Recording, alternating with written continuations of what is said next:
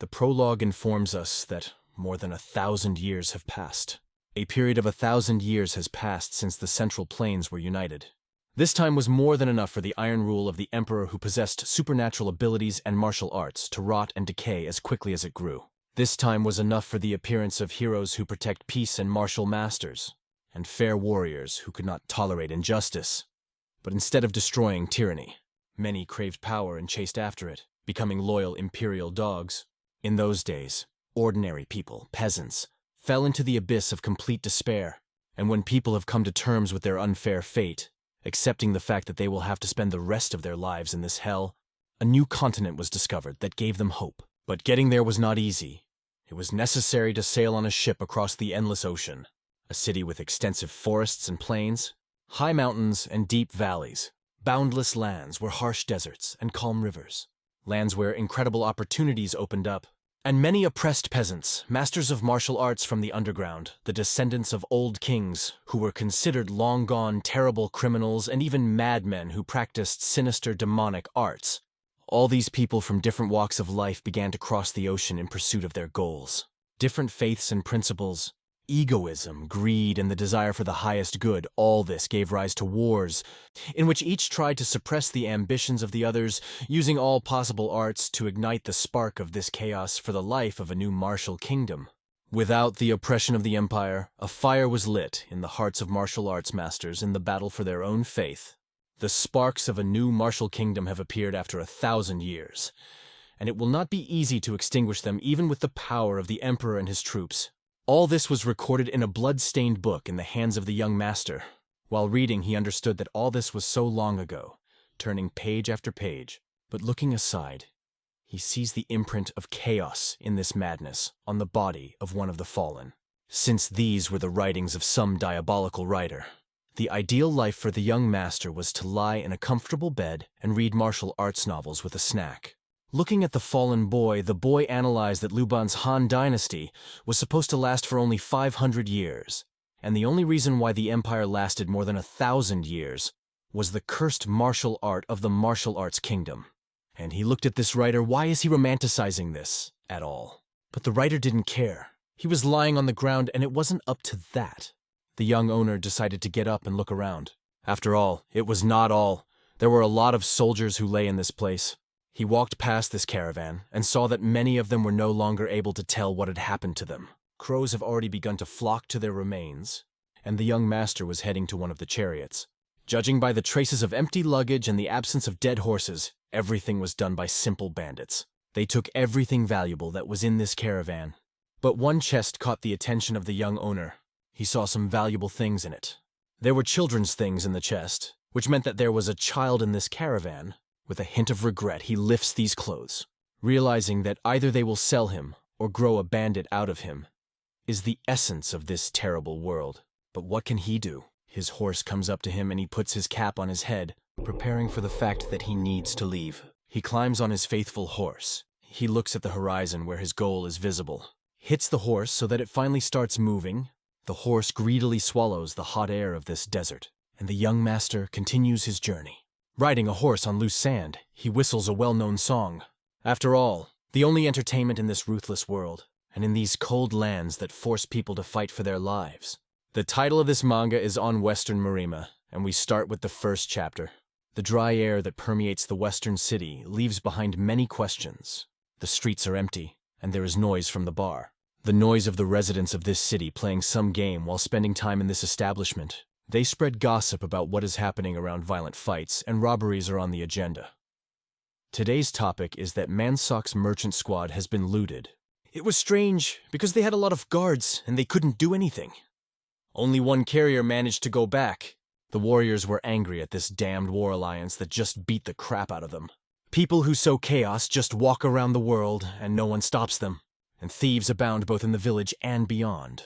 One of the visitors to the bar noticed that the man's tongue was loose, and he had better shut it up, because if they hear, they might do something else. But that man explained that let them hear if they want people avoid dirt, not out of fear, but because it is disgusting. Still, those were bold words on his part, but it's easy to say in a bar, but harder to say to their face. At that moment, the young owner enters the bar. When he opens the door, a gust of wind flies by, People looked at him as a stranger, and a stranger in their lands means danger. As soon as the young owner entered the establishment, everything fell silent. He just wanted to ask if there was a place to sit. The waiter, wiping his hands, greeted the guest and invited him to sit where he liked. The boy walked past the tables and was stared at from all sides.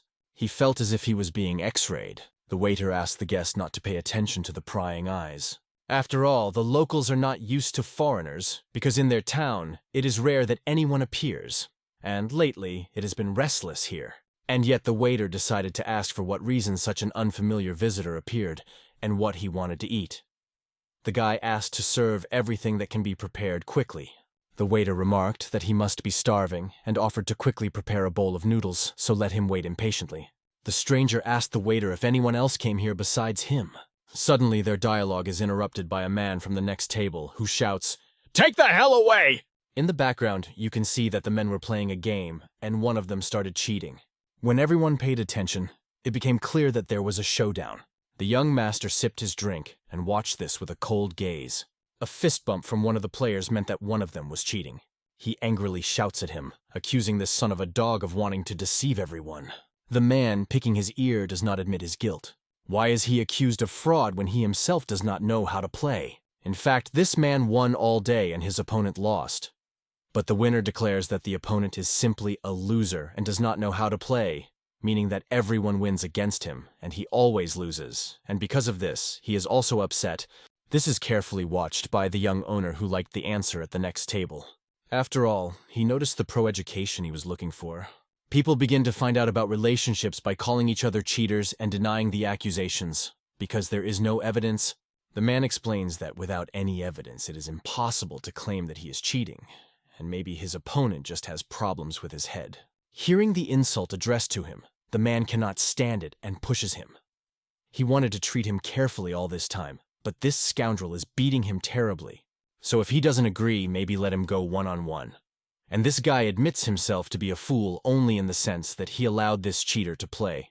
As soon as he started to release his fists, a stranger in the hall approaches him and says, "Well, hello, Yan Nguyen." This scares him.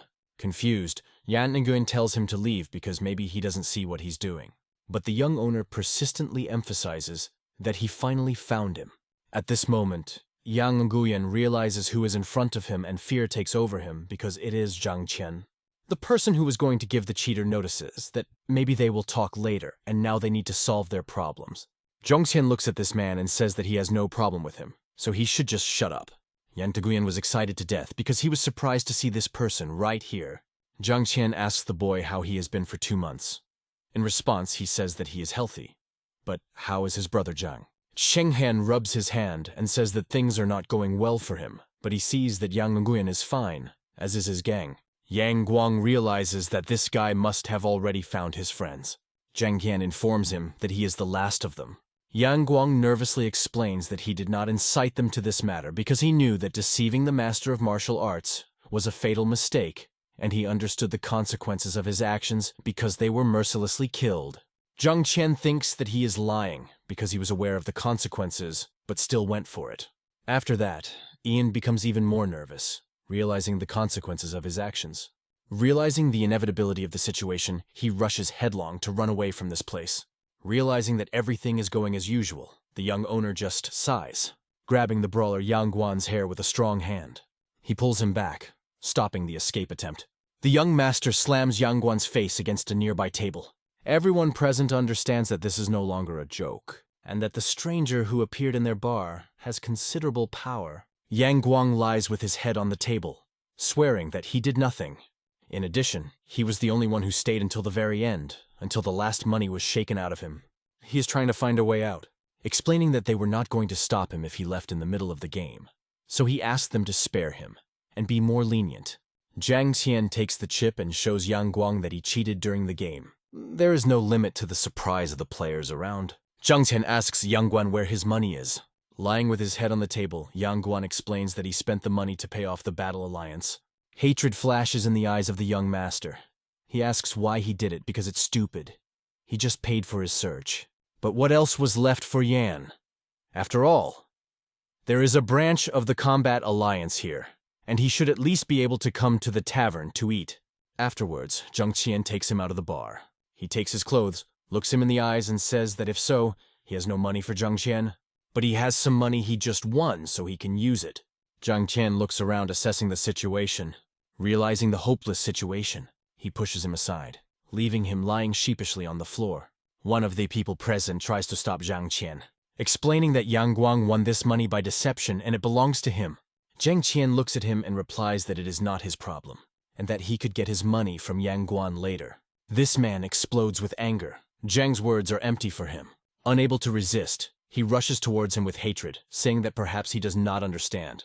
Zhang Qian grabs his hand that was flying towards him and makes this man fall to the ground. He hits his face on the floor.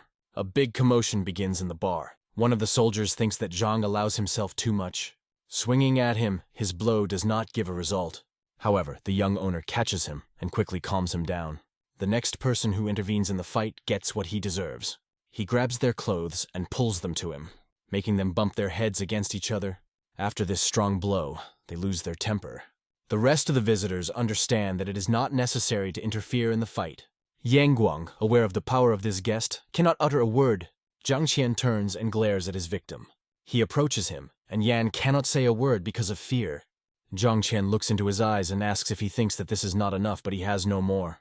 And then they are again distracted by a person who intervened in their conversation. With a broken nose, he pokes a finger at the boy who dared to hit him, and declares that he is now a corpse. Zhang Qian apologizes for the blow, but points out that he lost more than his trifle. At that moment, the man runs out of the building. Zhang Qian does not understand what is wrong with this guy, and learns that his name is Jin Yansuk. The young master has one question for this scoundrel. What is he going to do in such a difficult situation? After all, he needs to return the money at any cost. If he continues to evade, the young master will tear out his dantian and make him eat it. Yang sees some positives in the fact that he has some chi energy. But the young master does not joke and looks coldly into his eyes. This makes Ian think, and seeing his fist in front of him, he understands that things are bad. He asks to back off at least a little because he has some money in his pocket. After starting to look for them, he becomes even more nervous. After all, this is his last precious jade ring. He bought this thing in New Sichuan. This is real jade, so if you find a suitable buyer, you can get a good amount. After that, he asks Brother Zhang if this is enough. Zhang is already holding the jade ring in his hand. Understanding its value, he accepts it as payment. But not everything is so simple. He turns around and sees that several ill-wishers appeared on his way. These people did not come by chance, called that scoundrel Jin Yang Suk. Zhang, not paying attention to these scoundrels, already asks the waiter where his bowl of noodles is because he is infinitely hungry. After a while, the bar became unusually quiet. The miso ramen was already on the table, emitting a fragrant aroma. Zhang Qian was approached by a man who gave everything he had to pay off his debt. He emphasized that now is not the best time to eat noodles, and added that it would be better if they got out of here sooner. Zhang Qian, in turn, did not pay attention to this, and calmly finished his ramen. His friend told him that he is not warning him because he does not like him, but because the person whose nose he broke, he should not have been touched, but it seems that the young owner was indifferent to his words. All Zhang Qian wanted from his interlocutor was for him to keep talking, and he told him that Yang Suk may look like a fool, but no one touches him here, and his older brother, judging by the information, is a master of martial arts. Zhang Qian was not afraid of anything because he also practices martial arts. His friend knew this very well because who could not know about the young master Zhang Qian from Amju Valley? Everyone thought the sword was just an accessory until he pulled it out. But then, what's the problem with that fool? Let him stop walking around and tell him straight to his face. His friend said that that idiot's brother was the real problem because Chang Suk was from the Cadaver clan of the Hao sect. The young master became interested in why the Hao sect was running around in the territory of the Battle Alliance. Sensing interest from his interlocutor, Guyan asked for a few silver coins as payment for information. Zhang Qian said that the best silver coin for him is a punch in the face. Guyan was a smart guy and asked to lower his friend's fist. It was obvious that his interlocutor had a bad character. He promised to tell everything for free. They say that the boss of the Hao sect and the Battle Alliance are somehow connected to each other. And as long as they behave calmly, the Battle Alliance lets them pass their eyes. And Zhang Suk is the main one of them. Zhang Qian didn't understand why Nguyen contacted their younger brother then, but there was a reason. He knew that they should behave calmly, and the fact that they broke that boy's nose is a completely different situation. And yet the young master understands that at that time the combat alliance worked much better than now. Nguyen confirmed that local residents think the same, and because of this, they have to keep their mouths shut and live in constant fear. From a nearby table, the soldiers looked at the young owner and his friend rather suspiciously. All the time they were squinting, and it was noticeable to our hero. And Nguyen understood that they now have a bad reputation, and the situation is not the best. They were squinting at them from all sides, and it was clear that they were preparing for something, all because of a stranger who came and made a fuss. And while leaving, people understood that there could be huge problems here, and they should avoid the scum sitting in this bar. The owner of this establishment approached the young owner and threw his money for noodles on the table. He will not tolerate such disturbances, so he returns the money for the noodle soup and the room, and asks to leave his hotel immediately. Huyen smiled mischievously and said that they will come now, because if the people from the Cadaver clan come, it will be problematic for them to get out of here alive. Zhang Qian, in turn, finished his ramen regardless. He was indifferent to the words of both the owner and his interlocutor. He just sputtered, getting on everyone's nerves. Sipping his soup pissed everyone off. And then when he finally milked, he belched loudly in their direction. He was sure that everything would be fine and began to pick food from his teeth. But his friend realized with fear that the strength of the Imperial Army is huge, and the Cadaver clan has more than 20 people.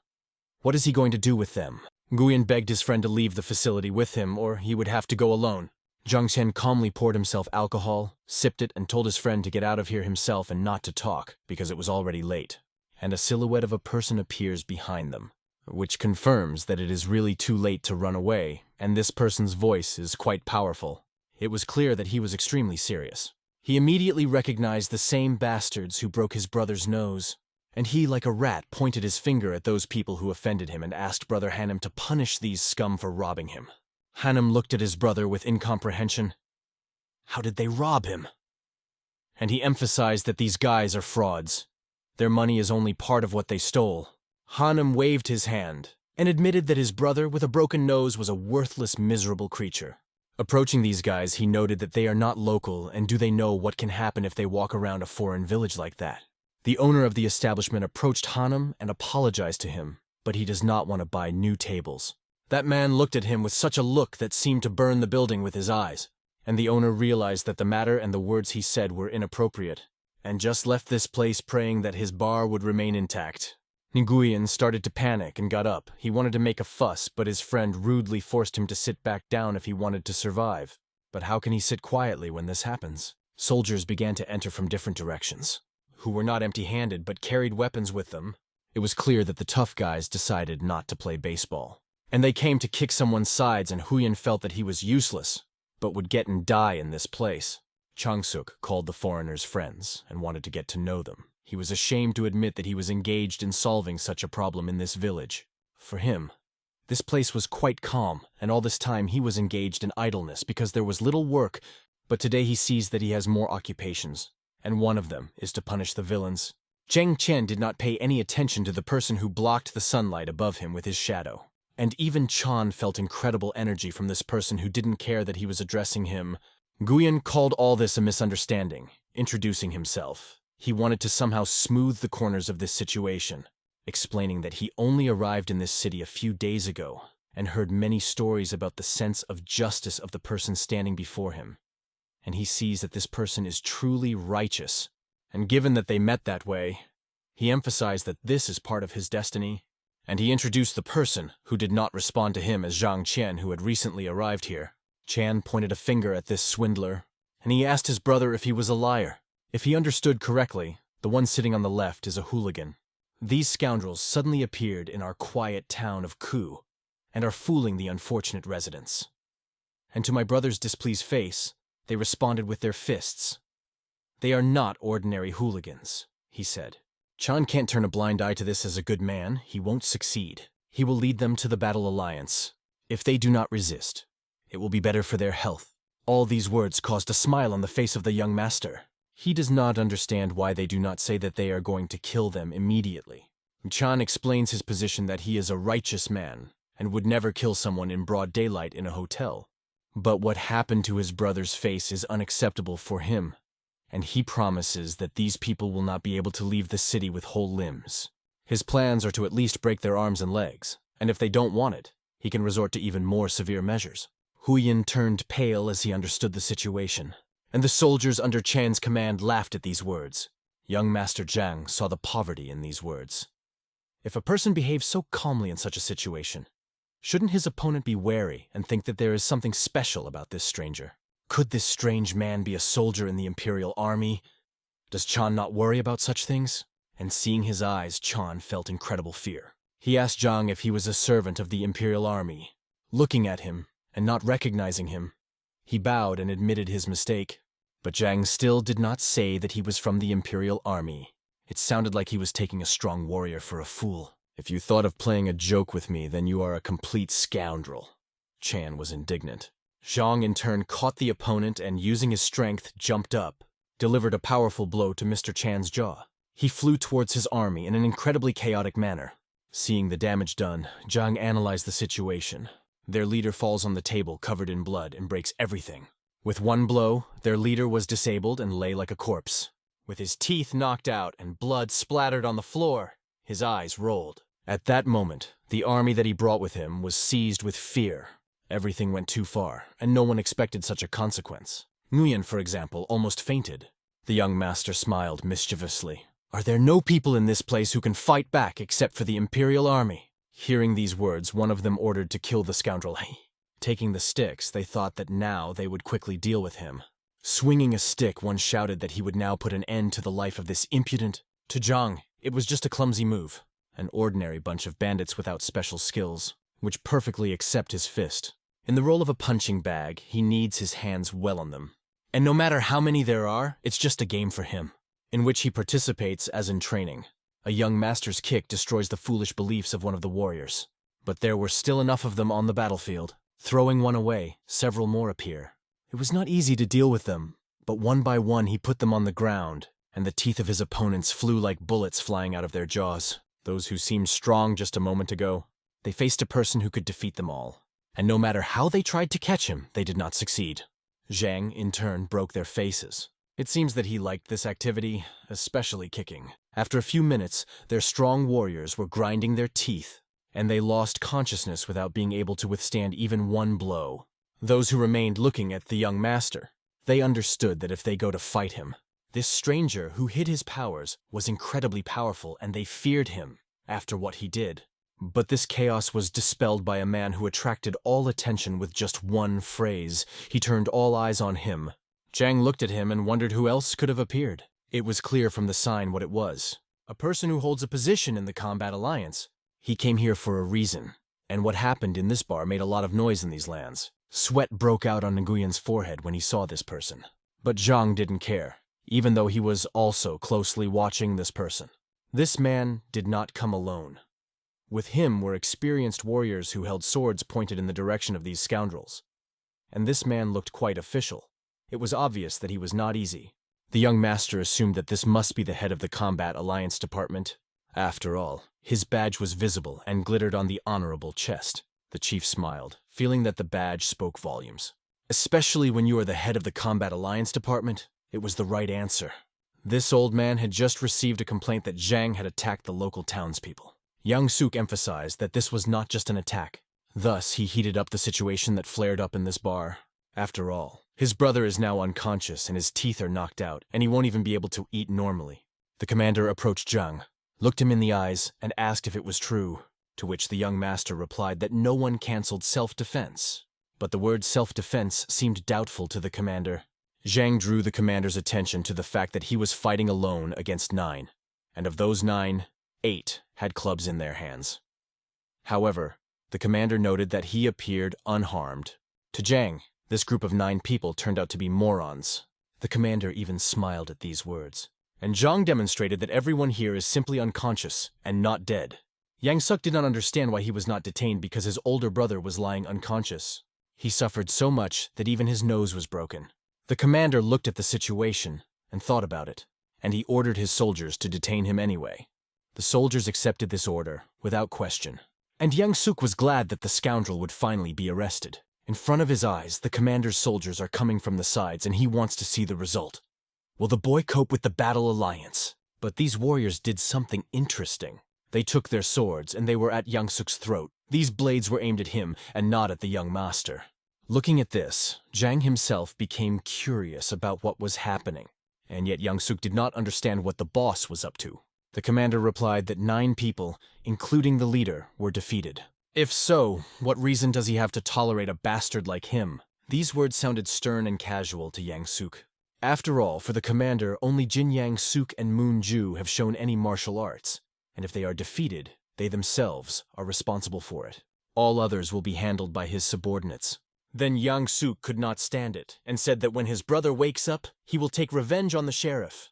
But clicking his fingers, the commander gave a gesture to his soldiers, that they keep their heads down and go inside this house. After all, as soon as his brother wakes up, the only thing he will see is prison bars.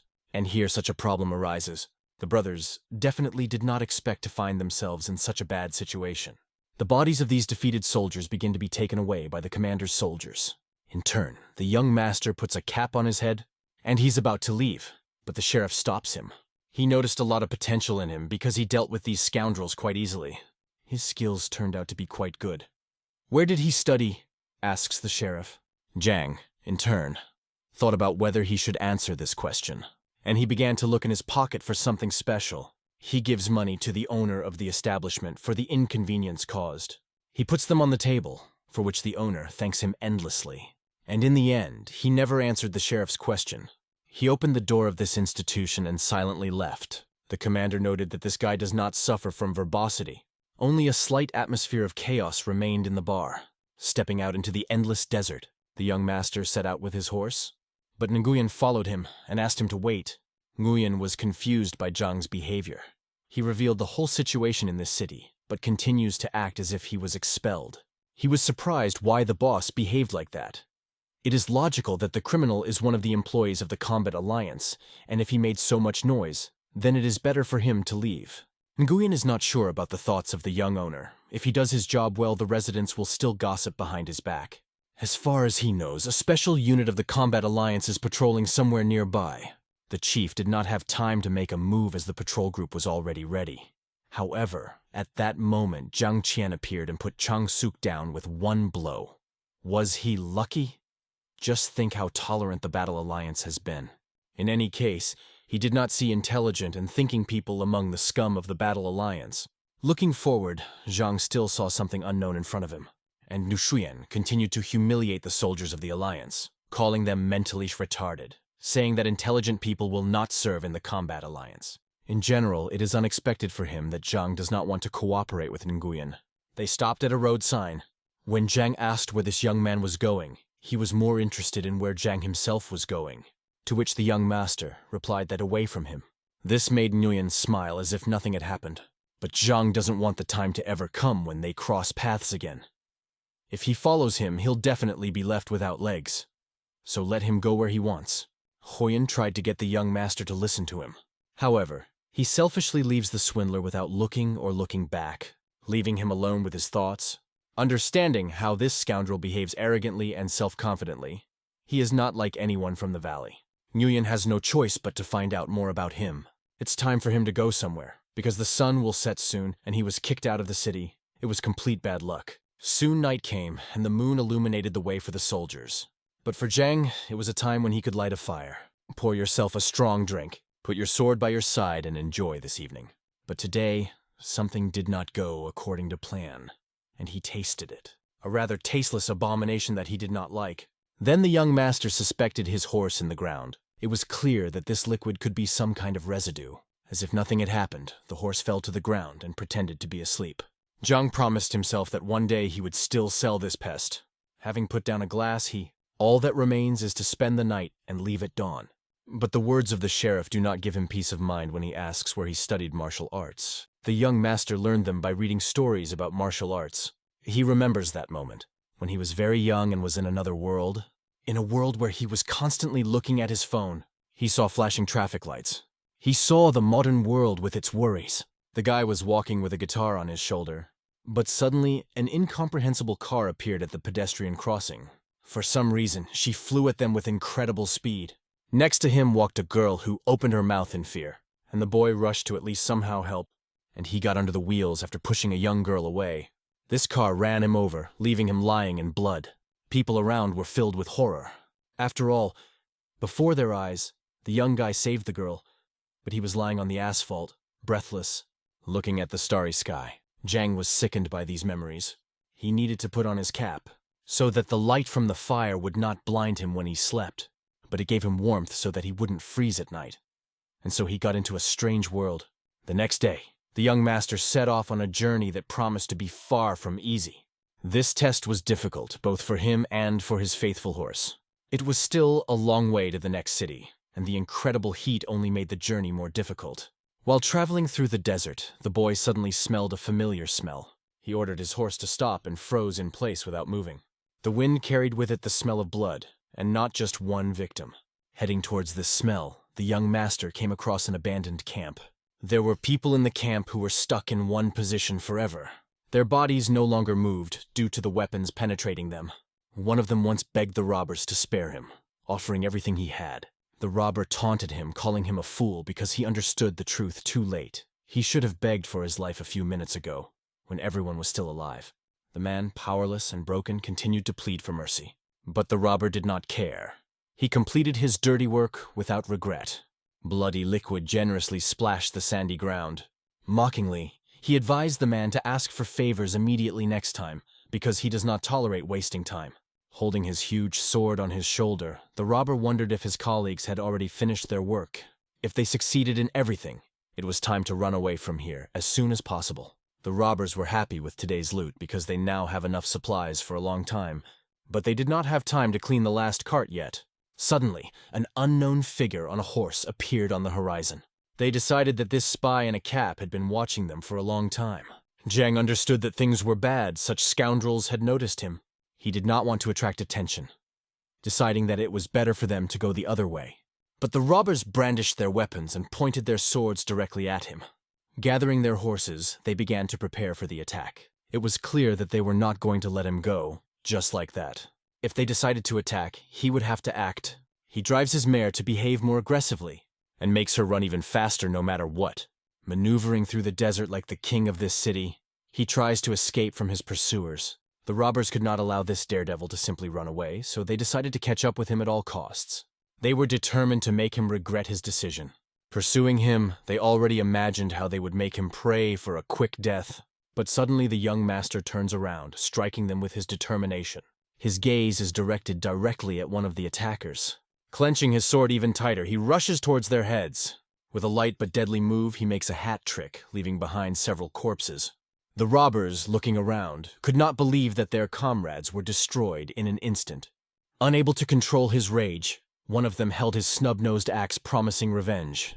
They drive past each other, and the cocky bastard takes a swing at the young master's head. However, his axe only hits the ground, leaving behind a trail of blood. And our hero, without stopping, rushes at two scoundrels whom he hated for a long time. He decided that they would pay for their actions by rushing past them at lightning speed, and by making a tough salad of robbers like a master of martial arts in the style of the Wild West. After that, he made the hot desert wind even more unbearable. The few survivors realized that they were facing a real master of martial arts, and were threatened with imminent death. For them, he was a monster from whom they desperately wanted to escape without risking their lives. Their leader looked at the one they considered worthless. The soldiers realized that they would not be able to defeat him, and it was better for them to retreat. Realizing that they had at least some of the loot left, they decided to run away while they still had the chance. But the leader became angry with his soldiers for running away and forced one of them to face his sword. Seeing this, the man on the horse looked at the leader with astonishment, as if he had lost his mind. He asked the leader to stop and show him mercy, but the leader's cold sword mercilessly plunged straight into his head, instantly making him regret everything he did.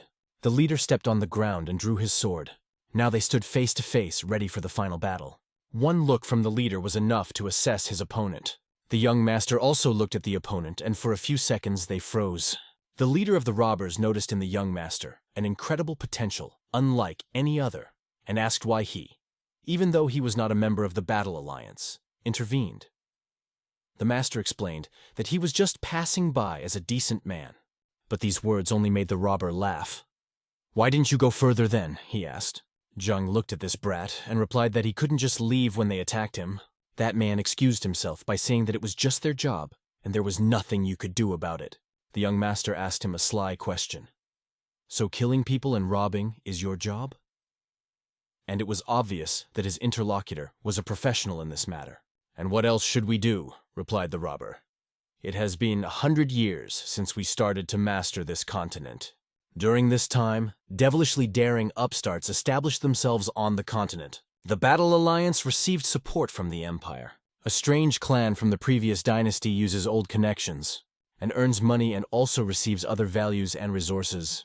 And didn't you stuff your pockets by torturing those who tried to settle here in the last 100 years? He finished bitterly. The leader justified his actions by calling them work, and asked why he, as a robber, could not consider it his profession, licking his bloody sword. These words sounded to our hero as a disgusting justification for cruelty. He only admitted that his opponent is full of nonsense. The essence of reality was much simpler. A mad killer, obsessed with blood, stood before him. Holding his spear, the young master prepared to attack.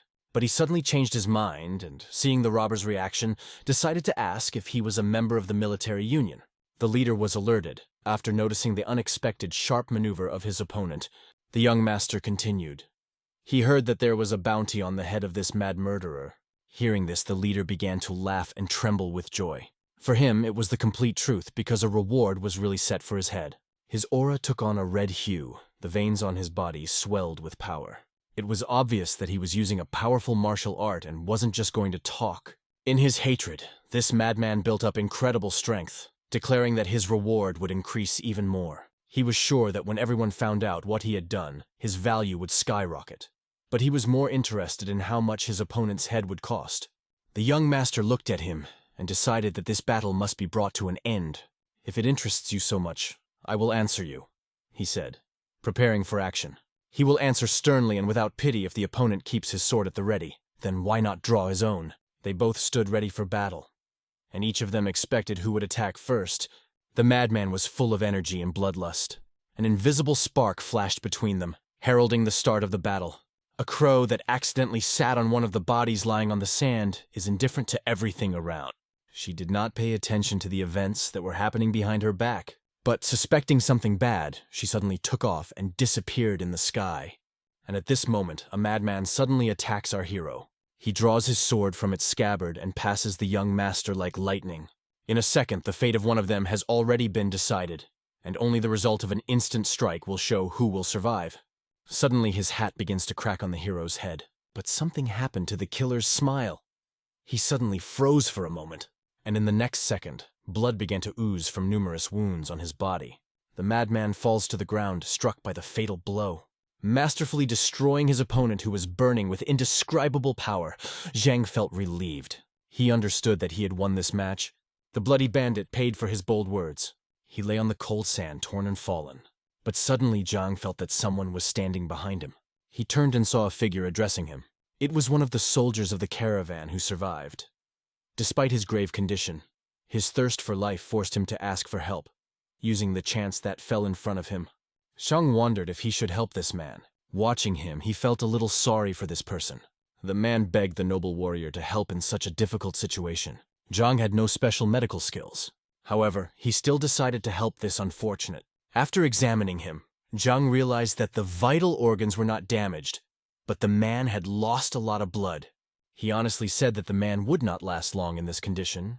The man, realizing the gravity of his situation, thanked him for his directness.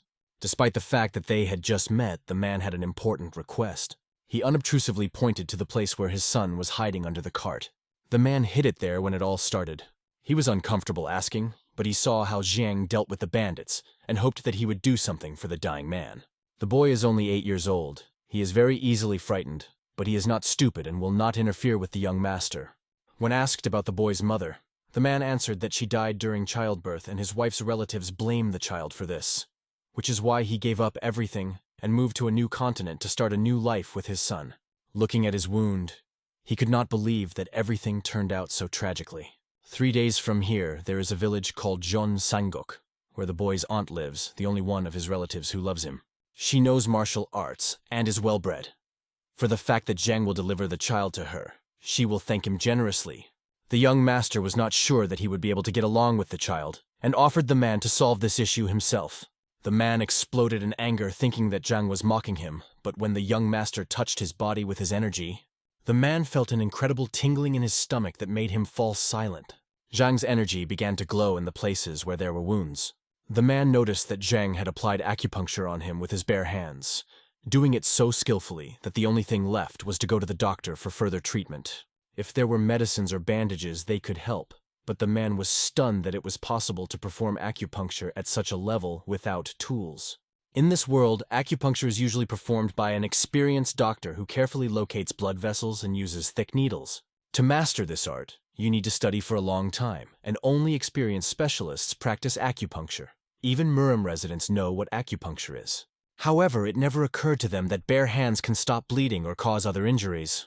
They consider the lightning attacks of the Imperial Army to be the strongest type of martial art. The man understood that now he would survive and wanted to somehow thank his savior. Zhang smiled and joked that the best way to say thank you is with money.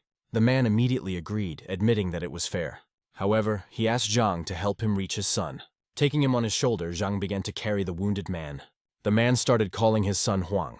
He asked if everything was okay with him and if he was even still here. And with tears in his eyes, the boy ran out from under the cart. He was incredibly happy to see his father, who was barely able to stay on his feet.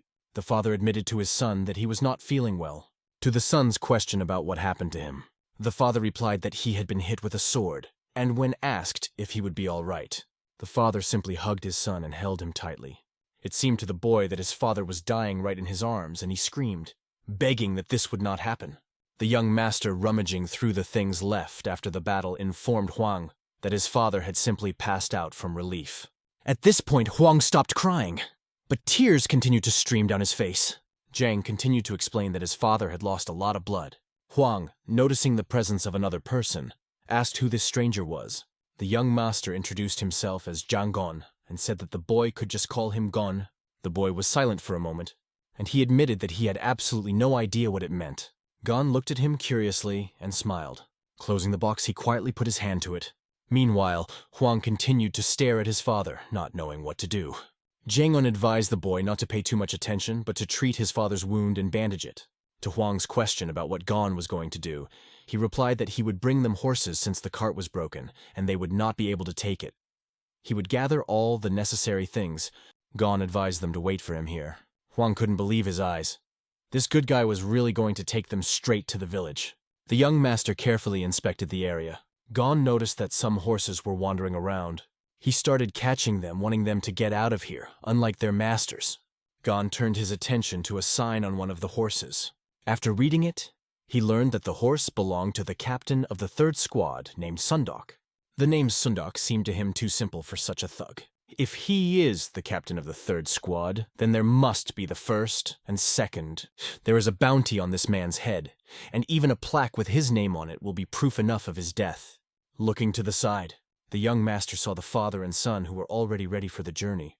Zhang Gon tied the assassin's head to his horse but couldn't understand why the man wanted him to do it. However, the man only smiled mischievously, hinting that this is exactly the case. They went forward through the desert. Zhang Gon walked in front and father and son followed him. The boy who survived this battle looked back at the place where the bodies lay. A few hours ago, these people were fighting, and now they were lying like trash. The father noticed his son's reaction, but what could he do? Seeing how Huang's hand was shaking, he simply took it in his own and held it tightly to him. He hugged his son tightly, trying to warm him somehow. Wind, rain, and wild beasts will destroy everything left behind. No one knows whether they will become dark ghosts of this world or be reborn as people in another world, but they hoped that they would be able to overcome all life's difficulties here. These involuntary thoughts were the only things that helped them not to despair in this darkness. After a while, night came, and they needed to find a place to spend the night. They organized a halt as usual by the fire. Sitting opposite each other, they silently looked at the fire, and various questions began to appear in their heads. Zhang Gon understood that the boy who was riding with them would not last more than a few days in this condition. He sat on the horse, feeling that he was on the verge of death. If he moved faster, his father's wounds would begin to bleed again. The man urgently needs a doctor, and their delay may cost him his life. Zhang Gon asked if there was a doctor on their way in other villages on the way to Jeonsangok, and the old man replied that there was one village where they were thinking of spending the night. This small settlement near the lake is called Jakho. Travelers rarely go there. However, they needed a doctor, and it was important to find out how far it was to go there. If they go at the speed they traveled today, they should be there by noon tomorrow, said the man. Otherwise, they will arrive closer to the evening, and it would be better to rest today and leave tomorrow with new strength to heal him. The man apologized for surviving and causing so much trouble. However, Zhang pursued his goal in this journey, and everything was not only for the sake of the wounded man. He was looking at the head of the murdered bandit, wanting to get a reward for it. The fire burned out, and they decided to spend the night there. A new day came, and they set off on a journey. Meanwhile, the Battle Alliance army found bodies in the desert. It was obvious that these people had died yesterday afternoon. They were all killed around the same time. However, these were not the bandits they were looking for. It looks like someone else killed them after they robbed the caravan. The army realized that it had overestimated the strength of these robbers. No one could imagine that they would be destroyed so quickly. But there was something else. Bandits were usually divided into 3 squads, after which they gathered together to divide the loot. There was only 1 squad here. It was good that there were fewer of them, but one of the soldiers immediately realized that 2 people could not handle them all at once. They will have to pay for the medicine and treatment allocated to them by the Union, and then, if necessary, they will be able to pay more. However, one of them had another interest. He noted that the people from the caravan did not put up much resistance. What happened then? Perhaps there was one more person who did not go with the caravan. The female commander was sure that this was the work of one person, and not a group. The road was not easy. While traveling through the desert, a man noticed that Jangun's horse looked as if it was about to die. The young master also paid attention to this, but did not fully understand the reason. It seemed to him that the horse slept all night with its tongue sticking out like a man. It was so strange that even the boy remarked that his grandfather once had the same bull. Jangun replied that his horse had decided that he were friends.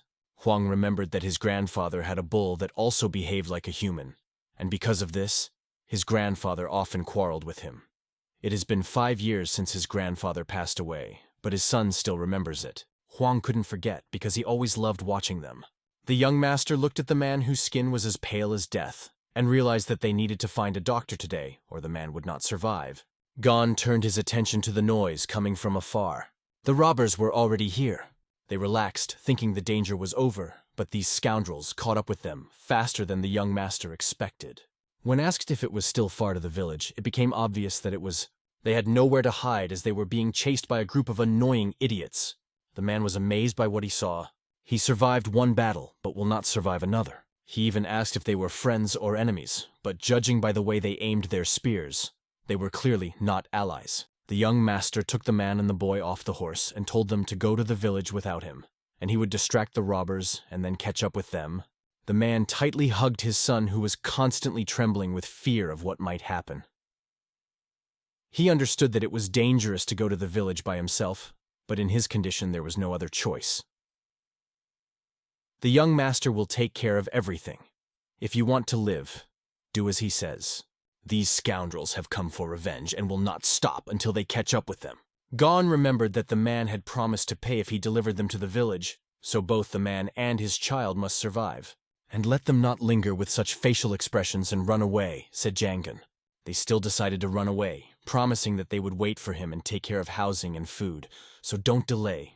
Jangun warned the man, you better take care of your son. As soon as you arrive in the village, immediately find a doctor. These instructions were clear. The man quickly sped away. The young master began to concentrate a chi energy, and his eyes lit up with fire. The desert was merciless, and a falcon circled above them, waiting for new bodies. And so the young master stood in front of a whole horde of robbers. They looked at each other and, without greeting, simply prepared for battle. These robbers were following the monster that killed their brother, and this trail led them to him. The captain of the first squad, Kim Sang-jung, reacted categorically when he saw the losses and asked how to react to what happened. The young master understood that there was no point in talking with them, so he only smiled mischievously. He raised the head of the slain scoundrel as they found the one they were looking for.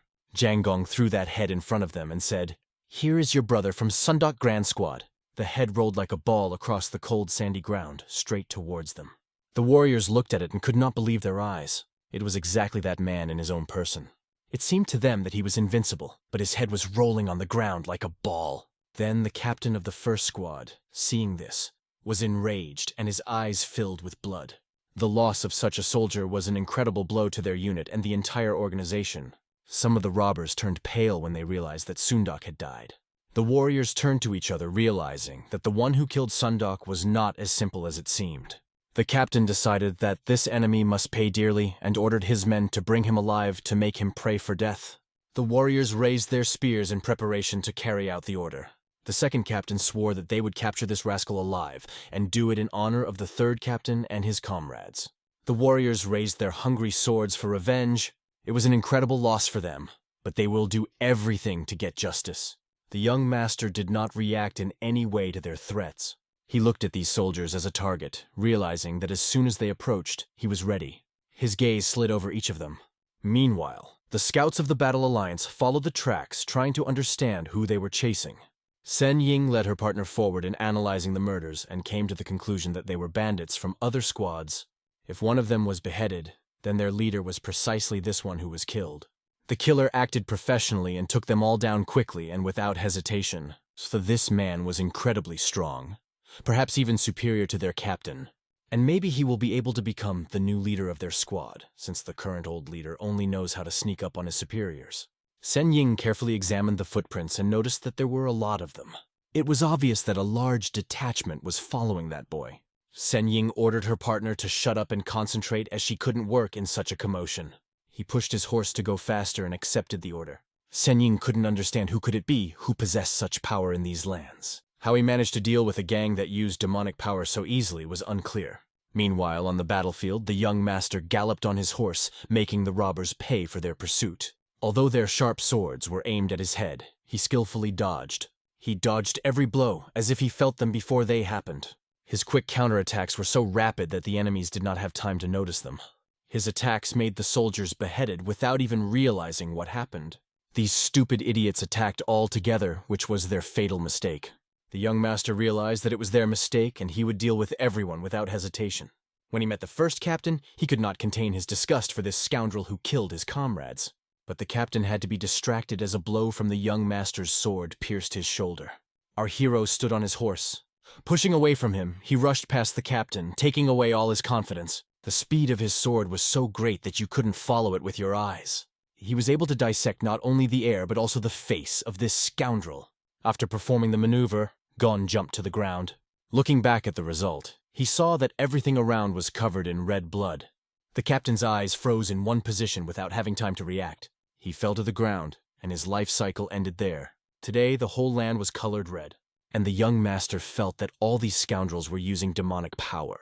The first captain, seeing how the second captain was made into an omelet, began to get nervous. Zhang Yun looked at these scoundrels with undisguised hatred, ready to destroy every one of them.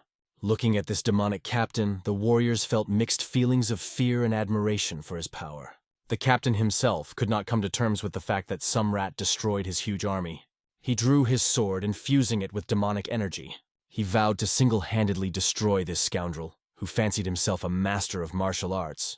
Gon looked at the captain and knew that words are unnecessary here. Only in battle he will be able to show what he is capable of. But watching him, Gon felt that the captain had the same aura as the other demon warriors. And suddenly the ground under my feet shook. The commander realized that his opponent possessed martial arts at a high level. It promised to be a fun battle. After all, the captain had strength that was far from simple. His energy was incredible. Gon saw this scoundrel and knew he wasn't bluffing. Although his strength seemed cloudy, the captain's sword radiated a weak but menacing energy. And the battle was approaching its climax. The young master had no choice but to take off his hat. He was not going to feel sorry for his opponent if he himself called for a fight. Gon threw the hat that was spinning in the air to finish with this gang. What do we know about demonic forces? They allow you to accumulate combat energy 10 times faster than with conventional methods. And the temptation of this power that not everyone in Murima can resist. Since the supreme demon Chuk Hanyu seized power, people began to use demonic power to accumulate energy faster. But even Hanyu himself was unable to cope with the insane energy of the demonic forces in the end. And now the young master is facing a powerful blow from one of those who use demonic energy. To achieve incredible results, they use this energy to expose themselves to danger. Most of those who use demonic arts eventually go insane due to their cruel and mysterious nature, which turns them into true demons. But the main question remains, why is such power needed? The force can set mountains on fire and divide seas. If a person has already turned into a monster that thirsts for blood and is unable to recognize its mother or its own child, the young master's lightning strike pierces the demon's arm. This enrages the demon, and he starts swinging his demon sword even faster. He laughs at the excitement of the fight, wanting to see if the boy can dodge his next blow. Gon feels a strong resistance that grows stronger with each blow. And at one point, the young master's sword begins to crack. The energy that was cloudy at first now cleared and filled the demon's sword. His opponent's strength had grown so much that Gon began to feel insecure. The demonic captain shouted and laughed, saying that some cockroach would not be able to destroy their squad. He would definitely pay for it. The demon's strike reached its peak, but failed to kill our hero. The young master thought that he had never met such a strong opponent in these parts. It turned out to be more difficult than he expected. He promised himself that he would come back and he would definitely manage, but at one point during the encounter with the demon's sword, he saw how his sword broke in two, leaving only a splinter. The demonic warrior stared at him with his chakra blazing. When the weapon breaks, there's only one question: is this the end? But the young master no longer needs the sword. He throws it on the ground. The demonic warrior's punch flew straight at him, but the young master had incredible self-confidence. He knew that it would be difficult to win this battle with a sword, and decided to use his speed. He warned his opponent that it would hurt a little. Having overtaken him from behind, Gon charged a blow with his fist directly on the spine. The demonic scoundrel even gasped in surprise. He felt thousands of blows from which he could not recover. All these blows were aimed at his acupuncture points, but one blow to the jaw radically changed the course of the battle.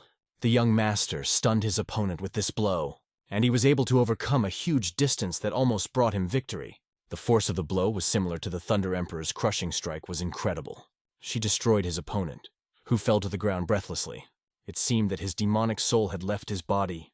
In his last breath, the demonic warrior still asked if his opponent was from the Imperial Army, but the young master replied that he had nothing to do with the Imperial Army.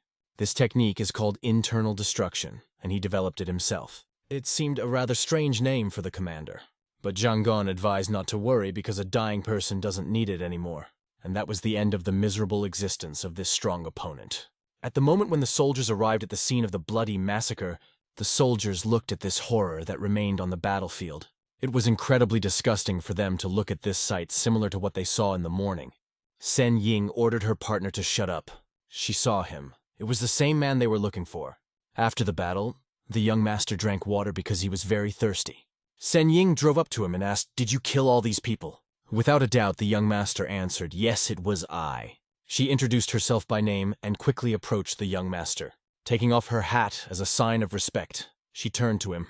She started looking for something in her pocket. It was something very important. She identified herself as Juk Seng Ying of the Murim Union's 71st Patrol Squad, but she did not know who was standing in front of her. And all that came out of the mouth of the young master was his name. "My name is Zhangun." After this information, Sen Ying proceeded to examine the commander, who was the leader of one of the gangs. She began rummaging in his pockets, which somewhat confused the young master, who did not understand what she was doing. To his surprise, the partner replied that she was looking for a source of demonic power that is usually stored in them. Sen Ying soon discovered that, which is said to be the source of demonic power, and threw the blood-stained book at her partner. She ordered him to burn the book. As expected, they found it. The young master asked if their purpose was to pursue these bandits through this book. The hostess's partner, who forgot to introduce himself, called himself Sung Ho, and thanked the young master for defeating this evil demon. It was their job, but they were a little late. Zhang had heard that there were many demons on the new continent, but he did not think that they literally flooded the roads. Sen Ying confirmed that this guy killed the first squad captain, who was standing to the west of this place. If he killed him, he probably killed the second captain as well. She pointed with her finger to the place where the second captain lay, not far away. The squad could not believe that this had happened, and Xiang Ho was tasked to check if the second captain had another book. They looked at the young master and could not believe that he single-handedly defeated about 36 warriors. Zhang Gon remarked that if they were from the Murim Union patrol unit, he only wanted to ask one question: if they could pay him the reward, since as far as he knew, there was a reward for the head of these bandits. He wanted to know where the branch of the Murim Union was located in order to hand them over there. The young master explained that he just wants to get a reward because by killing these scoundrels he is only defending himself. But they are constantly chasing him like a criminal. Mistress understood why he was doing this. and fortunately she had the authority to give him a reward for the heads of the demons and for the work done. However, she only had bonds with her, so she offered them, noting that he could exchange them for money at the trade association or the imperial city. Jiangen thought about these bonds, but in the end decided to accept them, who now easily needs to take what is offered. In the end, Jiang Gan decided that sooner or later he would be able to exchange the bonds for money. So he asked to give him everything that Sen Ying had. Wasting no time for small talk, he took the bonds and drove on. Sung Ho wondered if they let him go too easily without even searching him, and suddenly he stole the demonic book. But Sen Ying understood that this man's skills were far superior to any demonic arts. He simply didn't need demonic power if he was capable of dealing with these scoundrels with his bare hands. Now they would have to go and search for the Alliance, or solve other illegal matters, but the partner asked what was their original goal. While examining Kim Sang-chong's body, Sung Yin noticed that his internal organs were seriously damaged. His opponent's blow was similar to a crushing blow of thunder, and maybe the woman wanted to say that this guy was a soldier of the Imperial Army. They should look into this matter. The partner couldn't understand why they were always so busy. Maybe it would be better to take a break. But Sen Ying found the map of the bandits' lair from the leader of the demonic scoundrels. Usually these bandits kill adults and kidnap their children. They need to save these children. They quickly got on their horses and set off at a gallop. Sen Ying didn't know if the guy who killed these thugs knew about their brutal methods. However, she was sure of one thing. This warrior has incredible strength, and they will meet again. She hoped for it. Meanwhile, events shift to the village of Jiakou. The young master was met by a boy and his father, joyfully greeting him. Everything turned out well. The young master was glad to see their smiling faces. Before leaving for Changsonggok, they examined his wounds, put the horse in the stable and fed it, and gave first aid to Jiang Gong himself. They decided to rest a little and deal with their affairs. And the young master understood that tomorrow he would complete all his affairs and hoped that he would be able to rest a little. He heard that the next day there will be a fair in Changsonggok village. The city was full of life, filled with merchants who filled the streets with their goods and interesting offers. It was a common occurrence for local residents and soldiers who gathered here. The young master led the boy through the simple streets to see his aunt. They walked block by block and were looked at as strangers. But it was such a pretty village that the young master was amazed at how it was possible to organize several shops in such a place. The man noticed that his woman was not at all like the others. The aunt went to the meeting and was surprised that they arrived so quickly. She had not seen them for a long time and did not wait so early. She invited them to enter and go up to the second floor, but also noticed that they did not come alone. She invited the Zhonggon warrior to enter with them. The young master looked carefully at this woman. The man began to tell that this Zhonggon warrior saved his life. Everyone was very grateful that their son-in-law's life had been spared, and they brought a bag of money as a thank you for his kindness. The aunt poured this gift into Jiangen's hands. He accepted the acknowledgement and thanked him sincerely for the gift. However, the aunt stressed that this gift was nothing compared to what the warrior Jan had done for them, and they would like him to stay with them for a few days to rest. However, Jiangen was more interested in where to find a forge or a trade association. Upon hearing this, the aunt kindly agreed to tell him and show him the way.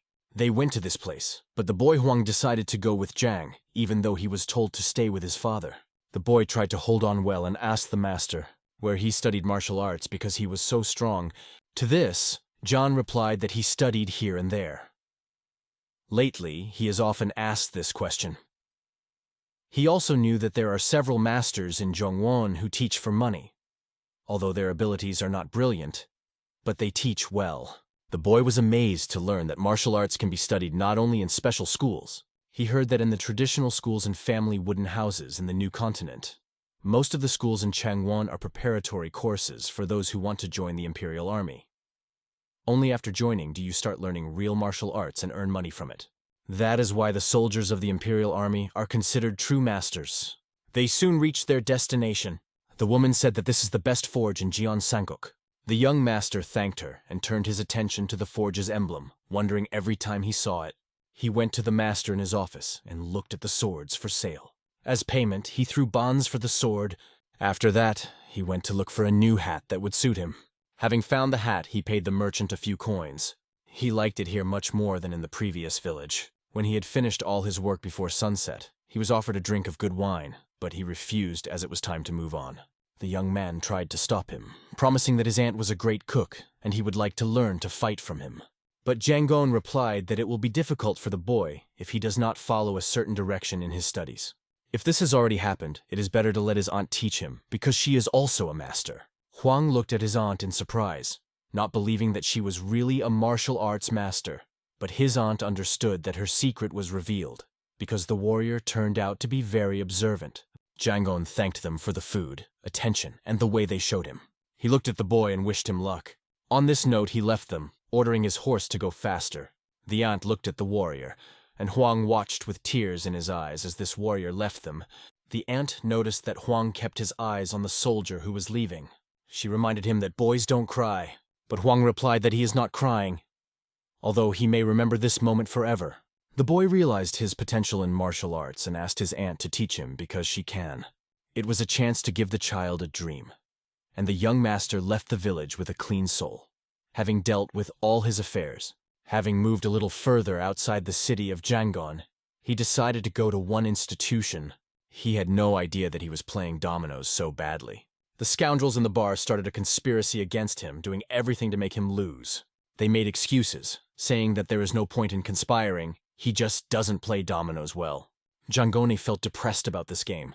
The men in the bar noticed that he looked like a good person, but the situation was not so simple. After they won his money, they asked the owner for another bottle.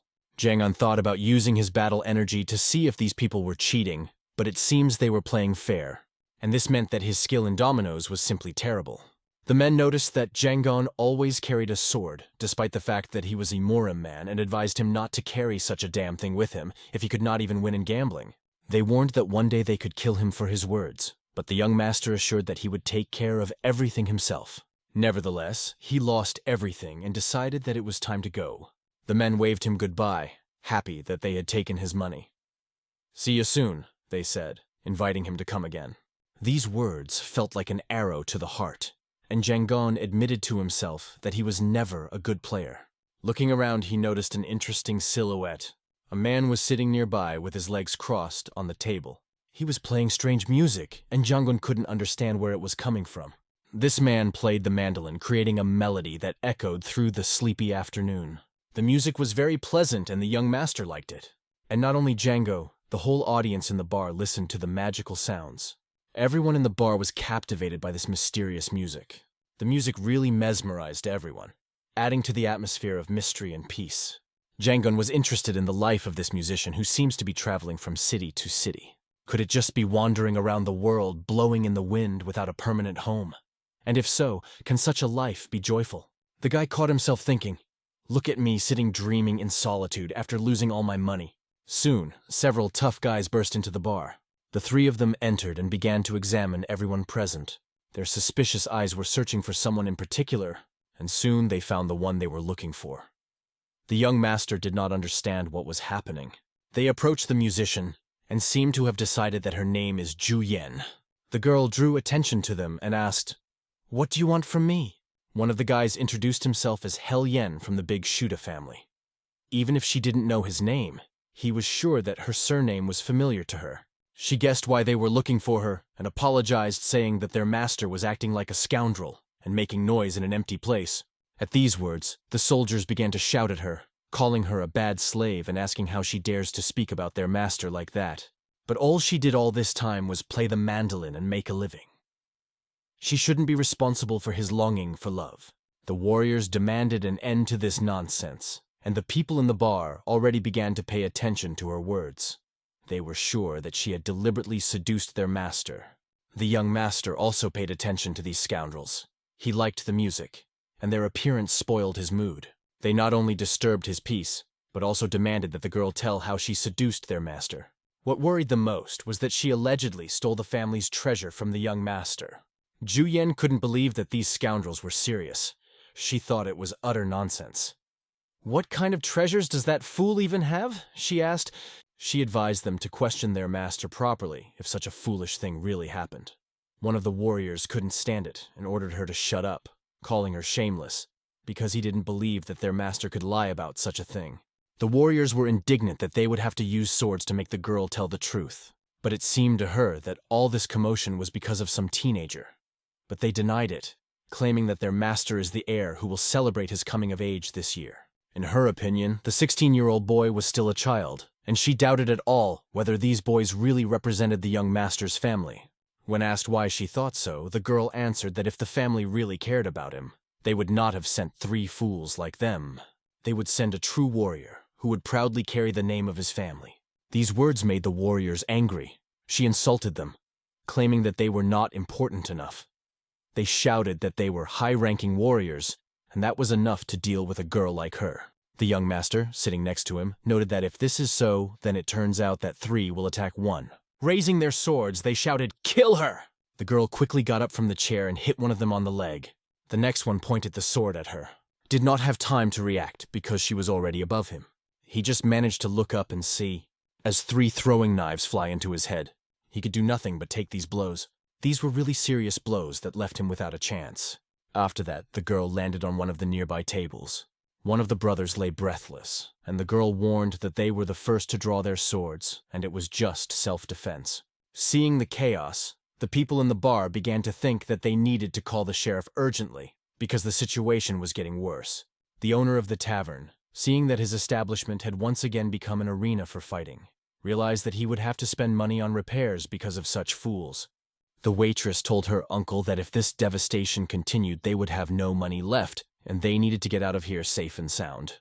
The young master watched her from the side while sipping alcohol. He admitted that she fights well and is also a real beauty. The girl expertly wielded the sword, directing it at her offenders.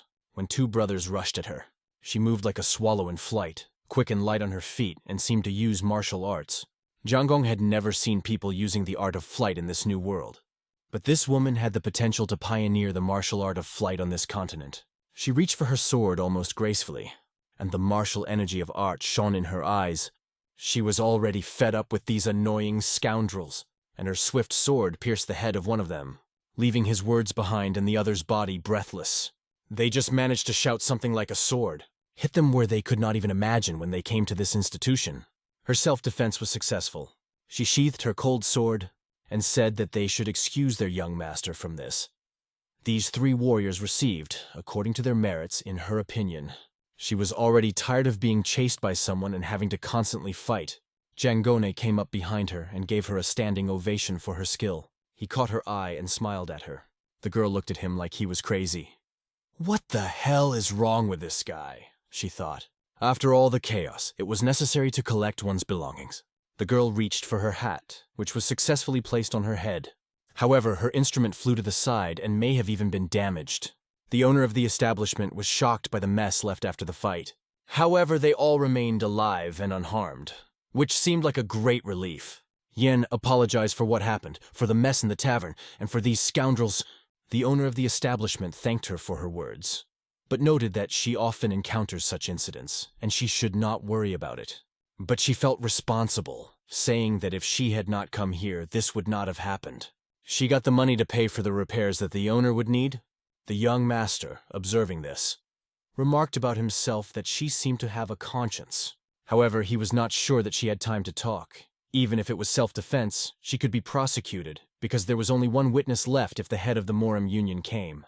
If she doesn't want to get into an even more difficult situation, she'd better get out of here. And the same goes for Django. Zhang harnessed his horse and set off through the forest. The calm landscapes of this world did not give him the opportunity to calm down.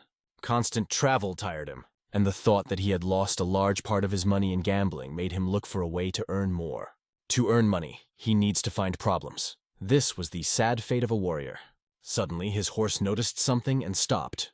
When asked what was wrong, Zhang looked in the direction where his animal was looking. The same girl from the bar was standing near the rock in the forest, and her opponent threatened her, saying that she would pay for her unwillingness to cooperate. Yen explained that she does not see the point and does not consider herself responsible for this situation. However, the husband insisted that the heir of the family hanged himself and did not even leave a normal will. The will was only for a simple dancer. Fortunately, he was found in time and he is still breathing. Maybe he will even come to his senses. But doesn't she think that the elders in the family deserve a proper explanation? The man pointed out that his task is to be responsible for the child, and if that child hanged himself of his own free will, is that an excuse? The young master carefully watched everything, amazed that no one gave the girl peace. The man continued. Young Miss Shimjian testified against Yen, saying that this woman was too close to the young master. Even if it's not true, they are sure she had something to do with it. If she is sure of her innocence, she should come to the house and prove it. But Yen explained that returning there is like signing a death sentence for herself. She considers the young master a real suicide and believes that she is unjustly accused. She does not believe that she will be able to get out of there alive. The man insisted that of course she could leave if she was sure of her innocence. Holding on to her principles, she felt in danger because this man seemed to be full of delusions, and he killed her horse as soon as he arrived. So now she had almost no choice. Zhengong watched everything that was happening with interest. He noticed that this man was a very interesting master.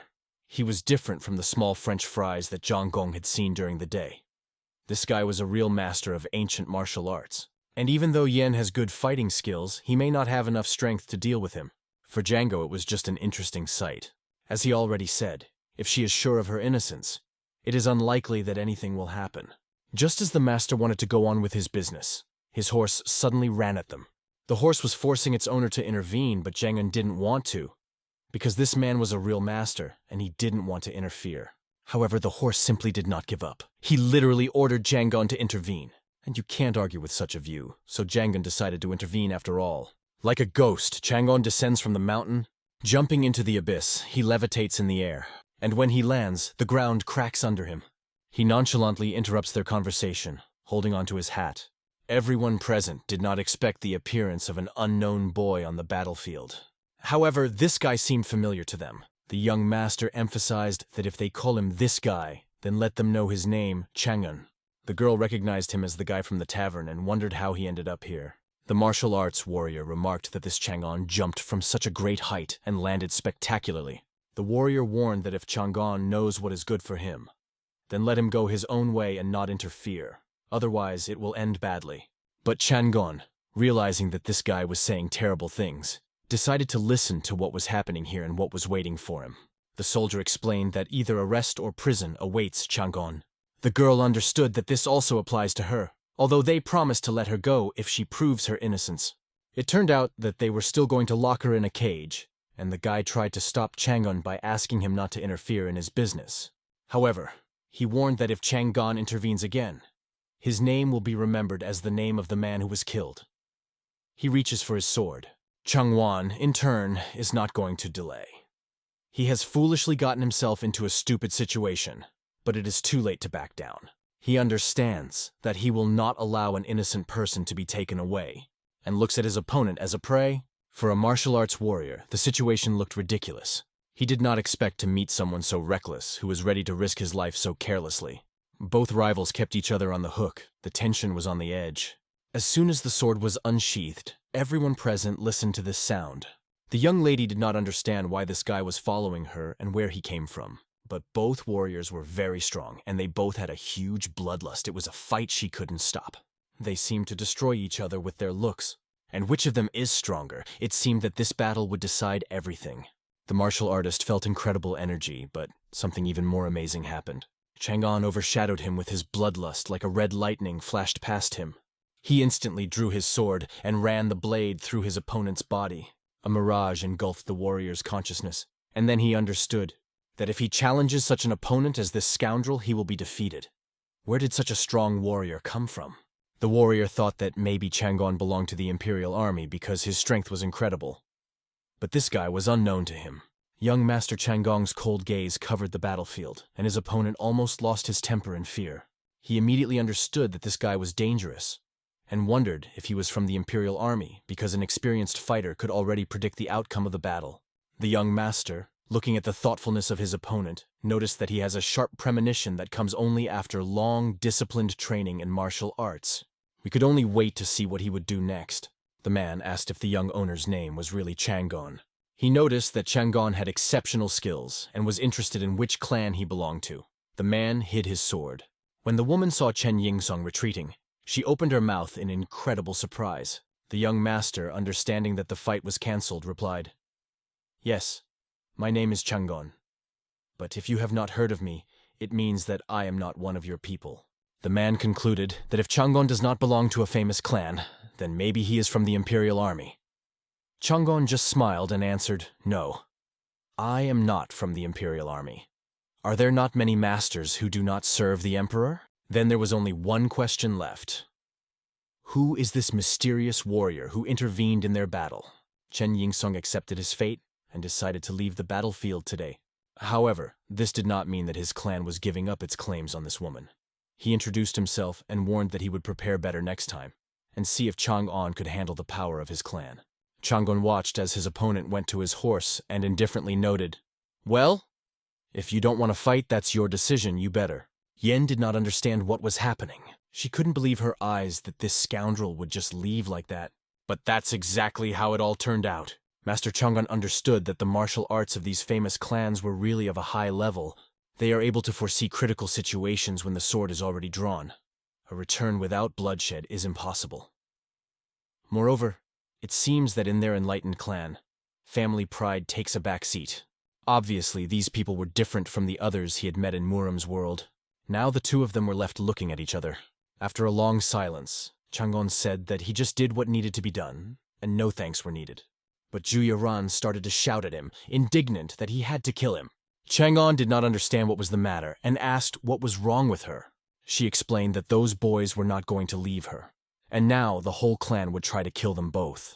If they had killed the one who escaped, they would have had more time to escape.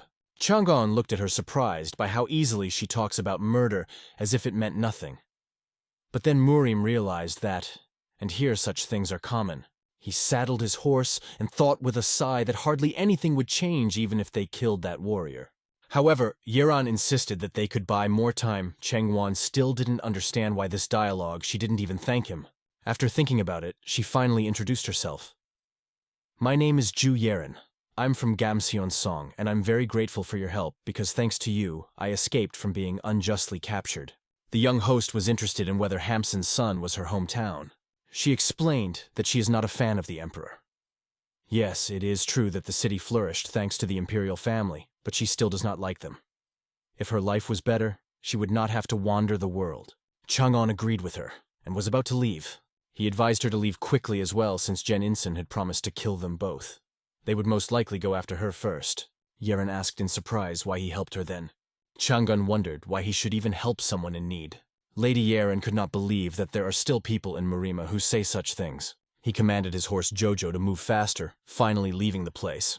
Yeren thought about the fact that this man is quite experienced, because he forced even a warrior to retreat without crossing swords with him. She could not just let him go. She ran after him begging for help because they have known each other since Hamsun's time. And this, in her opinion, is true fate. She promised to pay him quite handsomely if he agreed to help, because without him, she would not be able to deal with the scoundrels. After hearing about the payment, Chang'an still decided to listen to it. The girl began to assure Chang'an that she would give him appropriate compensation.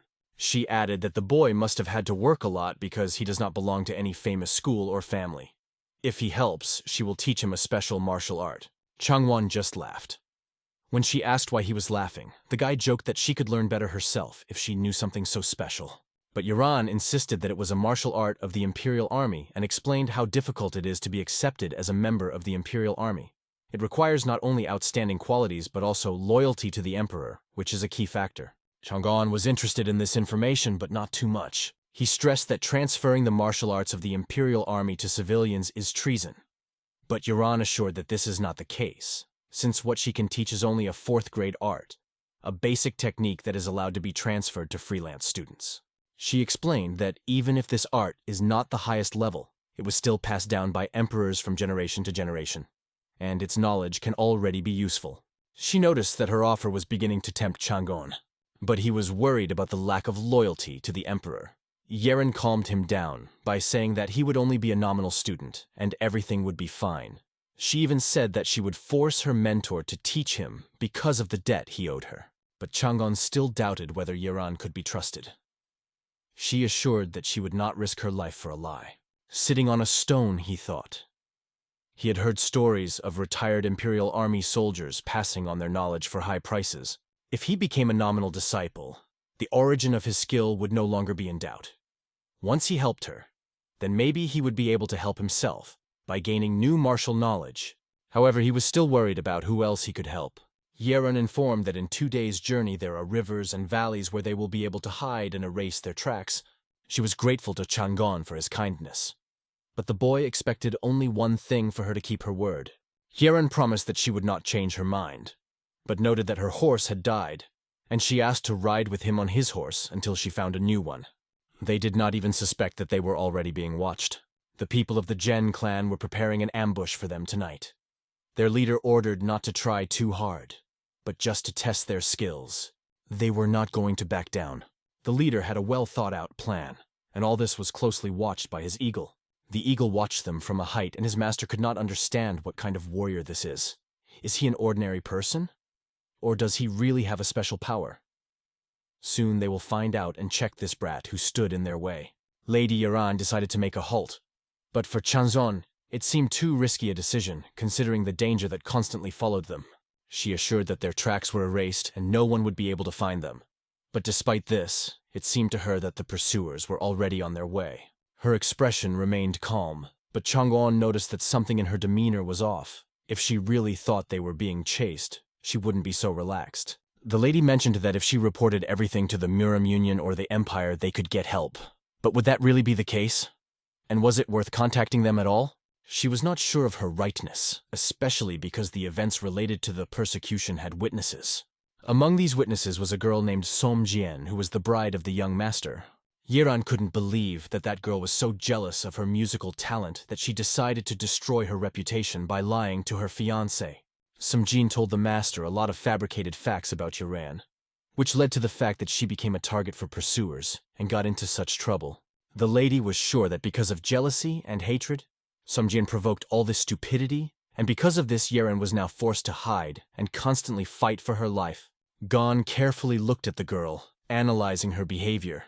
She did not seem like a person capable of anything bad, and this only added to his doubts. A question arose in the boy's mind. Does he regret having intervened in this story? After all, he may have to face the warriors of the Gen clan. But if he was really sorry, he would hardly start helping Lady Yiran made it clear that people like him rarely live long, and these words touched him. Gon suddenly exploded with anger. How could she say that? But the girl smiled and dismissed it all as a joke, trying to relieve the tension. However, after that it became clear that something was wrong.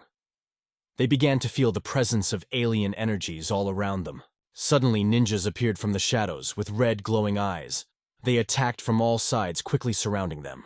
Gon realized that Jin Sung, their enemy, turned out to be much faster and more aggressive than they expected. Soon they found themselves in a complete trap, surrounded on all sides by enemies. Lady Yaran could not believe that they were found so quickly. All this time she thought that the tracks were erased, but the ambush proved that they underestimated the enemy. They found themselves in the forest, surprised by enemies when they had no idea of the danger. Nothing suggested that their journey would end with such a sudden attack.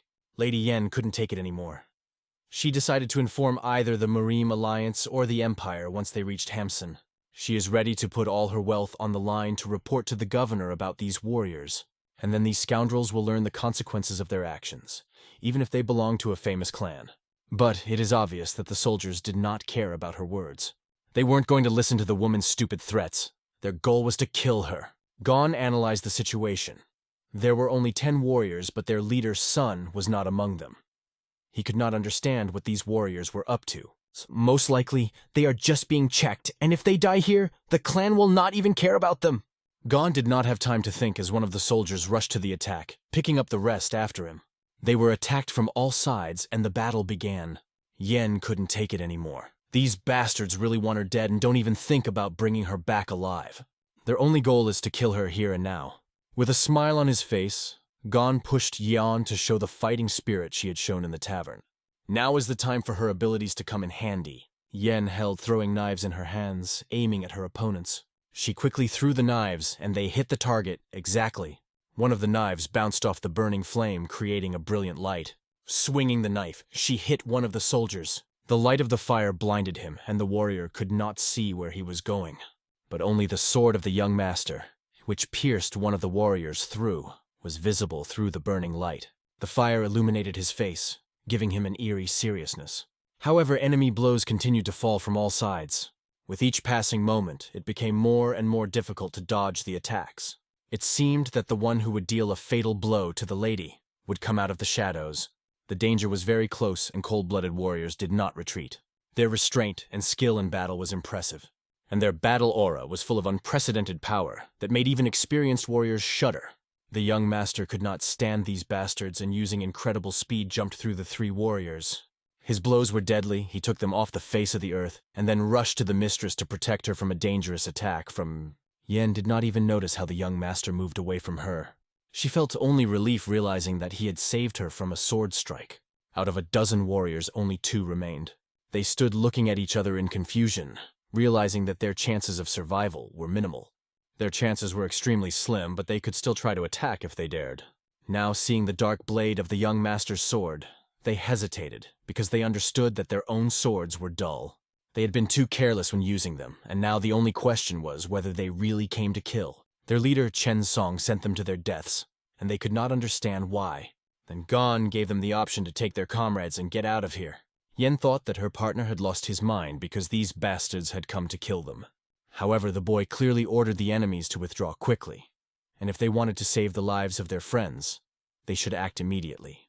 The warriors did not test fate, realizing that the chance given to them was the last. They hastily took their wounded comrades, hoping that they would still be able to save them. Mistress and Chen Gong watched as the enemies took away those who could still be saved. After that, they set out to run in the direction where they could be given medical assistance. Fleeing through the forest, the soldiers quickly moved away, carrying their wounded, who could still be saved. The cold wind pierced them, reminding them of the danger that was constantly waiting for them.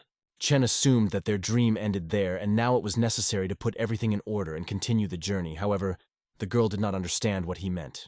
The young master tried to ignore her doubts and called his horse, in order not to waste time. They were in a hurry because they didn't know when they might be ambushed again. But the girl did not understand why he left the enemies alive. Because they can pursue them again. She annoyed Gon all the way by asking why he decided to keep them alive and whether it would be better to get rid of them forever.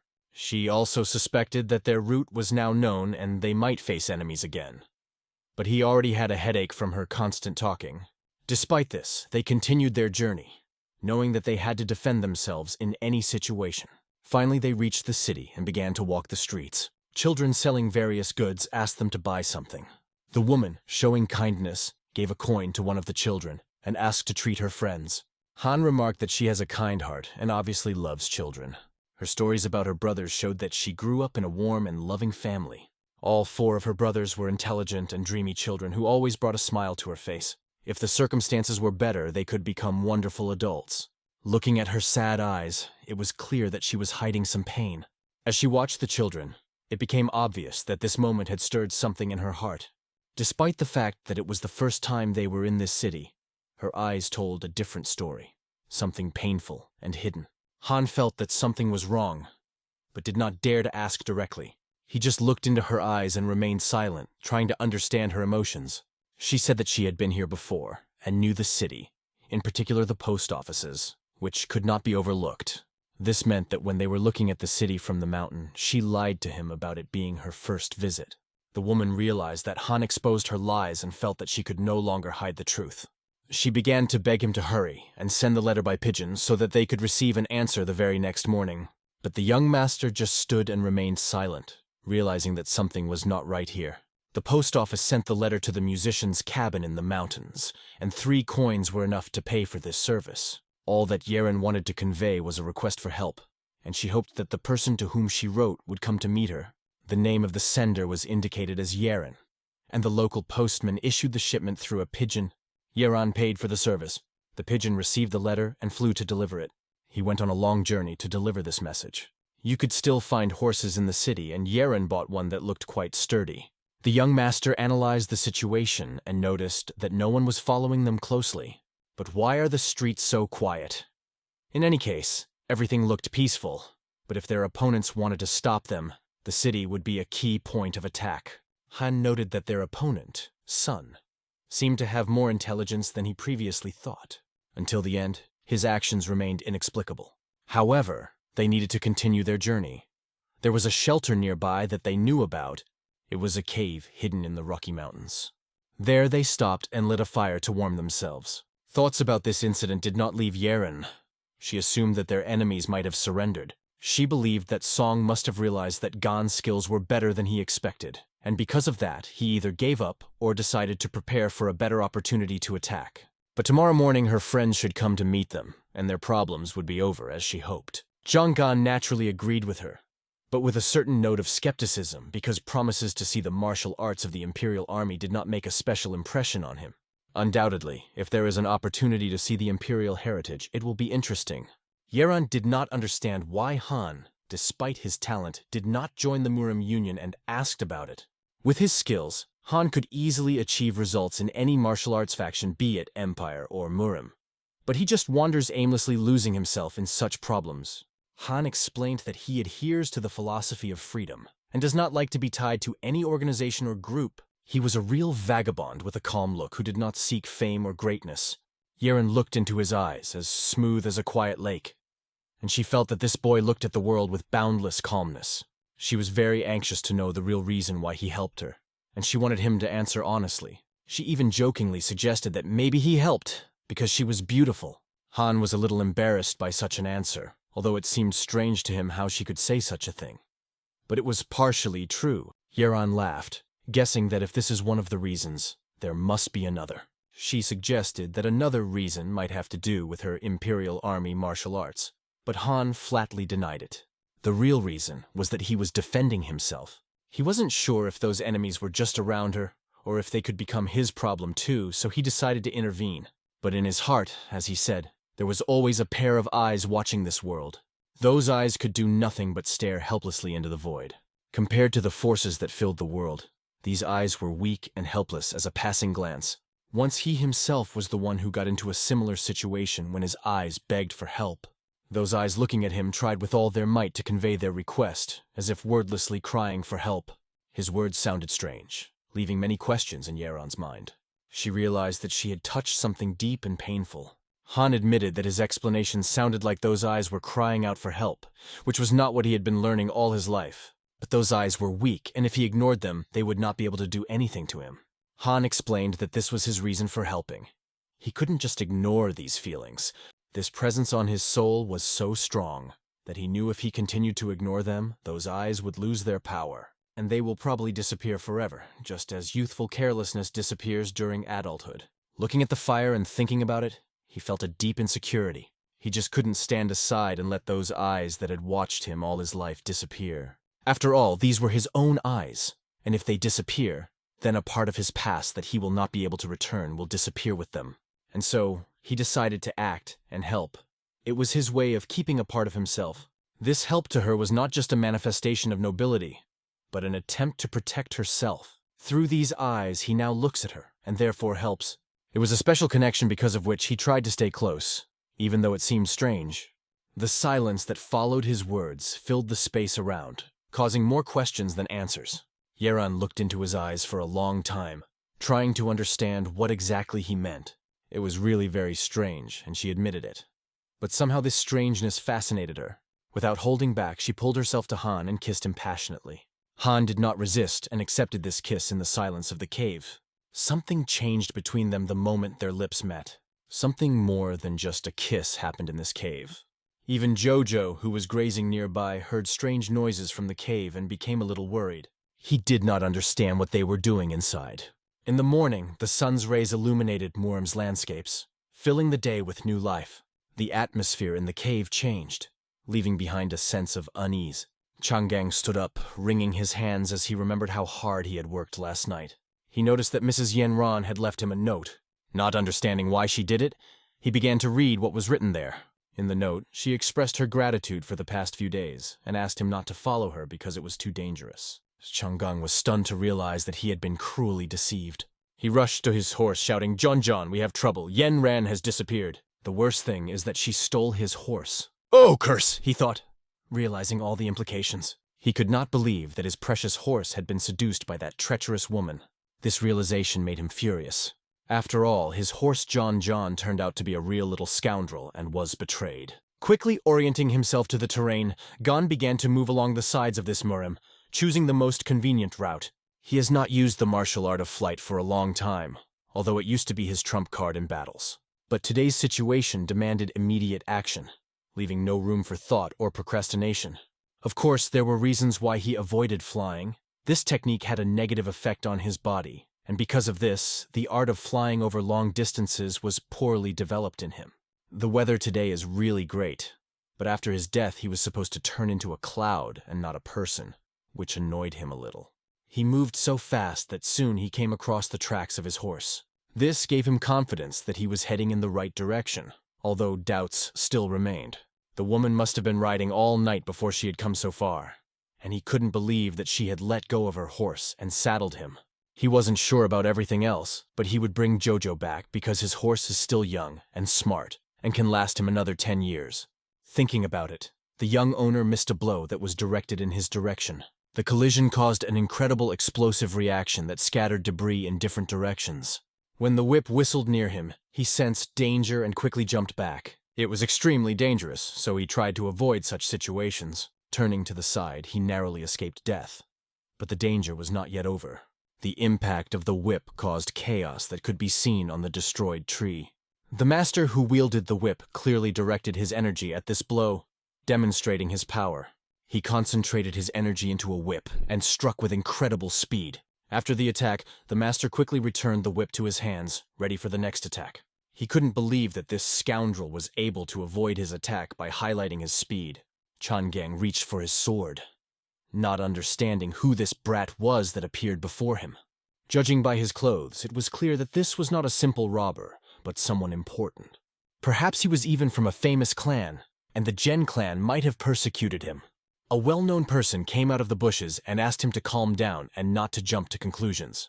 The young master was amazed by her appearance. He did not expect to meet her here. She immediately scolded him why he followed her, took her horse, forcing him to stay in place. But he managed to run incredibly fast such a distance. The man realized that this was the same person she wrote about in the letter 2 days ago when they met during the fight with Sun, and this man helped her get rid of the killers that night. However, the man next to her could not understand why this brat was still alive. The girl did not know what to answer to this. The fact is that Song was more restrained in his actions than she expected. And after the first day when he tested their skills, the attacks did not happen again. If he decided to wait until they were separated, she thought of using him as bait to distract Sun for a while, and so she just left him thinking she wouldn't have to kill him. That's exactly what she thought if she took his horse. No one would know about her or him, and her plans would remain a secret. The man started laughing at Yan Yan, saying that she doesn't understand anything at all. She should have brought him to them. If it was difficult to kill him on her own, her brothers would have helped her. But her decision was too soft, and she will definitely be punished after returning to the clan. While listening to their nonsense, Han heard the word clan, which immediately alarmed him. The man continued that the girl was talking about a master who was with her and was able to outrun Sun without even drawing his sword. It was an incredible feat, and she even said that he was not trained in the martial arts of the Imperial Army or a famous clan. Han emphasized that in some sense he is a genius, and they are really interested in him. If they had not met under such circumstances, he would have invited him to his clan as a guest. Introducing himself as a warrior of the Yen clan from Hebei, Yan Yan greeted him respectfully. The young owner began to understand the situation he was in and realized that it was quite dangerous. The Yen clan is one of the big and famous clans, like the Gen clan. But unlike the Gen clan, which was almost banished to a new continent, the Yen clan still remains influential. It turns out that even Zhu Yanran belongs to the Yen clan. Now, he is really involved in the conflict of interests of two famous clans, and again across a new continent. He got into this shit, and now the situation seems even worse. All this imperial delusion about martial arts or something like that has already lost its meaning. The young owner explained that it was all a hoax. Jen emphasized that it was all true, and even though she lied to him, she had no choice but to escape from Jen's clan. Besides, she didn't think that a random person she met on the street would be able to handle the clan and was convinced that this guy would die on the way. But for some reason, he was able to avoid the trap that was prepared for her. "And I guess you're surprised," emphasized the young master. This was the reason why she ran away so quickly. But what is the story of the young master from the Gen clan?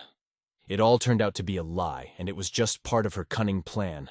In fact, she seduced that guy, stole the clan's secret book, and then made him kill himself when he realized what he had done. And now the young master understood the truth. The bride. Song Jian was not lying at all. Yan emphasized that the young owner was simply lucky. He asked the boy if he understood why Yiran had just told him everything, and at that moment, his hand began to grip the whip with increasing force. The boy adjusted his hat on his head and decided to see what was happening. The young master assumed that they were looking for an excuse to kill him. Yan emphasized that his opponent turned out to be smarter than he seemed. He thought that the boy was stupid, because he was just a vagabond. But it seems that he is not empty-headed at all. Our hero realized that there was really someone else behind him, and now it became clear why his back itched from foreboding. A man with a huge spear appeared on the horizon, shouting that it was pointless to resist because a wild tramp would not be able to resist the warriors of the Yen clan. Analyzing the situation, the boy realized that it was a real curse. He found himself between two warriors of an ancient clan. For him, it was an extremely dangerous situation that could end fatally. The boy laughed at the fact that the great warriors of the Yen clan are so strong that they have to fight together. But they don't consider it a battle, but an execution. It will definitely confuse Sun even more if they find this boy's head and follow his trail. Just imagine he not only brought their sister Yeren safely to them, but also led Sun right into a trap. They even thanked him on behalf of the family, and Chang'an said, "These guys did a good job." But today his life is coming to an end. Yiran apologized. She was really sorry that she stole his horse so that he could not chase after her. But something in the soul of our hero broke at that moment. It was really a shame, but her brothers didn't care. They asked Yiran to leave better and not interfere, promising to do everything quickly and efficiently. Changzhong looked at the sky and realized that everything was going exactly as he suspected. Again, they tried to deceive him and kill him in this Murim world. Why the hell didn't I reincarnate into that cursed cloud as I wanted and ended up in a human body where these scoundrels are attacking me from all sides? A huge blow of the whip flies right into the head of our hero, forcing him to react instantly. The blow shatters his hat and he falls to the ground. However, the energy surrounding him protects him from serious damage by forming an invisible protective barrier around him. The force begins to twist his body like a jig, trying to throw him off balance. Despite his skill, a warrior with a spear is already flying at him from the other side, ready to strike a fatal blow. He quickly removes the remains of his damaged hat, deciding to use it as a weapon. Throwing the hat directly at the opponent with a spear, he fills it with energy that turns the hat into a dangerous weapon. The hat, filled with key energy, begins to spin like a spinning top as it approaches the opponent. The warrior with the spear did not expect such a reception, and instantly raises his weapon to block the attack. With a blow of his spear, he cuts the hat in half, seemingly stopping the danger. But it was noticeable that he only managed to partially block the attack, and the tension still hung in the air. This warrior possessed incredible combat skills, capable of surprising even experienced masters. Yenren watched the fight from the very beginning, waiting for the result that was supposed to decide the fate. She couldn't believe that even the clansmen couldn't push this guy back. The blows were so strong that anyone else would have died from them a long time ago. But the boy deftly fought off every attack with incredible precision, reacting to every movement. For every stroke of that cursed whip, he found a counterattack, even when going on the offensive. He not only defended, but also moved towards the attack, showing incredible courage and skill. Yan Yang saw this monster flying straight at him. Not believing his eyes, the boy easily cut through his whip. Who the hell is this guy anyway, and how does he have such incredible powers? He thought without finding an answer. He always fought from a distance and couldn't let this guy get close to him. He forces his whip to wrap around the young master's arms, restraining his movements. The blow of the whip stopped as if time itself froze for a moment as it bound the opponent's body. But the hand filled with energy still flew straight at this scoundrel. He did not expect that the boy possessed such power that he could direct chakra directly at him. And when the young master's hand hit Yen Yang's body, blood began to flow from his mouth. His clothes began to tear and twist from the energy wave that hit his body. The young master's blow penetrated inside, destroying Yen Yang's body from the inside. Yen Yang fell to the ground, releasing a whip. His body could not withstand the blow. But the warrior with the spear was behind, and it was impossible to avoid his attack. The boy couldn't dodge that cursed spear. The spear pierced him through. Pain exploded in his shoulders, filling his every cell. The young master realized that the spear pierced him through. Blood was flowing from the wound, but something happened that no one expected. The man with the spear definitely could not have foreseen such a turn of events.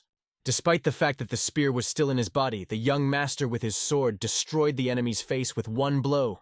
After that, he delivered several more powerful blows to finish off his enemy. The man with the spear fell to the ground already breathless, but the spear still remained in the body of the young master, restraining his movements. The enemies who stood against him fell to the ground one by one. Their bodies hit the ground hard, and it looked as if the Yen clan warriors could no longer continue the fight. Their lifeless state shocked Madame Yen Ran, who was watching all this. She sees her brother Yen Yang, covered in blood, still looking at this scoundrel with burning eyes. With a spear on his shoulder, Zhong Gang holds onto his sword, trying to keep his balance and not fall. He understands that this wound is a real hell and the pain becomes unbearable. Yen Yang, spitting blood, asks the boy, "Where did you get the Heavenly Thunder Fist?" It was similar but different in its roughness. It was a stronger and more perfect martial art. And this is clearly not a demonic art. It was far superior to him. Meanwhile, the boy grabbed the cursed sword that was stuck in his body and began to slowly pull it out of the wound. Yen Yang, with a bloodied face, asked Changgong who he really was because his skills were completely out of step with his age. He suspected that a powerful martial family was behind him.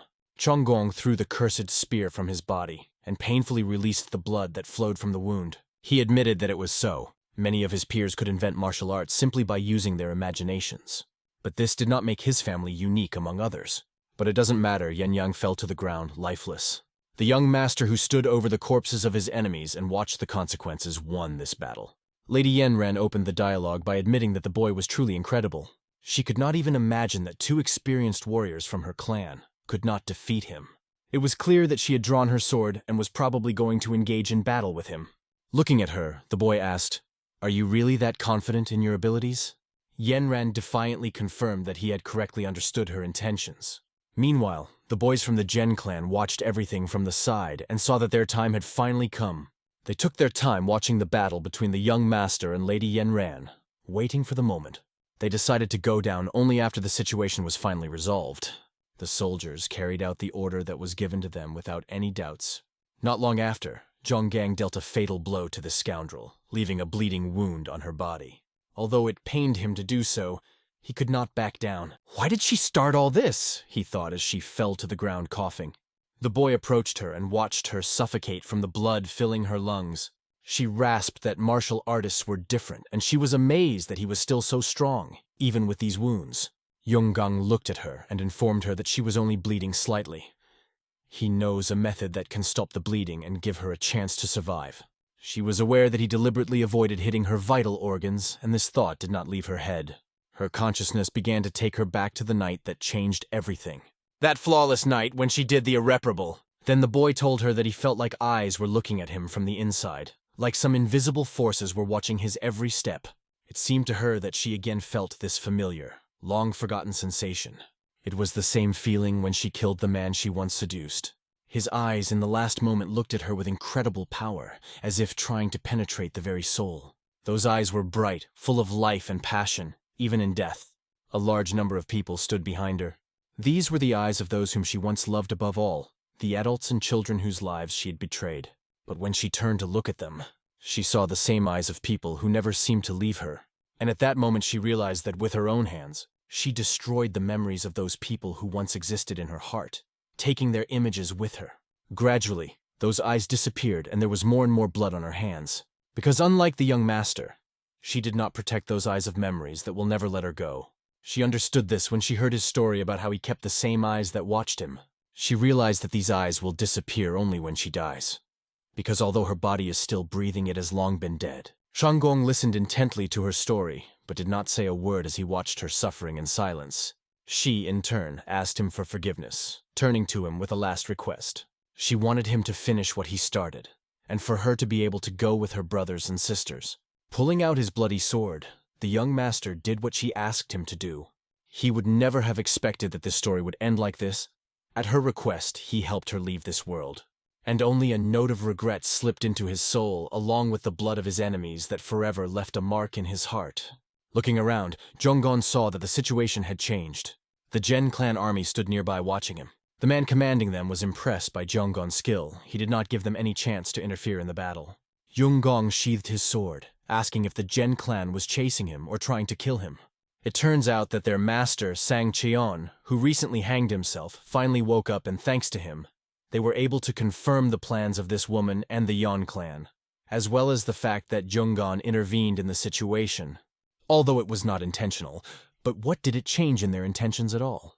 At first, they planned to get rid of everyone who was associated with this woman. And because of that, they just watched her waiting for the right moment. They decided not to interfere, but only to ensure that everything went according to their plan. They were going to help Jonggon if the situation got dangerous to repay him for the information his spear wound looked serious, so they offered him good medicine. And suddenly the warriors of the Gen clan turned back after seeing a horseman rushing towards them. The horse was fast approaching, and Yonggong recognized this scoundrel. He immediately understood that this was the same shit trader who appeared only now. Where was that damn goat hiding before? He thought, enraged by his appearance. How could this rascal even dare to think of abandoning his master? If he betrays him again or changes his plans, Yungon promises to sell him to a farm as punishment. The young master stretched out his bloody hand in his direction, glaring at him. He began to slowly approach him, but there was a problem. The cursed wound on his shoulder was poisoned, and his condition was rapidly deteriorating. Then the commander still decided to warn Jonggon that the organization behind Yon's plans has no problem using poison and other nefarious methods to eliminate their enemies. He offered Jonggon his help, warning that refusing could put him in grave danger. Before mounting the horse, Jonggong ordered a careful inspection of the mandolin. He suspected that the documents she hid were right there. The warriors of the clan immediately set about this work, thoroughly searching the mandolin. Sitting on a horse with a wound on his shoulder, the boy looked at what had happened, trying to make sense of the events. He never thought that everything could develop as it did.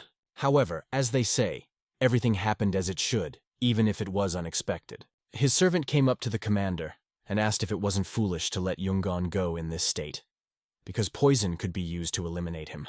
To which Commander Sun replied that it is better to leave him alone because he is not the person they see as their enemy. Moreover, he left them secret documents without any problems. "Let him go his way," said the commander. "It will either break completely or overcome this path." The commander was even interested in how his further history would develop. Meanwhile, the Battle Alliance was gathering information on Jonggon. The woman found out that he is about 20 years old, and his martial arts can be compared to the level of the master of the initial patrol of the Morov Union.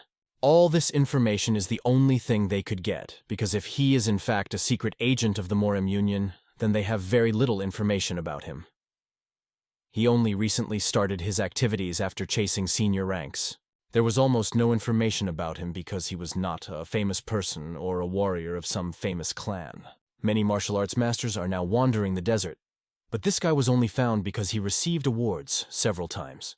Sengho surmised that if this person came from Zhongyuan, he was local and probably came from some village or town. Perhaps he had a family or a clan.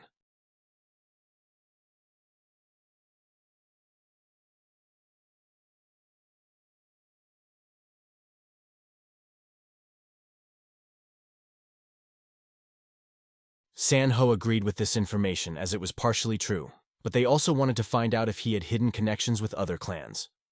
However, that was all the secret agent could say. Also, he didn't use the Heavenly Thunder Fist. Although the body of the slain bandit didn't look damaged on the outside, his internal organs had turned into minced meat. This martial art was strikingly different from the Imperial Army's Heavenly Thunder Fist. It was much less sophisticated, but deadly. These two techniques are similar in how they destroy the internal organs of their victims, especially the Fist of Heavenly Thunder. If someone is hit by this fist, their body is completely covered in horrible bruises and blood flows from every pore, showing the true nature of this destructive force. The amount of internal energy that is transferred in one stroke of the Heavenly Thunder Fist is so great that only veteran monsters in the Imperial Army can use it. The woman suggested that this might be a new martial art developed on the basis of the Thunder Fist. However, the man claimed that the Fist of Heavenly Thunder consumes so much internal energy that even the Imperial Army only knows about it from books. He explained that with this amount of energy, one could make 10 sword strikes. Although these techniques are similar in strength, they are classified as A-rank martial arts and are protected by the state. He couldn't understand why they suspected that this guy was a martial arts master of the Empire. Just because he is young and a master doesn't mean he is connected to the Imperial Army. Maybe he's just gifted in martial arts. In addition, it can be seen that he likes bounty hunting, which in principle is normal. Since he helps the Morim Union Sen Ying confirmed this and asked if the boy had received information about the Red Division, a human trafficking organization. He laid out scrolls on the table that contained all the information about the 6 kidnapped children and the cities to which the criminals returned them. The volume of information was considerable, and the partner of the young hostess suggested that it would be better to explain it in more detail separately. But for her, it looked like a decent job, and they decided to confirm it on the way. She apologized for taking up a lot of this mysterious man's time. They said goodbye to him and left. When the soldiers left the office, the mysterious man took off his hat, exhaled heavily, and realized that Zhang Hyun had become really famous. Now we learn that Yan Gaiyan, a secret agent of the Murim Union, is connected to the Dark Dragon Intelligence Organization on the New Continent. John Gaiyan realized that he had not told all the details about that boy, and that he had no important information to share. All he knew was that Chan Gong, the second son of the Chan family of Hanam, was known from an early age for his exceptional talent in martial arts. His father was a merchant and wanted him to become an imperial soldier. But for some time he had misunderstandings with his family. After the infighting, he wandered all over the New Continent learning from many martial arts teachers. However, none of them were experienced warriors who were superior to ordinary soldiers. Why were they so eager to learn more about this boy? Ian saw this as a small problem, and he at least understood that the family feud was an important part of his story. That guy was really able to defeat a monster that single-handedly defeated more than 30 enemies, and even used a technique similar to the Heavenly Thunder Fist. The Imperial family and the Murima Union may be big in size, but they lack substance. The Imperial family and the Murim Union still don't know that Zhonggong, perhaps one of the legendary warriors of the future, and the secret union seems to have stumbled upon a big fish. The next morning, not far from the river, one of the local women came to wash. The river water was refreshing, and it was a usual ritual for her. But suddenly she noticed something strange, a red liquid floating on the water. She was amazed and frightened, not understanding what it could be. She was horrified when she realized that it was blood. The woman began to look around the area, trying to find the source of the blood. She discovered that the tracks lead to a warrior who was lying not far from the shore. He was slowly bleeding out while lying in the water, and it shocked her to the core. Bright and vivid memories flashed in Changgong's eyes. He saw how his child's eyes looked at the modern world full of miracles, the world where his parents were and their love that warmed him. He held his mother's hand, looking at his father's sincere smile, which always brought him joy. He was still a small child, carefree and happy. The modern world surprised him with incredible things, and every day brought something new. The balloon rose into the sky, and people joyfully waved their hands to it as if welcoming a new day. It was incredible. These moments were forever etched in his memory as memories of a happy childhood. In his memories, he saw the silhouette of a woman. Her image was clear and inescapable. She looked at him so intently that it seemed her gaze penetrated right into his soul. And she looked at him with such loving eyes that he remembered this look all his life. She always met him with a smile on her face and tried to always help him in everything. It was his mother, and he clearly remembered her warmth that warmed him, even in the coldest moments. And suddenly he hears someone nearby say, "He started smiling." "Perhaps he is having a pleasant dream," suggested the people standing around him. Soon he opened his eyes, and those present could not believe it because they did not expect him to come to his senses so quickly. Opening his eyes, the boy saw unusual scenery around him, something completely different from what he remembered. The people around noticed that he looked even more beautiful with his eyes open. They even said that he was more beautiful than the people from Junyani who lived in the lower village. The young owner was lying with a bandaged wound on his shoulder, feeling pain but recovering little by little. Parents told their daughter not to pay attention to his beauty because it doesn't matter, but she just stated the fact. Because there is a saying in these places, good news is just a good thing. The guy slowly got up, holding his head, exhaling heavily, and suddenly realized that he had heard this language somewhere before. Realizing that these people sheltered him, the boy asked for some water, feeling thirsty. People were amazed that this guy spoke their language with such ease. The chief of the tribe was also pleasantly surprised to hear how the foreigner speaks their language fluently. "Well, he can't speak our language if he came from far away from the mountains," said the leader, thinking about it. The girl representative of this tribe had never seen anyone speak their language so fluently in their lands. She realized that the boy understood most of her words without any problems. And this surprised her. And even more, she understood that if he understood her language, he definitely heard how she praised him for his beauty. She felt ashamed for talking about his appearance, and it visibly embarrassed her. At that moment, someone from the tribe called a girl named Blue Wolf, asking where she had gone. She nervously explained that she just went to get water, trying to hide her confusion. The man laughed at her reaction, seeing how she was embarrassed because the boy heard her words about his beauty. For a girl who is usually decisive, this was very unusual. Holding on to his wound, the young master asked why they were speaking Chinese. The leader replied that on both sides of the mountains there are people who have known each other well for over 100 years. Then the boy noticed that there was mud on his wound. The mud had a strong smell, and maybe it was not just mud but something more. It was a serious wound that could have left him crippled if not treated properly. He thanked the tribal leader and introduced himself. "My name is Chan." The leader answered, "My name is Red Wind." He remembered how they found Chan lying in the river completely unconscious. The leader was surprised when the Blue Wolf first discovered him. But in the past 2 days, he had watched the boy's remarkable recovery. It was clear from his wound that even without their help, the boy could recover on his own because he has incredible regeneration abilities. It was noticeable that he has a natural inclination to martial arts. The leader assumed that someone might be hunting him because such abilities do not go unnoticed. The guy replied that everything is fine, no one is chasing him. "But then why were you lying wounded by the river?" asked the leader, trying to find out if the boy was dangerous. The leader was not just questioning, he wanted to be sure that the person they sheltered did not pose a threat to the tribe. Changong noticed that this man had the spirit of a true warrior, even in his name. Changong assured him that there was nothing to worry about. The people who persecuted him were already dead, and the tribe was in no danger. When he went outside, he saw a beautiful tribe that lived peacefully and harmoniously. And then he realized that he was the one who found this land, which was discovered 100 years earlier than written in history. His heart was filled with the feeling that he was not here by chance. This moment became part of his destiny. These people lived carefree lives, unlike the helpless and weak natives he had read about in his past life. Their strength and confidence was something new to him, different from those stories. They happily fed his horse and sheltered him with hospitality. Changong praised their porridge that they served him and was surprised that he was able to get out of bed thanks to them.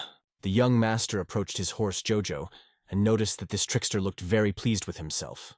The girl asked if his horse had a name, because he seemed smart, although at first he did not let her near him. He replied that the horse is rather cunning and not smart, and his name is Jojo. The girl thought it was strange how people from Jinan give names at all, but the name was interesting to pronounce. Jiang Gong mentioned that he named him that because it sounds fun, although now he thinks that maybe he gave him the wrong name after learning how cunning the horse is. The problem was not in the meaning of the name but in its original owner. When the girl asked about the history of the name, he hesitated a little because he would have to explain a history that was lost a long time ago. But when he was about to say something, he was stopped by the chief of the tribe who noticed that Chonggong was already healthy enough to walk.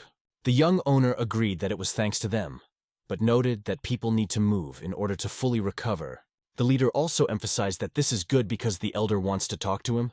Their elder is a person who has a connection with spirits and is the oldest in the tribe. It was he who insisted on his healing.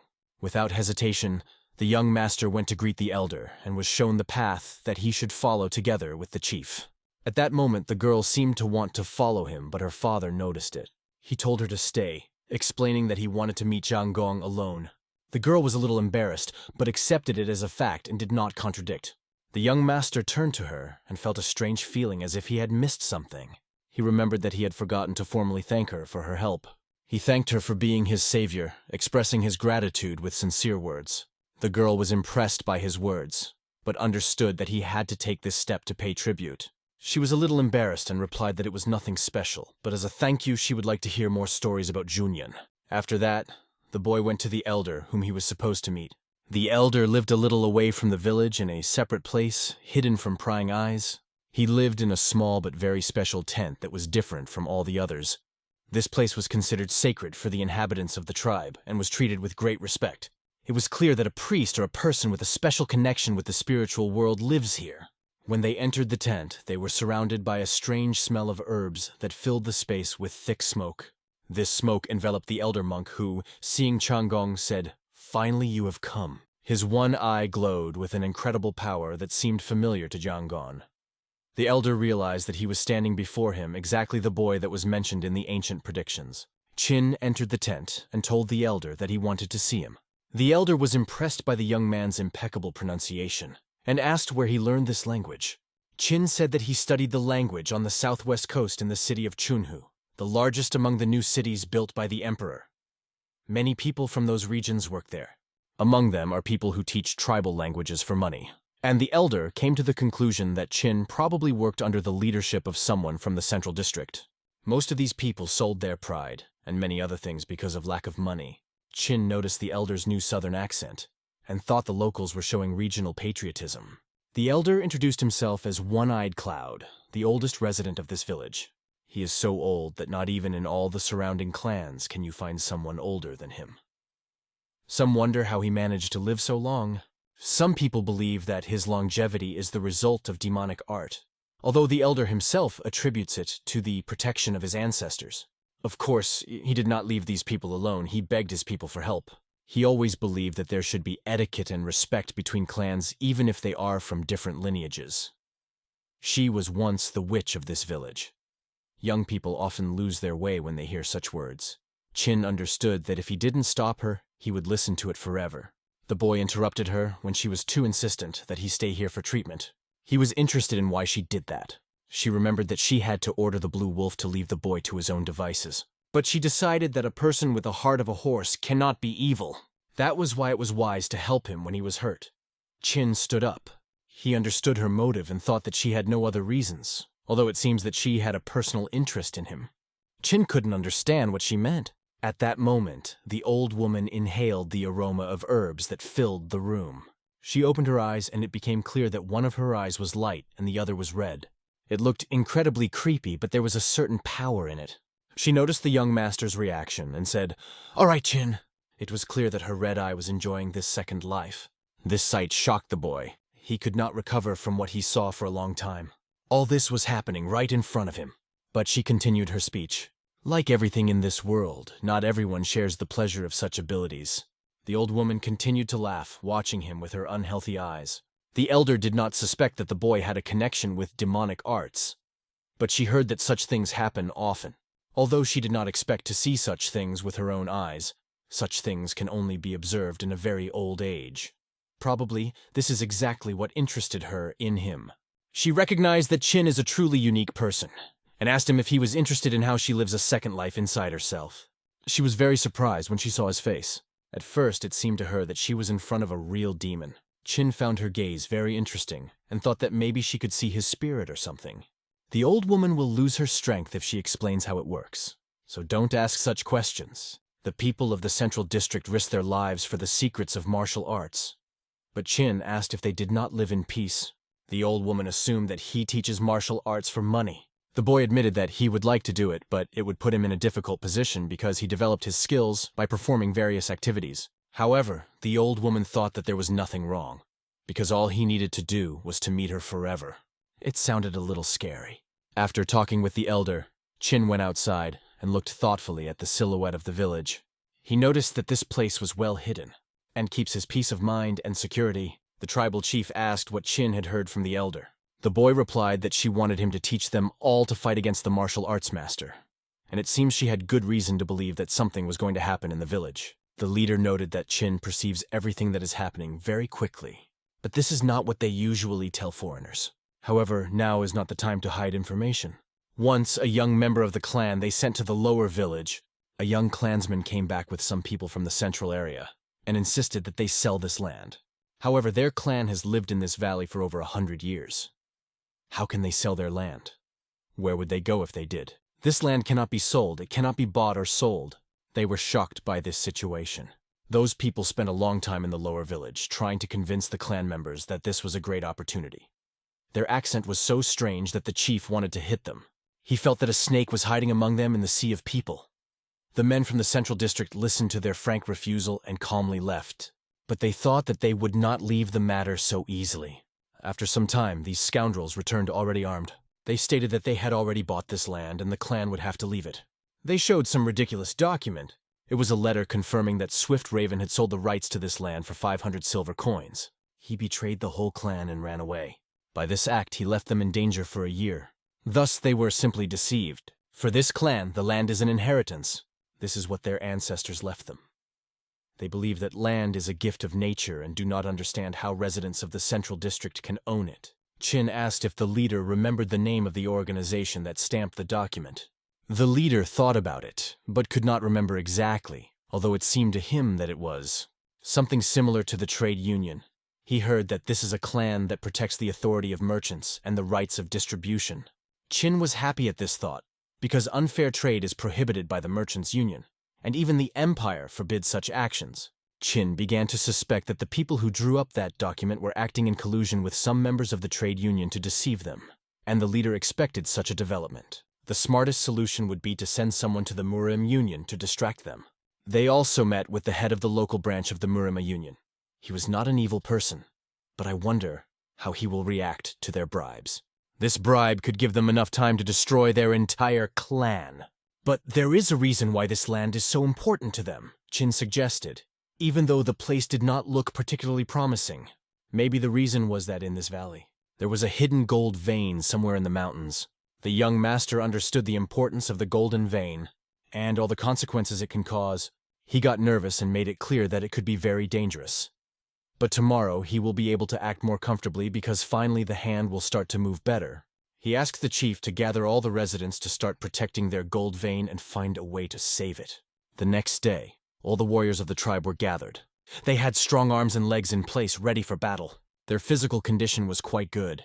Looking at these guys, you could see that there were about 10 of them. But the most important among them was that the young master paid attention to the blue wolf, who was also present. She saw his attentive gaze and was a little embarrassed. The boy could not even think that she was a warrior.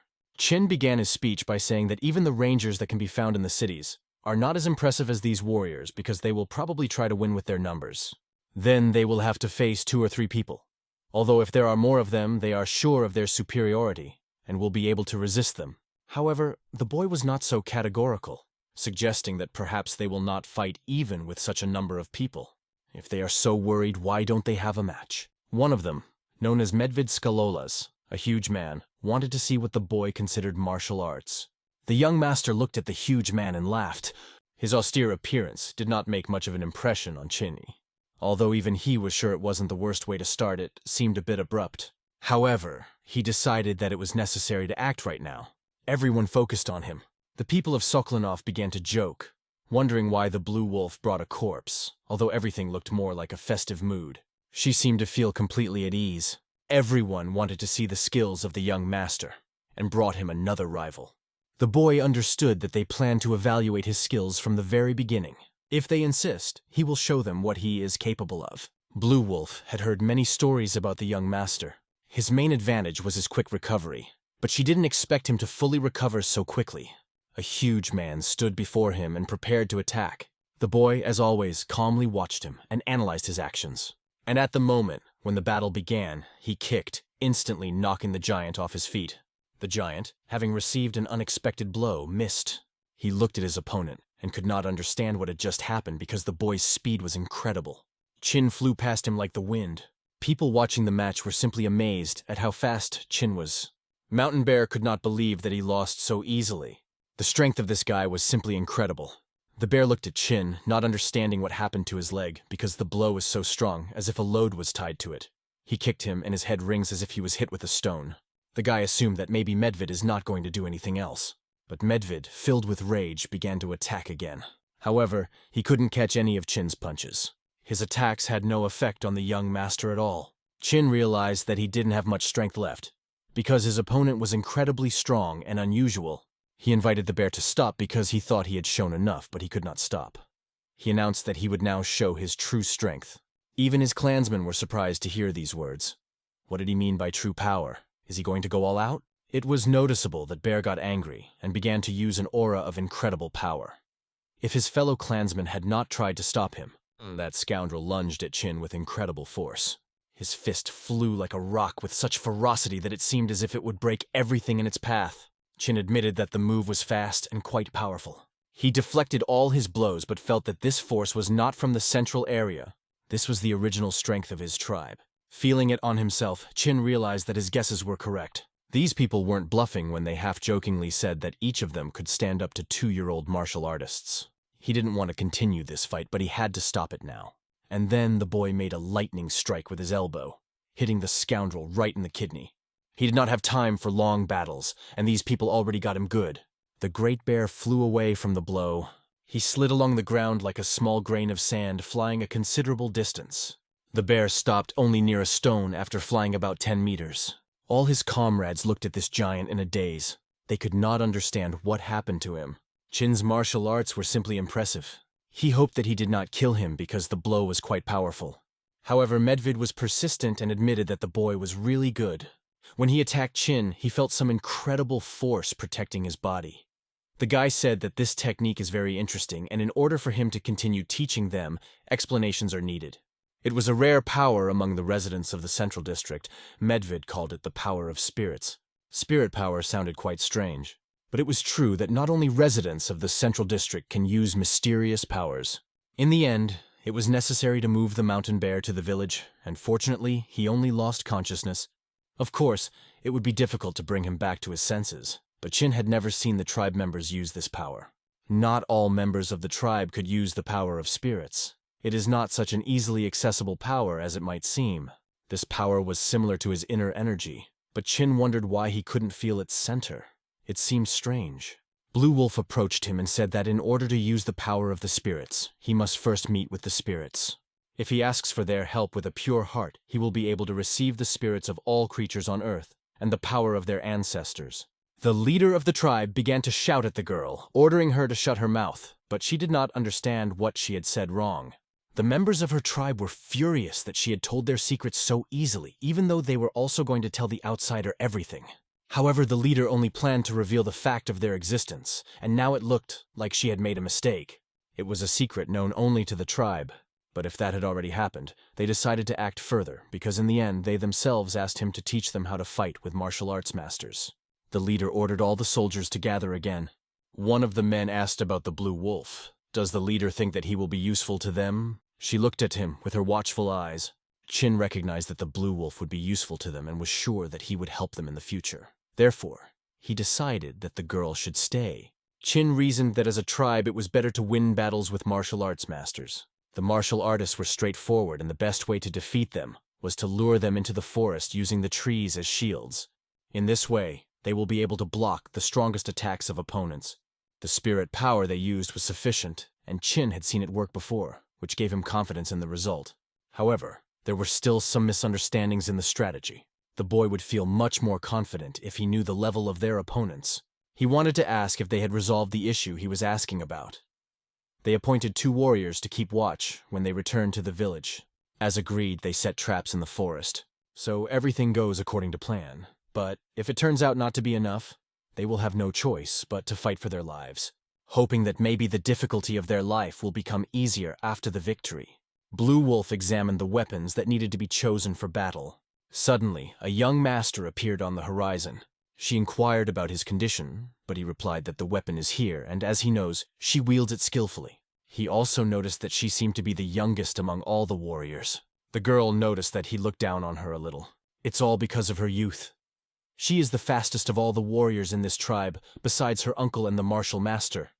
They won't have time to catch up with the arrow before it reaches its target. Chin was amazed that she knew how to use arrows, but laughed at her stubbornness, although he did not expect this. However, the girl is tired of the fact that everyone thinks the same about her. She took the arrows and began to prepare them. Wasn't he wondering what she was talking about? However, it seemed that he was not even surprised. Other tribes were also interested in how they used arrows. She clearly wanted the young master to ask about it. He understood her hint and decided to inquire. She began to answer that if he was interested, it was a secret, and she added that when the time of the spirits comes, they will probably come for him first. As soon as this happens, he must open his heart, and then he will become a real warrior. It is not clear what she meant by opening her heart and what it really means. She didn't seem to know how to explain it herself and began to hesitate. She didn't even know how to answer exactly and started scratching her head. It was funny to watch her attempts to explain, although she herself did not quite understand what she was talking about. If she talks about opening the heart, what does that even mean? She pondered how to open her heart because she didn't know how to explain it herself. Her confusion was obvious. However, this was not a problem for Chin. He came closer to her, deciding to test everything in practice. With a strange expression on his face, Chin asked the girl for her hand in marriage. His behavior seemed as if it had a special meaning for her. Without hesitation, she held out her hand to him. The guy decided to apologize in advance, and then when his fingers began to touch her veins, the girl felt that nothing unusual was happening. And Chin, closing his eyes, began to accumulate consciousness and concentrate energy. Everything happened as he predicted. The meridian core of her veins was open. The vessels were concentrated around the heart, and this was their center of energy. This is not just a passage of energy, but a real hole, through which her body could breathe along with its true key energy. The girl was amazed when she realized that the boy could feel it. He took his hand away. Chin couldn't see it, but he could clearly feel it. She did not fully understand what he was trying to see, but the boy decided that it was not what he thought. However, if the martial artist tries to grab her hand, she must not allow him to do so. Rare masters can neutralize her with one move if they grab her hand. She must always be on guard. Keep your hands to yourself at all times was the key rule. Then the girl replied that she would not allow anyone to touch her hands, except for the young master, and was ashamed when she said it. Chin didn't understand what the girl meant when she said, "besides him." Suddenly she ran out, embarrassed. "Well, she's really strange," Chin sighed, taking it for granted. That night he sat looking up at the starry sky. He seemed to understand where the flame got its power from because of the blue wolf. But the kind of meridians and cores it had were impossible for him. He has already created this energy in the center of himself and placed it inside. But if he opens his veins, the energy will slowly flow out through them. Although he did not expect help from others, he still managed to achieve a similar result. It was enough just to see how the energy flows from the open vein, and now he had to think how to work with it further. Some time has passed, and a lot has changed. Chin discovered many valuables of diamonds and gold in this clan. He taught them how to make traps, and the soldiers were very grateful to him for this. The girl started to shoot the bow even better. She wanted to prove to the young master that she was strong. After 4 days, something finally happened. A noise was heard in the gorge. The army was accompanied by falcons that checked their path. Martial arts masters rode their horses, wanting a battle with the stupid tribes they planned to crush to dust. But the girl, together with her uncle, closely watched them from the horizon. There were a lot of soldiers, and they knew that they had to act quickly. They must report this to Chin and the other warriors. Without delay, the girl ran to fulfill her mission. Maybe the fight will be uneven, Chin thought. There were so many soldiers that even the eyes were afraid to look at them. And at the head of the army rode that cursed merchant who saw nothing but the destruction of this tribe. The army moved forward, not suspecting a possible repulse from the tribe. The owner of the Black Snake was asked if they should kill that union member. But he replied that there was no point, because the coward planned to arrest them all together with the head of the Murama branch, without showing any fear. Nevertheless, the former leader of the Jade Pipe Group, Kang Ren, did not feel confident about the situation. So he took his personal army with him, consisting only of swordsmen who knew nothing.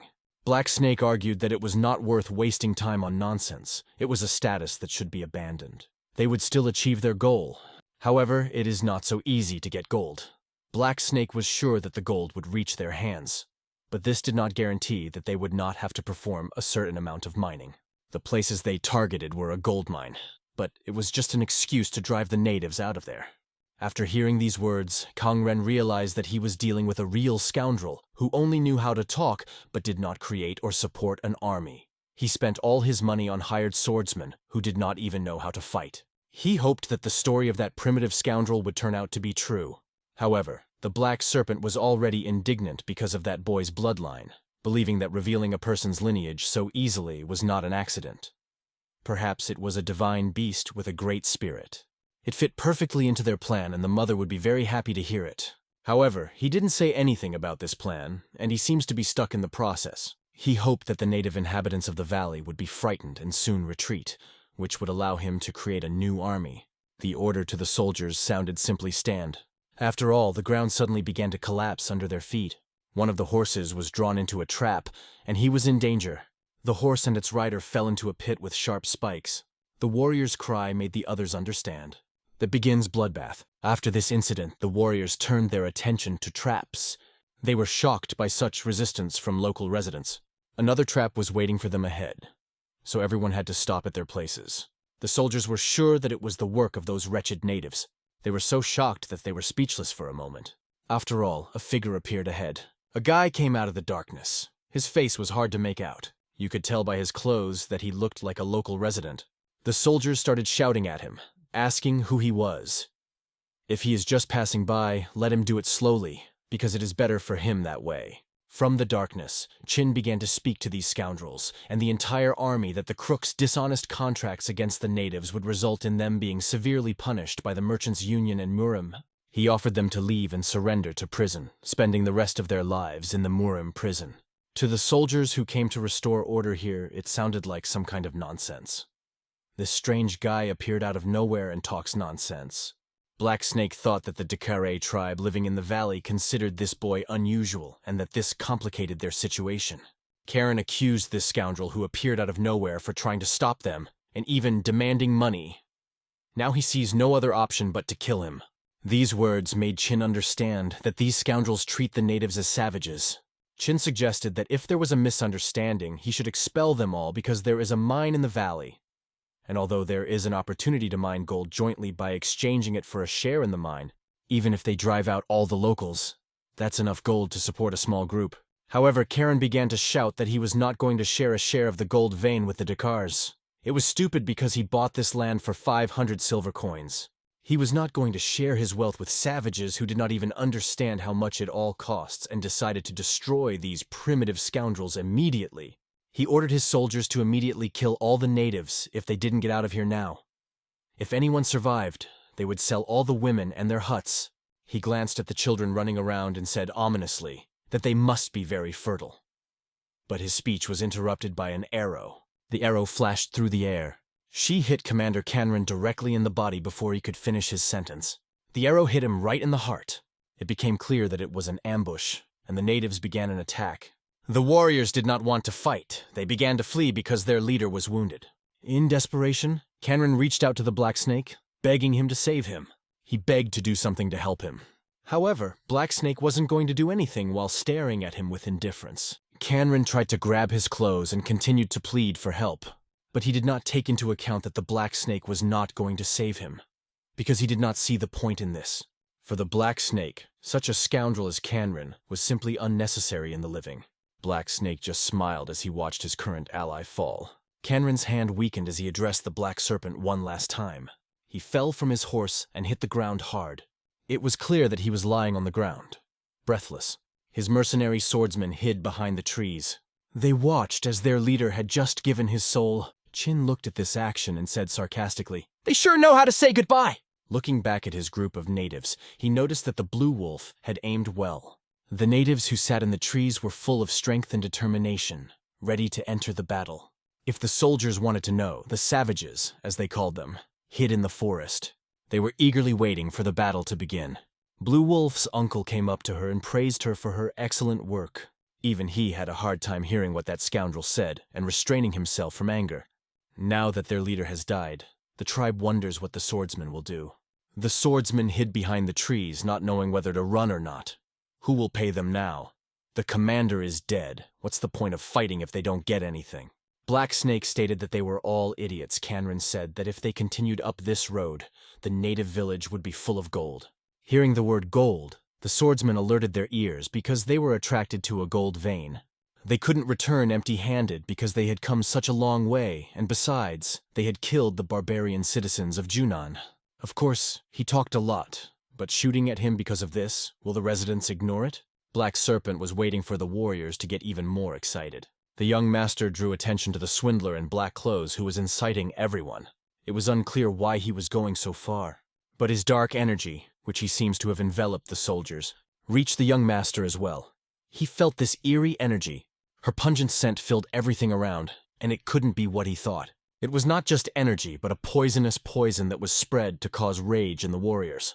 And this poison spread very quickly throughout the forest. The young master understood this too late, and the poison had already absorbed all the soldiers. He noticed how it strongly affected their characters. He tried to tell them to hold their breath, but it was too late. The only way to deal with this poison is to sever its connection with the inner energy. To do this, you need to break its chains in your body. The Black Snake watched as the infection took place and looked at the young host in surprise. Qin began to shout at the entire forest, releasing his power. With his incredible strength, he broke the chains of poison in front of him. The explosive wave passed through the entire forest, dispersing the poison. An incredible star explosion surrounded the entire forest, dispersing this poison. An incredible wind arose. The Black Snake could barely hold on to his horse, being so frightened that he almost ran away. It was the same technique that Lion Roar had heard about. He could not understand how this person was able to perform this incredible lion's roar. If the boy was able to do this, then he is a student of Shaolin. Black Snake remembered that lion's roar can only be used by those who have reached the level of senior, high-ranking monks. And from this incredible roar, the body of the soldiers who came under its influence suffered. But if you think about it, the body of Qin himself remained intact. But it wasn't quite the lion's roar, because he didn't carry destructive evil. Black Snake did not know how to start a dialogue with Qin, because it was not just a voice. It was so powerful that it dispelled the effect of the poison. He asked if it was not a secret where Qin learned such a technique, because usually such a loud sound bursts the eardrums of everyone around. Qin explained that he controlled the vibrations of his voice with internal energy to stop the destructive effect and stabilize the body. After this cry, even the natives began to check if everything was okay. For example, Blue Wolf did not understand what happened. Her uncle also didn't understand, but he was suddenly overcome with a mad rage and he couldn't control his consciousness until he heard a loud sound that brought him back to his senses. She saw that it was Qin and felt that he saved her and the other warriors from the effects of the poison with his scream. He saved them by making this loud sound. Black Snake addressed his warriors, promising money for killing the natives, and pointed to the name of the true leader. He turned to the swordsman, promising them a reward to go and kill the natives. But the swordsman called the Black Snake a fucking bastard, who just orders them even though he himself probably wants to die. They decided that it was better to go and not risk their lives. Black Snake noted that they came to this job knowing what they were getting into. They knew they came to kill and rob barbarians, but now they want to leave as if they knew nothing. He felt their fear, even though they were all just empty words. They were not at all like their employer, who had the courage to say so. And then Black Snake drew his sword, unexpectedly attacking the swordsmen, who were not even going to obey him. They barely had time to raise their heads, when one of them was instantly killed by the Black Serpent. It is not clear why he lost consciousness because it happened so quickly that no one noticed. The swordsmen were distraught over the death of their comrade. It was clear that the Black Snake had a hidden weapon. He was a difficult warrior. Black Snake again turned to the swordsmen, ordering them to shut up and do what they came to kill and rob these scoundrels. If everything goes according to plan, gold and women from the village will be theirs. Black Snake promised to take care of Qin, who was standing in front of them, and the swordsmen were to go kill the weaklings. In desperation, the swordsmen raised their swords, thinking, why not? At least it's worth a try. They decided to kill everyone and take the gold without leaving anyone alive. There was nothing to delay, and they chaotically assembled for the attack. Qin watched this performance and noted that this was only the beginning. He gave a hand signal for the natives. They immediately understood what this meant, and everyone immediately got ready. The battle began as planned. They lured the enemy into the forest. Everyone, including Blue Wolf, took their positions as instructed. So far, everything has gone according to plan, and today it will become clear how it will end. Qin looked at the girl. She thought about him too, about his caution and confidence. The swordsmen saw the tribe fleeing from them. Black Snake realized that the tribe had prepared something for them. Do these barbarians think they can defeat the swordsmen? The swordsmen rushed after the tribe, and only Qin and Black Snake remained on the battlefield. Black Snake smiled, pleased that his swordsmen looked like cruel people. But he was not worried about them. He would be better off worrying about the situation he got himself into while holding his sword. These words sounded pleasant to the Black Snake, because he wanted to see how fast his opponent's sword was, and was looking forward to the fight. The battle began, and Black Snake's daggers rained down on Qin like rain. Qin wielded his sword skillfully and parried all of his opponent's attacks. Black Snake used a completely different martial arts style in an attempt to defeat Qin, but when his tricks ended, the young master began to gain the upper hand in battle. During the relentless attacks, Qin turned out to be so powerful that Black Snake realized he was fighting a real monster. His stealth techniques proved useless, and he could not harm Qin. Meanwhile, Qin's sword cut through the air with such precision that he almost missed his opponent. However, Black Snake managed to dodge like a ghost by leaping into the air. It became clear that gold is not his real goal. Qin shouted at him that he was not a merchant and that it was all just a disguise. Black Snake laughingly replied that gold can be found anywhere, and their main goal is in this tribe. Black Snake asked Qin why he was standing in his way, saying that he was going to die anyway and not to interfere. But his hidden tricks didn't work, so he picked up a sword. "Who knows what kind of sword it is?" said Black Snake, hinting at his unusual strength. Dark and cold energy radiated from the black snake. He tried to outsmart Chin by doubling every attack using a hidden technique. He had hidden weapons of poison and even demonic arts. Black Snake was a real ghost. Who the hell is he anyway, thought Chin. Returning to the swordsman, huge stones began to fall, overwhelming them. They thought that they would be met with bread and salt, but traps awaited them. However, the natives met the swordsman not with bread and salt, but with swords and traps at every step. To them, these swordsmen were like cursed insects, who had to be expelled from their land. One of the natives was stabbed in the back by a cursed swordsman. The swordsman shouted, "Dita care!" It seemed that he would kill him now, but the arrow flying with incredible speed pierced the air and destroyed the swordsman, along with his cheeky grin. The bear noticed that the blue wolf was watching everyone, covering them from the side, watching from above. She was a true warrior archer and would not allow any of her fellow clansmen to get hurt. Her arrows cut through the air, hitting the target precisely. They mercilessly shut the swordsmen's mouths, immediately neutralizing them. Soon the number of swordsmen began to dwindle, and the axes of the natives brought more and more chaos. One of the warriors remembered Chin's words. We are suppressing them on both sides, and they only had to hold out a little longer to stop the invaders. The black snake fiercely attacked our hero, using some strange martial art that was unlike anything seen in the desert. This was the true martial art of Zhongyuan, which developed outside the Yu Empire. Chin had to dodge these blows because they were dangerous and fast. The black serpent's sword was so powerful that it could cut a tree into pieces like a salad. This incredible confrontation against the demonic enemy was the most serious test for Chin. It was the strongest opponent the hero had ever met. A fallen tree separated their territories, and they stood looking into each other's eyes.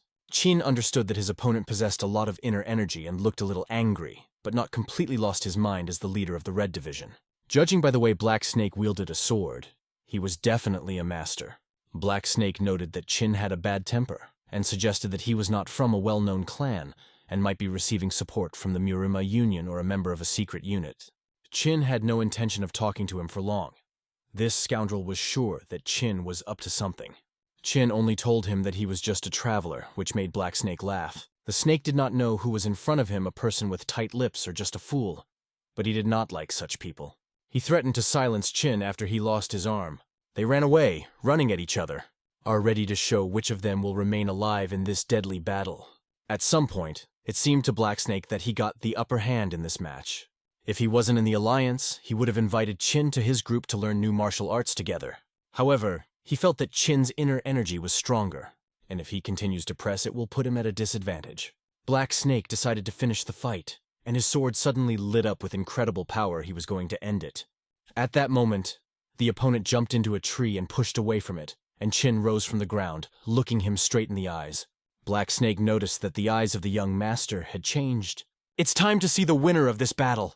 A huge number of blows circled in the air aimed at Chin. The villain Black Snake tried to find his opponent's weak spot. His black energy demon sword swept through the air, and seemed about to strike, bringing a sinister smile to Black Snake's face. But the blow was useless. The sword passed by. Black Snake realized that he was in a hurry in such a critical situation. However, Chin's eyes blazed with chakra, and his sword formed several rings of energy. It seemed that not one blade, but 3 appeared before the eyes of the Black Snake. He did not understand what was happening. How could the blade be divided into 3 parts? He would not be able to stop these 3 blades in any way. And like an incredible hook, all 3 blades penetrated his body. It was a flat defeat. The force of this blow brought Black Snake to his knees. All he wanted to ask before his death was the name of his opponent. Chin sheathed his cold sword and answered, "My name is Chin." With his mouth wide open, Black Snake accepted the answer and could no longer. He could not utter a single word. His body fell to the ground lifeless. The battle ended as quickly as the day drew to a close. The soldiers who remained alive needed to sum up and heal their wounds. Some of the natives were wounded, but they were immediately given help. Most of the swordsmen died. Their bodies had to be examined. None of the natives died, although many of them were wounded. However, the blue wolf disappeared without anyone seeing him. She recently went in search of him, and the girl was not even punished for her act. They all had to hurry before the sunset. The girl ran up to Chang'an, who was inspecting the enemy's body. The only thing was that he had a small wallet and an envelope. He did not find anything that could help to know the person's identity. However, the envelope was very well hidden on his body. There could be something important in it. Opening the envelope, the boy read the letter and was shocked.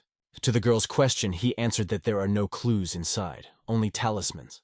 When he opened the envelope, incredible black energy burst out of it. The girl retreated, unable to stand this negative energy, and asked to remove it from her. When she was asked why she behaved like that, she answered that she felt terrible energy from this paper. She didn't know how to explain it, but her body was covered in goosebumps, and she felt something disgusting.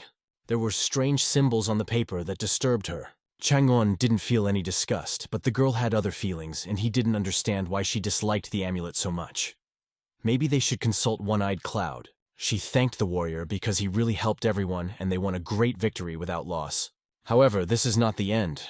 They will have to apply to the Murim Union branch to obtain permission for self-defense and the right to own the valley. The cloud assured them that everything will be fine, because their peaceful life in the valley continues. After that, the boy put the envelopes that he found with that scoundrel. These envelopes had been hidden in that dangerous man's coat since yesterday. And when Blue Wolf saw them, she was very frightened. This interested the young owner, and Kamara examined the envelopes. The owner continued to explain that the purpose of this valley was not gold at all. It was only a cover to expel the tribe from these places. The cloud noted that this is a 5-level black magic talisman, surrounded by very evil forces. And now she understands what these people really wanted. When asked what kind of talisman, Kamara was silent. She explained that this spirit could not appear before them, but it lived in this valley. He was the one who opened the hearts of their warriors and inspired her. It is part of the nature of this area, and at the same time, its entire being. He was once their progenitor, and his descendants are now the natives whom he taught wisdom.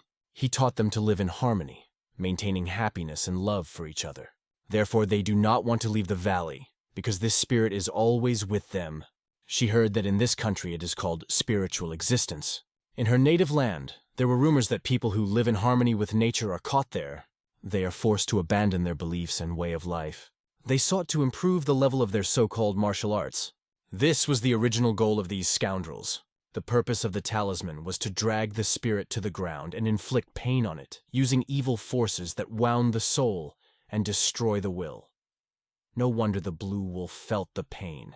She was destined to become the heir of the cloud, and the girl understood this perfectly, thought the young master. After these events, the tribe began to celebrate. They lit a huge bonfire and danced around it. They rejoiced at every ray of fire as a new life. The young master watched it from the side. He took this ominous amulet to the fire and burned it, scattering the ashes. After all, this amulet had no place among the tribe. It blocked the spirits. Soon a child came up to him and asked if Chang'an would stay. Chang'an replied that his mission here was completed. The child said curiously, "You are a traveler. The road is your home. The sky is your ceiling, and you are the only support, a pillar that stands alone." It's cool in a way. These words seemed quite strange to the young master, and he did not see who said them. But the boy laughed. His expression was quite interesting. However, the young master felt a strange energy emanating from this boy, as well as his manner of speaking. In his eyes, it seemed that all the wisdom of travelers was imprinted in them, as if a whole village. Maybe he even guessed that this guy could be the same spirit, the spirit that came to personally thank the traveler for not allowing his children to suffer, and simply burned the amulet without harming his friends. Chang'an explained that he thought he would be forced to carry this medallion with him, but now everything is different. To this the spirit replied that no one likes those who smell of treason, and people who did this will not be popular. He held out his little hand in which he held a gift for a good person, because good people should always be rewarded. At first he was going to open his heart like he did with his children, but he thought that the young master might not like it, so he prepared this item for him. He told him to put it in his pocket already. It was like a miracle pill or something like an elixir, and wondering what would happen when he ate it. The spirit began to disappear, crumbling into dust.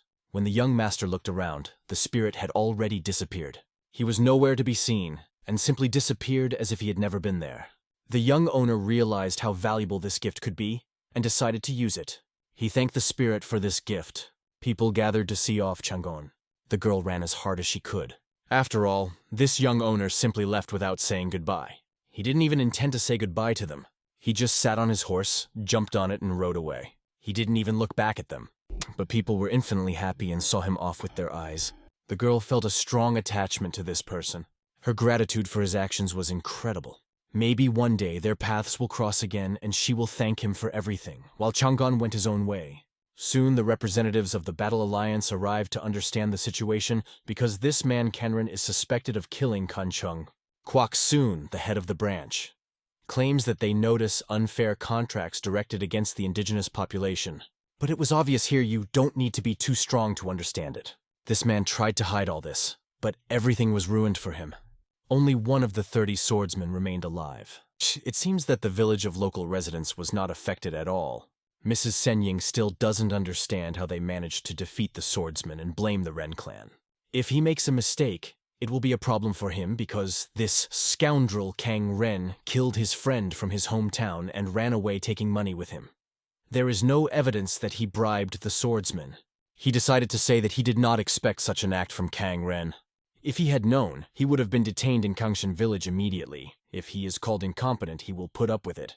Mrs. believed this manager. If so, let them detain all the swordsmen and return to the village. The merchants from the guild should be told that they have prepared compensation for the actions against the residents and issued a document recognizing the rights to the land with the seals of the head of the branch. Kwok was shocked, but promised to prepare the documents and personally monitor everything. The partner asked Sheng Ying if she was just going to leave everything because she didn't find the bribe book in Kang Ren's safe, and he needs to be captured.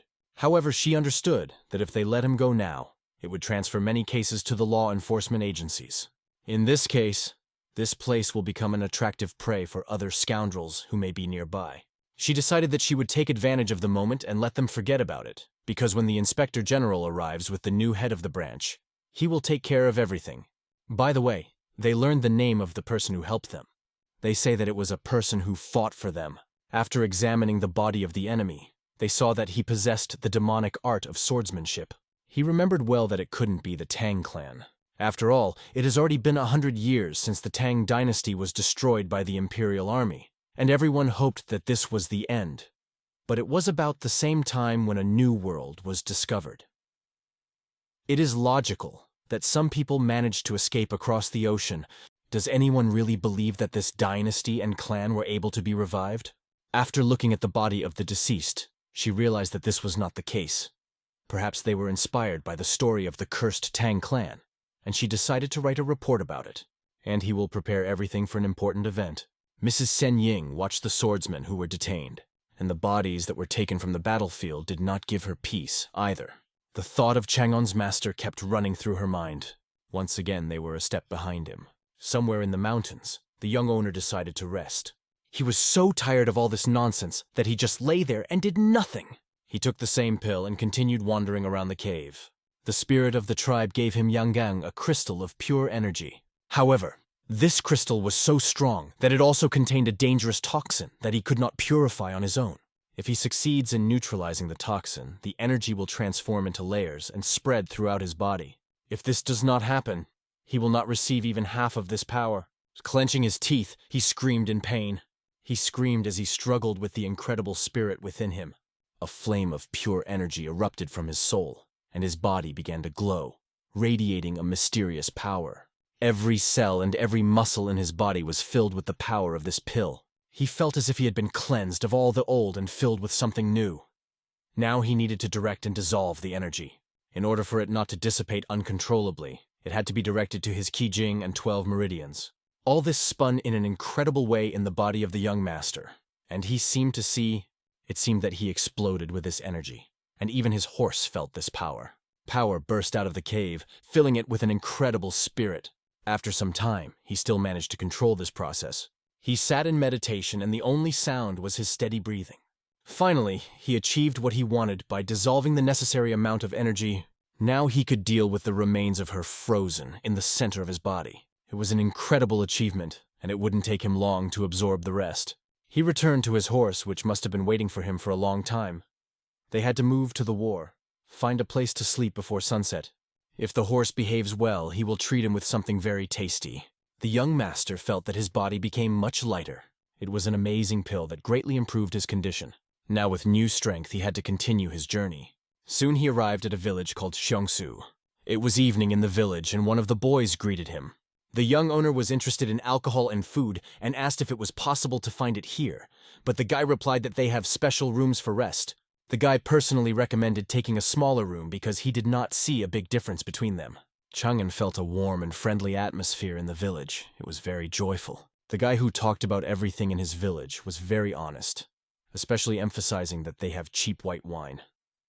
Honesty was his best virtue. Chang'an, appreciating his honesty, threw him a coin to take care of his horse Joju. The boy harnessed the horse and led it to feed, and the young master went to the tavern. Opening the door of the institution, he saw that there were almost no people here. Only a few men sat at tables drinking.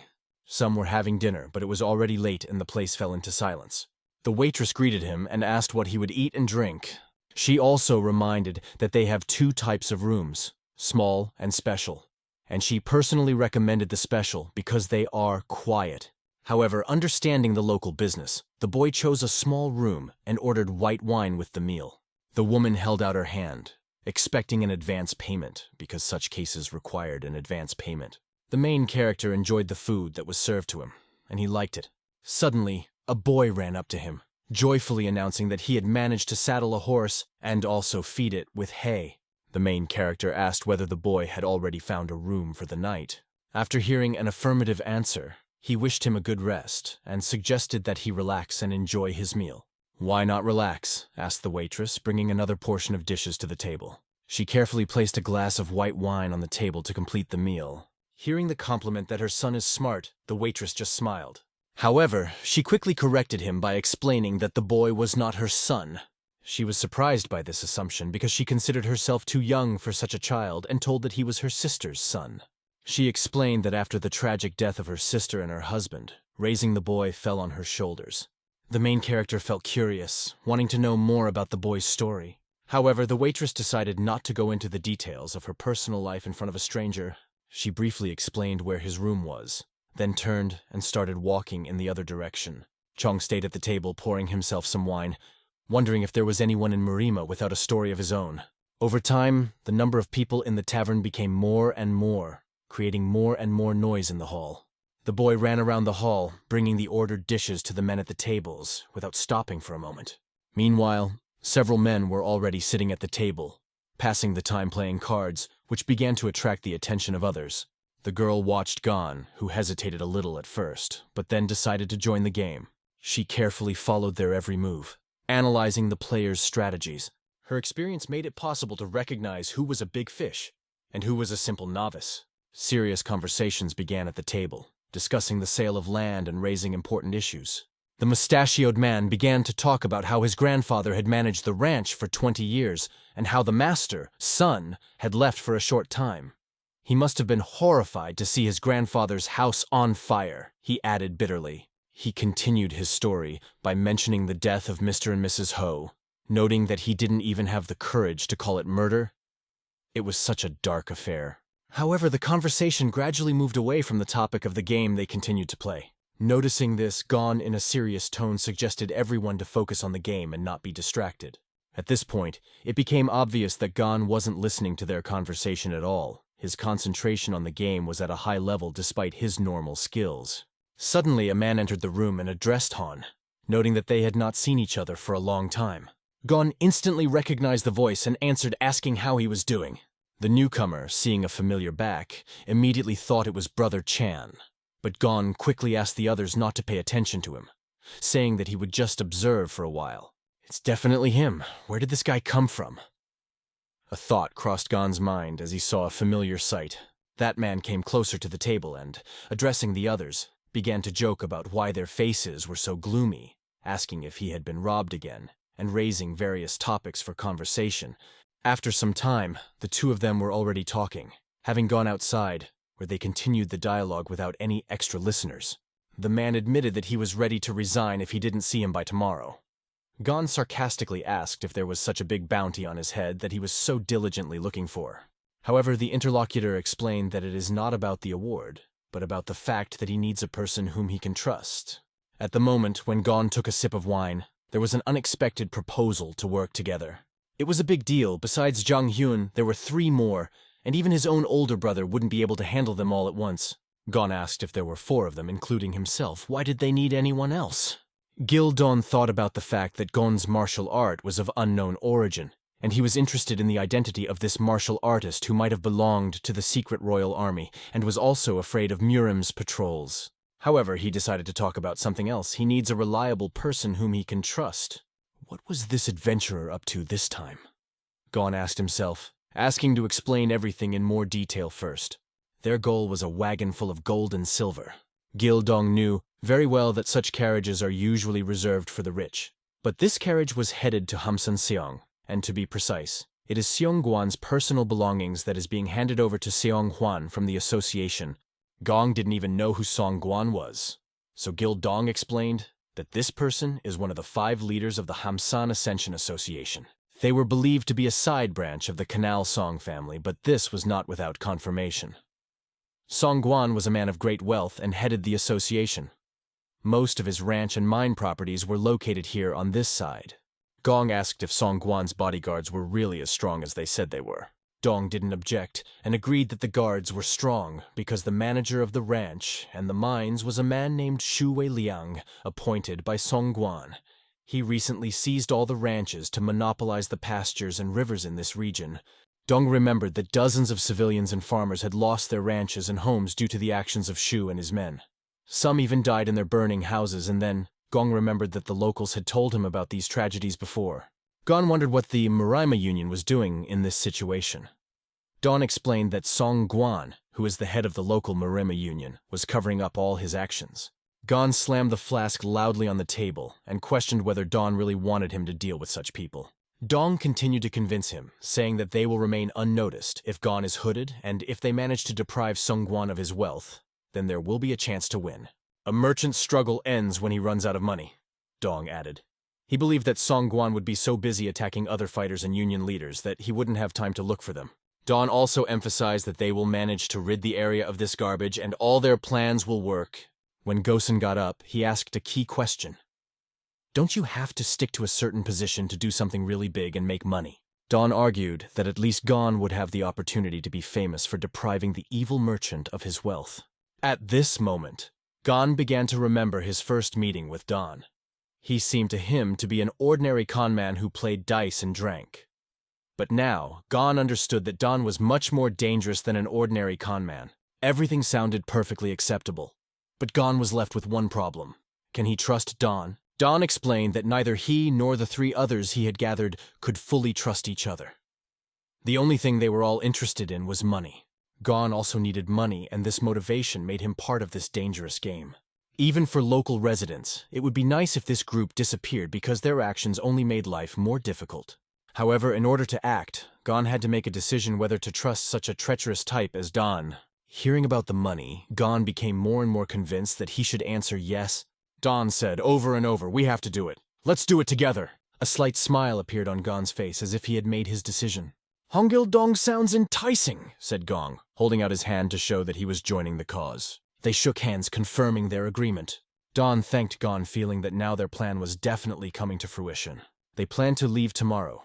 The other 3 went ahead and waited on the carriage road while Gon and Dong were to spend the night here and begin the plan at dawn when everything was ready. Already ahead, they saw their accomplices waiting for them. Gon was ready for a new acquaintance with his colleagues in this dangerous business. He became interested in learning more about them. They were the Gong brothers and their accomplice, Kim Jung-chan. The Gong brothers are known for their skillful swordsmanship. The elder, Gong Pyong, and the younger, Gong Ran, and Kim Jung-chan, as it turned out, was a skilled archer, which was the reason for his participation.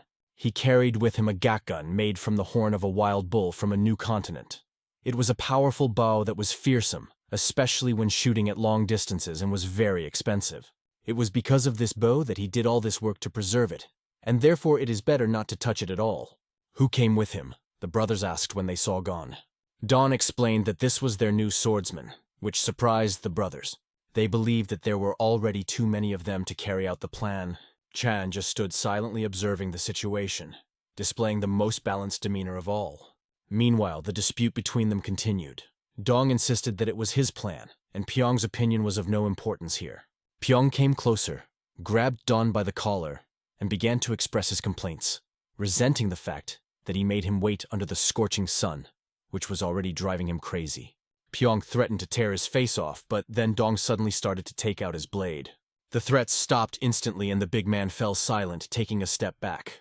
When the blade was at his neck, the big man no longer seemed so formidable and was forced to fall silent. Don once again explained to him who he was, and reminded him that you should always respect each other regardless of the circumstances. "We are not bandits to rob ordinary people on the roads," he added.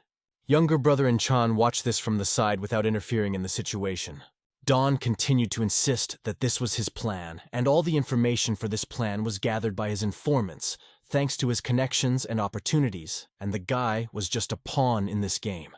Gon, watching this, was amazed. He had no idea that Don had such a determined side.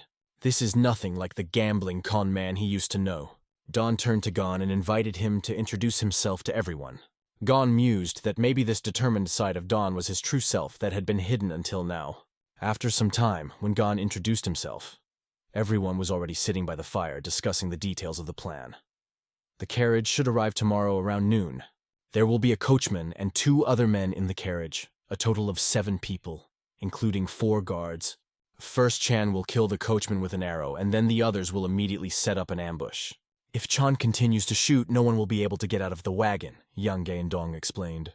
However, one of them asked if Don was sure that there were no martial arts masters among the guards. Don explained that the most likely 2 people in the carriage will try to take control of the situation, but they will not be able to do anything. In the end, the main threat is the 4 riders who will have to deal with. In addition, Chan had to help them with his bow, destroying the most dangerous opponents from a distance. In short, tomorrow they only needed to eliminate the 4 riders, stop the wagon, and then deal with the 2 left inside. However, Gon interrupted Ian by noting that the task is not to eliminate all of them, but to leave one of them alive since it is Ian's informant. It was true Yang explained that his name was Kang Sun, and due to a large gaming debt, he agreed to hand over the information in exchange for mercy and some money. Kang San promised that as soon as the work was done, he would return the debt and move away so as not to leave any traces. This was their agreement, and it had to be taken into account during the operation. Chan then asked what their plan was after they successfully completed the case. Zdrovan was also interested in how exactly they would divide the money after completing the task. Yang explained that after they eliminated all 6 guards, they would go south and divide the money on the spot during the day, after which everyone would go their separate ways. He added that Songguan, the head of the Hamsun Union, would probably try to deal with the other leaders of the union, so their trackers would not be able to pursue the group for long. The brothers laughed and exchanged words that this job looks like it will be an easy walk in the park. However, Gon mused that in theory the job looked simple, but he was concerned that they didn't have accurate information about the presence of masters among the guards. The limited information about the informant also caused him great concern. In the morning, they extinguished the fire and prepared for the task.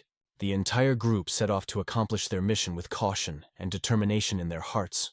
Each of them saddled his horse, and now they stood on the slope ready for action. Wei Yan looked ahead and saw what he had planned earlier. Everything went according to his calculations. He reminded everyone that everyone is responsible for their own life, and no one should expect to be saved if something goes wrong. The brothers agreed and added that they would not be sitting here if they did not know this simple truth. Chan and Gong just nodded silently without expressing any objections. When Jan was sure that everyone was ready, he suggested going down to start the action. Suddenly, Gon raised his hand, asking everyone to wait. "What happened?" Yang asked, a little surprised. Gon pointed to a rocky mountain in the distance and asked him to look there. When they turned their eyes, they saw horsemen rushing from that mountain with swords and axes in their hands. They wore masks on their heads, which made them even more mysterious. "Who are these bastards?" Yang muttered, having no idea who they were, and was startled by their appearance. It was not difficult to guess that these people were also hunting for a carriage, and there were quite a few of them. One of the brothers looked worriedly at Ian and asked Ian what is going on here. "You should know." However, Ian sharply ordered him to shut up because he himself felt uncomfortable not understanding what was happening. Their plan went awry. Looking down, Ian noticed that the carriage had changed its direction, which added even more problems. It was a real curse, because if they went in that direction, Kim Jung-chan wouldn't be able to hit the coachman with his arrows. Meanwhile, those horsemen who appeared earlier continued to chase the carriage and approached it closer and closer. Yang's group could not afford to lose the carriage to these uninvited pursuers. Yang ordered everyone to rush forward. Now whoever captures the carriage first wins. He also ordered Chan to act together with them, because the target is full of money. Yang himself rushed forward first. ordering the others not to wait and to move as quickly as possible. It seemed the plan had failed even before they had time to implement it. The carriage was rushing at full speed, and other robbers were already chasing after it, adding to the chaos. Jan's group noticed that someone was also following them. When Jan came closer, one of the riders asked, "Who are you?" But Jan wanted to ask that question himself. They argued among themselves whether the opponents were aware of whose carriage they were attacking. "Who does not know this?" Jan replied sarcastically, calling them bastards and ordering them to stop the carriage. However, in response he heard only a defiant insult. "We are not as crazy as you." They continued to chase the carriage for several minutes, arguing among themselves. Meanwhile, Gon was calmly jumping behind, his sword firmly in his hands, ready for action. He was amazed at this situation. Unable to find words to describe how absurd it was, Yang ordered Chan to fire his arrows to deal more damage to the enemies. Chan quickly reached into his quiver, pulled out one of the arrows, and drew the bowstring. His eye carefully searched for the most convenient target where he could hit. And so he let go of the bow, and the arrow instantly flew forward with a whistling cut through the air. One of the robbers received an accurate shot in the back and fell to the ground before realizing what had happened. Both groups of robbers could not understand who their real enemy was. But one thing was clear. First, they needed to capture the carriage. One of the most important questions was what will they do even if they capture the carriage? Meanwhile, arrows continued to fly past their heads. Yang complimented Chan on the shot, saying it was a great job, and ordered him to continue shooting, taking out the guards first. However, Gon felt something was not right. His instincts told him that the anxiety did not appear just like that. They should have already understood that it is pointless to chase with an archer behind them. "Are they up to something?" he pondered. During the battle, one of the enemies fell with his wounded horse, raising a cloud of dust. The bandit from the enemy group, gasping and coughing, hit his back on the ground. Blood gushed from his mouth. The rest of the enemy robbers shouted among themselves that they had already lost 2 of their own. The order was given not to sit still because if things continued at this rate, their group would be destroyed. At this moment, Chan was intently searching for his next target, keeping a watchful eye on his enemies. Chan noticed how 2 robbers ran closer to the chest attached to the back of the carriage, and a hand peeked out from the hatch. The man began to climb onto the roof of the wagon, demonstrating his strength and dexterity. Just looking at his height was impressive, but even more impressive was the weapon behind his back and the incredible energy radiating from him. Yang clearly did not expect to see such a guard. It was especially unexpected because Seo Sang-jung himself was standing in front of him. "Do you know him?" asked Gong Che, the son of Soe-ran, the owner of the carriage. Yang answered, "This bastard is extremely dangerous. They say he studied martial arts in the Yan clan." Yang added, feeling tense. At that moment, Yang ordered Chan to eliminate him, but suddenly there was a warning. "Be careful!" So San launched his first strike from the top of the carriage, the blade flying straight towards Chan. When Chan saw the blade approaching him, he thought it was moving incredibly fast.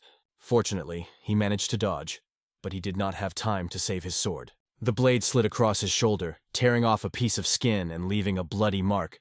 What kind of spear can fly so fast? The brothers discussed among themselves, marveling at the incredible speed. However, what Chan was most concerned about was not the wound on his shoulder, but the fact that his bow, his precious gakken, had been blown to pieces. Because of the wound in the shoulder, Chan will no longer be able to use his bow. Gon realized this by observing the situation. "So that these parasites know their place!" San shouted as he pulled another spear from his back. He was going to kill them all, but the robbers, realizing the danger, decided that it was better to run in different directions. "Rather, split up," Yang ordered his men. The brothers immediately jumped in the other direction, following one after the other. San quickly fired 2 more spears in the direction of the riders. They flew at such a speed that even metal heated up in the air. Although the direction of the spear was obvious, there was no chance to dodge it. And yet another rider was injured by San, this time fatally. His body, along with the horse, fell to the ground with a loud thud. It was Mr. Gu, and one of the bandits screamed his name in grief. Gon immediately recognized this voice. It was a woman's voice, so there was a woman among the bandits. He immediately guessed that these bandits were not ordinary robbers. One of the big men asked Jan whether it would be better for them to retreat, since without an archer it would be very difficult to deal with such an opponent. Meanwhile, the carriage began to slow down, and the tired horses almost caught up with it. San held his spear firmly in his hands as he stood on the roof of the carriage, confidently displaying his strength. He laughed loudly, feeling the superiority over his opponents. "You have no chance," he shouted. "You will all die before the carriage stops." Meanwhile, Chan, sword in hand, rushed forward despite his wound. Despite the pain, his gaze radiated unwavering confidence and determination.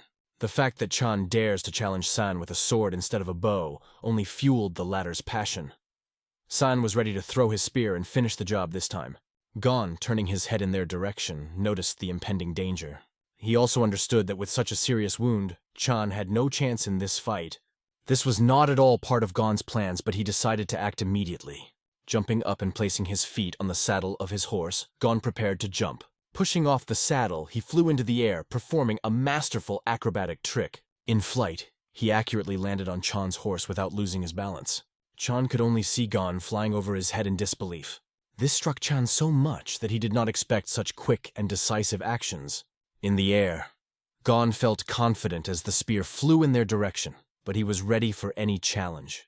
Suddenly, the spear abruptly changed its direction. This happened because Gon kicked him in the air, deftly changing the trajectory of the flight. San stared in disbelief, as he had never seen anything like this before. Gon's gaze radiated confidence in the next course of action that he had clearly planned. Kicking the spear in the air and striking it at the back end, Gon launched it back towards San. San watched this scene with horror, not believing what he saw in front of him. His own spear was flying straight at him, but now it was illuminated with blue energy instead of red. It was the energy that Gon embodied in this blow by adding his strength. Fortunately for San, the spear only flew past his clothes without harming him. It slammed into the roof of the carriage next to him, causing a thud of metal. Now Sana had an element of surprise and uncertainty in her future actions. Gon, who was already approaching sitting on his horse, instilled real fear in San. His skill was amazing, and what he just did will be remembered for a long time. The brothers began to echo among themselves, asking each other where Yang found such a master as Gon. Yang himself could not believe his eyes watching this scene. He had no idea where Gon had come from at this point and how he had mastered such incredible skills. Enemy shouts echoed across the field, "Seize him at once." A group of bandits quickly realized that their ranks were almost empty. Behind them, Gon easily slashed through one enemy after another with his sword, knocking them off their horses. They fell to the ground, throwing their legs up without even realizing what had happened. Did he kill them with his bare hands? Thought the leader of the enemy gang, shocked by what was happening. He couldn't understand who this bastard was, where he came from, and what martial arts he possessed. But his gaze radiated tremendous energy. At this moment, San had already prepared another spear in preparation for the next throw. He took them in his hands and started swinging at the nearest riders. But his main target was Gon, and he decided to throw both spears at him. Besides, Gon was closer than anyone, which made him an ideal target. However, Sun hadn't taken into account how fast Gon was. Gon held out his hand, concentrating the energy in his palm. He didn't even have to catch this red-hot spear with his bare hands. He twisted it in his hand and sent it flying back towards San, who was standing on the roof of the carriage. San panicked when he realized that things had not gone according to his plan, and he was in danger. Gona's Kai has increased significantly due to the elixir he took earlier. He could now use the Valley Tribe-inspired absorption rack technique. San was horrified to see his own weapon pointed straight at him, and cold sweat running down his face. "Will you help us stop the carriage?" Gon asked as he prepared to drop his weapon. A moment later, the carriage was overturned, scattering its passengers. The horse pulling the carriage was also lying dead on the ground, crushed under the weight of the overturned wagon. The brothers were amazed by Gon's skill, and enthusiastically ran up to him and began to praise him. Yang was equally surprised, although he tried not to show it, because Gon destroyed the carriage with one precise jab. Approaching him, Jan offered to look inside the carriage to see what it was carrying. But at that moment, a group of horsemen appeared on the horizon and ordered them to stop and move away from the carriage. "So Weiran appropriated the gold and silver belonging to the people of this land," said the woman sitting on the horse. She added that all this wealth belongs to the villagers of Jeonsu. One of the brothers shouted at her that she was crazy because they took over the carriage and called them bandits, asking if she wanted to die. "To be precise, Gon did all the work," remarked the other brother, raising his eyebrows. However, looking at these people, Gon noticed that they did not look like ordinary bandits. The girl introduced herself as Su-yeon, the daughter of an exploited rancher and the sister of a miner, suffering from an illness that causes him to vomit blood. She explained that they had disguised themselves as bandits to return what belonged to their family. At first glance, these people seemed completely defenseless. But Su Yan continued to warn that if they tried to take the gold from the carriage, they would have to kill everyone who stood in their way. This surprised Yan's group because they realized that these people are residents of this area and not ordinary bandits. Gon noticed that they took off their masks, revealing their faces without fear of being arrested. This was a clear display of their determination. Yang, however, was not ready to back down after they passed and believed that these people were only bluffing. He stated that as soon as they start killing, their views will quickly change. Gon stepped forward and offered to check the contents of the carriage first, noting that if all the ranches and mines belonged to them, not all the gold could be theirs. He also offered to take a moderate share and keep the rest, adding that first you need to look inside to understand what they are dealing with. The older brother joined the conversation, supporting Gon. Gon is right. You need to see what's inside the carriage. People from Su Yong's entourage looked at each other, deciding what to do next. The old man standing next to Su smiled at her and nodded his head in agreement. Su Yeon hesitated but decided to trust and agreed to do as Gon suggested. Gon realized that there was no way he could stop San, even if he wanted to. Suddenly there was a whistle in the air, and a flare flew straight towards the mountain. After this whistle, a powerful explosion was heard immediately, which could be seen from afar. What was it? People began to look at each other, alarmed. Near the carriage there were confused shouts about what the hell it was, and why there was smoke in the sky. It was Sun's last-ditch effort. He launched a flare. After that, he lost consciousness and fell to the ground completely exhausted. Pyong relaxed and thought that this loud sound was in vain because nothing happened. Chan called him a fool and explained that it was a signal to call for reinforcements that would soon arrive. A dispute broke out between them, and the older brother immediately turned to Yan, reproaching him. Why didn't you warn about reinforcements? We should have looked for a safe instead of wasting time arguing. Everyone rushed to the carriage trying to find something of value, and Gon watched this chaotic action thinking that one problem followed another. However, he understood that among them, there is one person who may know how to get out of this situation. The elder brother rummaged through the carriage and discovered a person. Yang immediately said that it was his informant Kang and that he should be taken with him. They began to retrieve and drag Khan's body out of the carriage. Meanwhile, Ian found the safe for which they had come all this way. A smile appeared on his face as he finally approached him, but he noticed that one of the boards of the safe was cracked. Was he injured when the carriage fell? Ian thought. You could look inside through the crack. However, the most unexpected thing was that the safe was empty inside. Everyone immediately stopped, not understanding why the safe was empty. Ian had no answer, and his older brother, grabbing him by the collar, demanded an explanation. Ian asked him to let him go. Then he pointed to the informant, claiming that all the information came from him. A group of people were also confused because they expected a completely different result. Gong approached Su Yan and told her that there was one thing that distinguished this carriage from a normal transport. He explained that this carriage was a trap from the very beginning. Everyone turned their heads to him, waiting for an explanation. Gong continued. We already have experience with attacks on So Wei Ran's carriages, and this man does not look like someone who just sits and watches his property being looted. He probably set this trap to get rid of everyone, Gon added at once. He also noted that this was only his guess, but he couldn't think of another reason for the empty safe.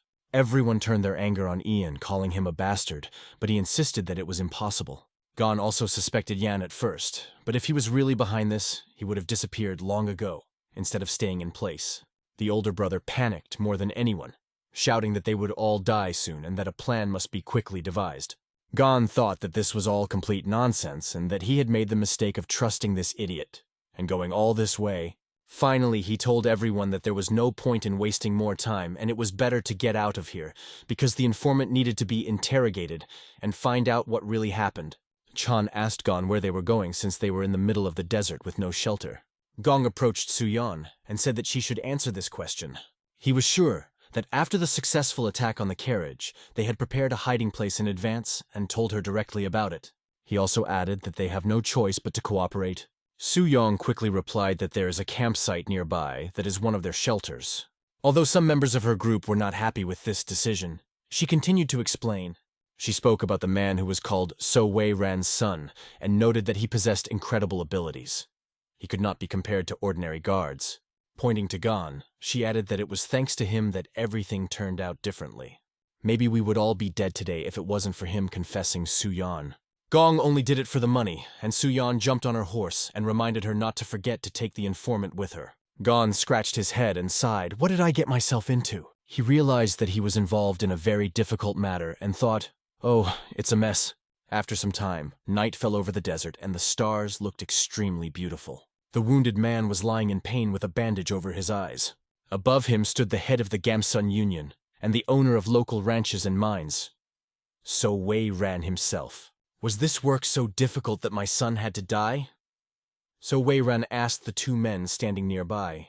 Wasn't it supposed to be pretty easy to take down a gang of thugs? He added with a sigh. When one of the men said that he had no excuses, so Wei asked him to repeat what he had just said. When asked what happened there, the other man began to explain that another group of bandits appeared out of nowhere whom they had not seen before. He also added that his son fought bravely trying to protect the carriage. So Wei grabbed his head and asked, "Are you saying that it only happened because there were more opponents than you expected? And is it true that in addition to everything, you were not even able to track down the bandits who escaped?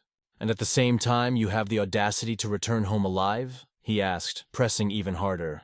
The man only begged for mercy, tears and snot flowing from his eyes under Su Wei's pressure. Another man regretfully reported that the information about the transportation was probably leaked from the inside. A bodyguard named Kang San was riding in the carriage with his son, and judging by the fact that his body was not found, he probably sold information about the transport and hired a very experienced craftsman for this task. Hearing this, So Weiren smiled widely, feeling a certain satisfaction. He let the man go and began to discuss the issue in more detail. Realizing that the plan failed due to a leak from the inside, his laughter grew louder, especially when it came to his plan to get rid of the rats that were stealing from his farms. After that, he adjusted his beret made of gold with the look of a man who already knows what to do next. So Weiren said that later they would be punished for not being able to control their subordinates. But first he ordered to find those who did this and bring them at all costs. He didn't care if he had to kill all the villagers or drive the miners into the mines and burn them alive. "The main thing is to bring me those bastards who killed my son," he warned, adding that if they failed again, he would tear out their hearts with his own hands. Pointing his hand to the exit, So Wei ordered to go immediately and catch the culprits. He himself remained near the dead body of his son. Standing over him, So Wei promised that he would do everything in his power to ensure that everyone responsible for his death was punished. "I will accompany you to the underworld," he whispered, looking at his son's body. Meanwhile, Khan was interrogated in the desert in a shelter. He was tied to a post dug into the ground, and Jan personally interrogated him because he had to complete his part of the deal. Yang scolded him that Kang knew from the beginning that Sun would ride in the carriage, but didn't tell him about it. He also knew that their reinforcements would be watching them from the very beginning and hid the fact that the safe was empty. Yang put his elbow on Khan's neck and asked if he really thought he could escape after putting everyone in such danger. Confused, Khan did not understand what Yang was talking about and what the empty safe meant. Meanwhile, Gon and Chan discussed among themselves that this was going to be a long night. Gon asked Chan how his injured shoulder was doing. Chan looked at his deep cut and said it was just a scratch. Gon disagreed and asked permission to take a closer look at the wound. Coming closer, stepping over the fire, he began to examine the cut. Gon remarked that Chan was lucky that the bleeding stopped immediately, despite the depth of the wound. He also determined that the ligaments appeared to be intact and asked Chan to try to raise his arm. Then he took out a piece of cloth and carefully applied it to the wound on Chan's arm. It should help at this point, and he advised Chan to apply ointments to the wound regularly. After that, they turned their attention to Yang, as Su suddenly asked him if he had just mentioned Kang Sungju's name.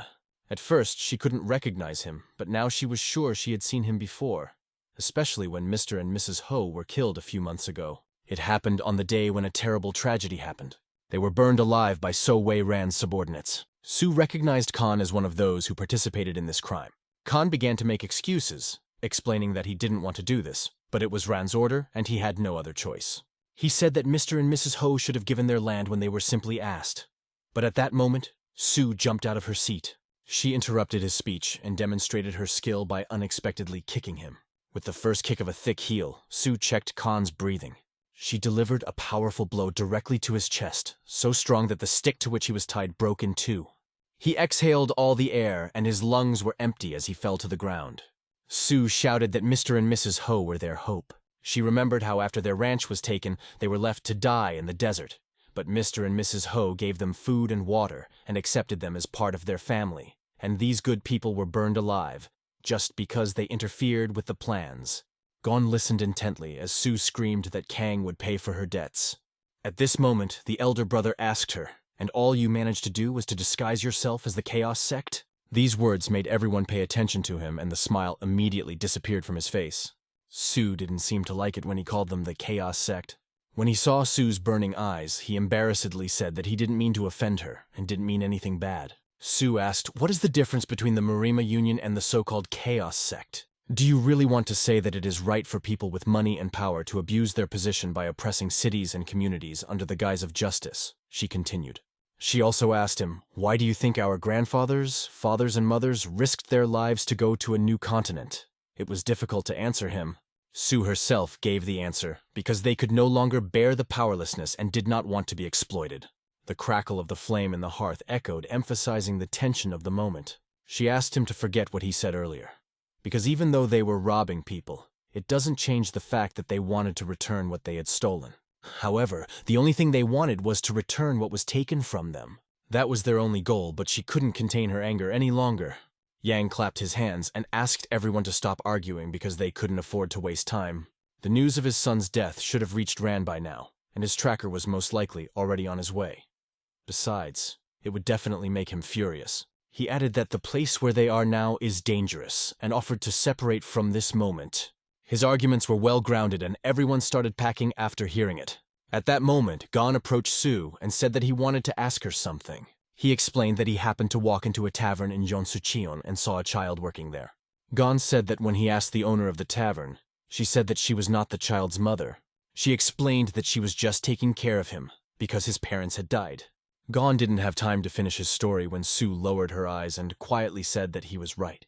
"This child is the son of Mr. and Mrs. Ho. He is just as smart and clever as his late parents," Su admitted. Gon wasn't really going to ask what she told him. He just wanted to ask why they weren't raising this child themselves. Su answered this question herself. "We can't bring ourselves to teach the child who saved us the same crime. What if this child will suffer because of us?" she added in pain. Gon understood her position and said that he had heard enough and had to go. The girl stopped him and thanked him for the fact that they were able to survive in the trap thanks to his help. She handed him the money, saying that she did not steal it, but earned it honestly.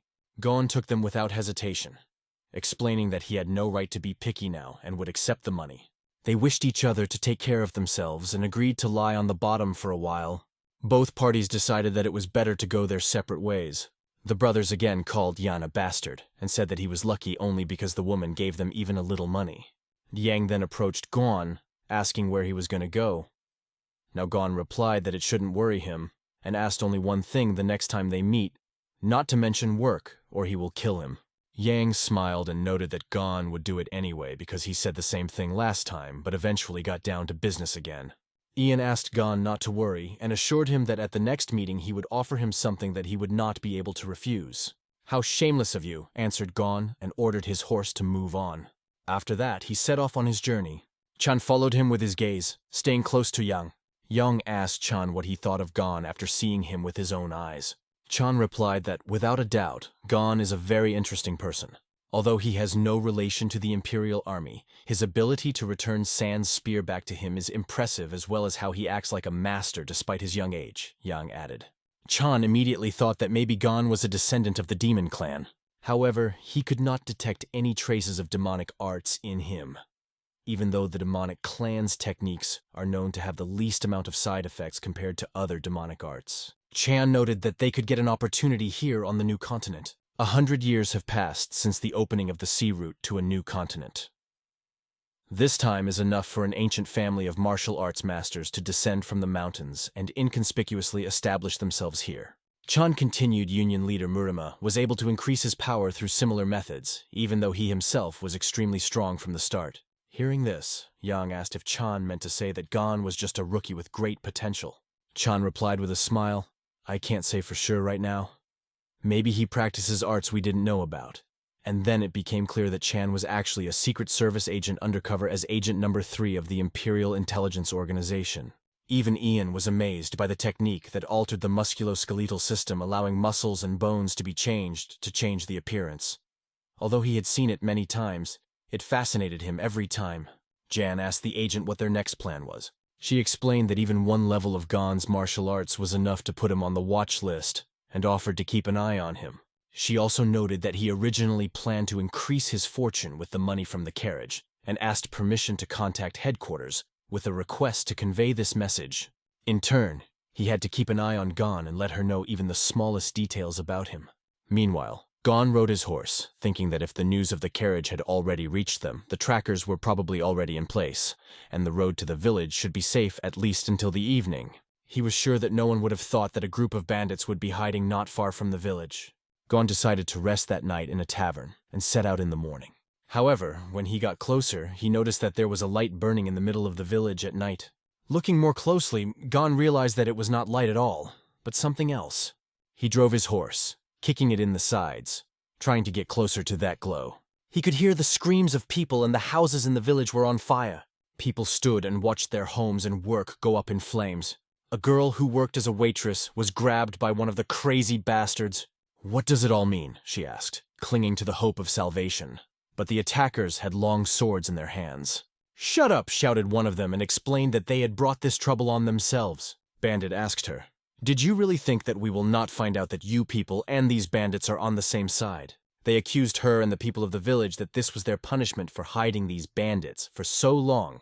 She couldn't understand what he was talking about and said, "Even if they steal from your vaults, it doesn't mean you have to burn people alive." Tears began to roll from her eyes when she saw the little one she was caring for, bound and unconscious on the ground. However, the bandits did not care because they also lost a person. And even worse, this person was the son of their master.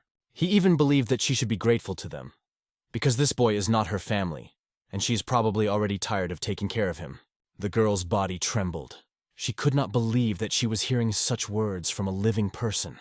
Then the bandit told the other people that this was their last chance to save the child's life, to tell everything they knew about those they were hiding. While he was speaking, another thug noticed the warrior in the distance. The horse was quickly approaching them, and the rider was sitting on it. "Who the hell is this guy?" They could not understand looking at him from afar. A terrible picture of a burning tavern and the people standing in front of it opened in the eyes of the approaching Gon. He heard the cry of the waitress from a distance, and her tears told him everything that was happening. However, Gon did not see a child among them, and his heart filled with fear that this could be what he was thinking. He sat on the saddle of his horse, preparing for decisive action. As Gon approached, the enemy group started yelling at him to stop. But he did not listen to them and jumped off the saddle and flew up with incredible speed. He flew over the heads of bandits who looked up in surprise at his jump. However, they were not his target. Gon flew through the window on the second floor of the tavern, smashing the glass with his body. Bandits began to talk among themselves. Who is this? How did he even get inside the building? "What was it anyway?" gritted his teeth, one of them asked, not believing his eyes. From the middle of the tavern, there was only a loud knocking. It was Gon kicking the door. What the hell is going on? Why is everything around burning? He thought. But in front of him was only the body of a child lying in the middle of the room. Kyo lay with his eyes closed, and Gon hoped the boy hadn't suffocated. Gon could feel the power of burning fire on himself as he came closer. He knew that the building would soon collapse, and this added tension. The fire created a loud crackle that pierced the air. And suddenly Gon rushed forward when he saw large logs hanging over Kyo's head. These logs were barely holding on and were about to fall straight down onto the helpless Kyo. Meanwhile, the bandits continued to interrogate people, trying to find out who this warrior was. But they themselves did not understand, because where should they get the money to hire someone like that? Then their chief, insulting the people, called them insects and asked what they were up to. The people didn't plan anything, except that Gon was going to save little Kyo and give each of the bandits nuts. Gon, angry that the bandits insulted Kyo, looked at them completely differently. They almost killed this innocent boy, and they should definitely pay for it. They have to answer for the fact that they mutilated the body of the little one burned by the heat of the fire. Seeing Kyo, the waitress immediately rushed to him. She asked him if he was okay, and Gon placed the boy's body on the ground right in front of her. She ran up and started stroking his face, feeling that he was still breathing. Gon asked for a moment and pressed his fingers to several points on Kyo's body. At the same moment, Kyo took a deep breath. His eyes began to slowly open. He saw before him Gon and a girl who was crying over him. She immediately rushed to hug the little one, rejoicing that he was alive. Kyo called her aunt, but she quickly asked him to call her sister instead of aunt. Everyone was relieved when they realized that Kyo was alive. He is alive. Kyoho Ryong made it out alive. Everyone around felt this relief. However, this fact did not cancel the fact that the enemy was still on their territory. One of the thugs pointed a finger at Gon and ordered him to say his name. Gon stood up and said his name without hesitation. The other thug also pointed at Gon and said that they saw him a few days ago in the tavern. "You were a very bad gambler," he added, noting that he remembered Gon well and described him as a wandering assassin. Gon just looked at him as a foreigner who is mistaken, not understanding what is happening. The bandits asked him if he was aware of what he had just done. Gon responded by asking them, "Do you realize that you just tried to burn a child alive?"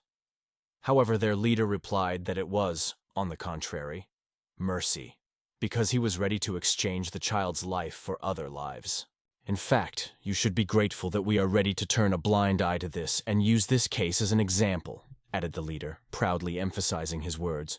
He speaks too proudly, Gon thought, as he watched him try to justify his attempt to burn someone alive. Gon asked them how the Marima Union could sit idly by when a fire was burning and destroying an entire city.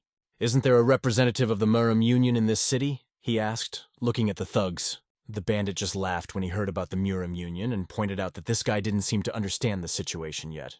"Where drums beat, laws are silent," he said with sarcasm. He explained that the Marima Union that Gon is talking about simply does not exist in the city. "The only law here is what we establish ourselves," he added with pride. The bandits said they would take Gon into custody for questioning and asked him to hand over his weapon and follow their orders. However, Gon didn't even think about it and reached for his weapon. In a cold voice, he asked them to think again before acting. The enemy realized that the atmosphere had changed and ordered everyone to attack Gon.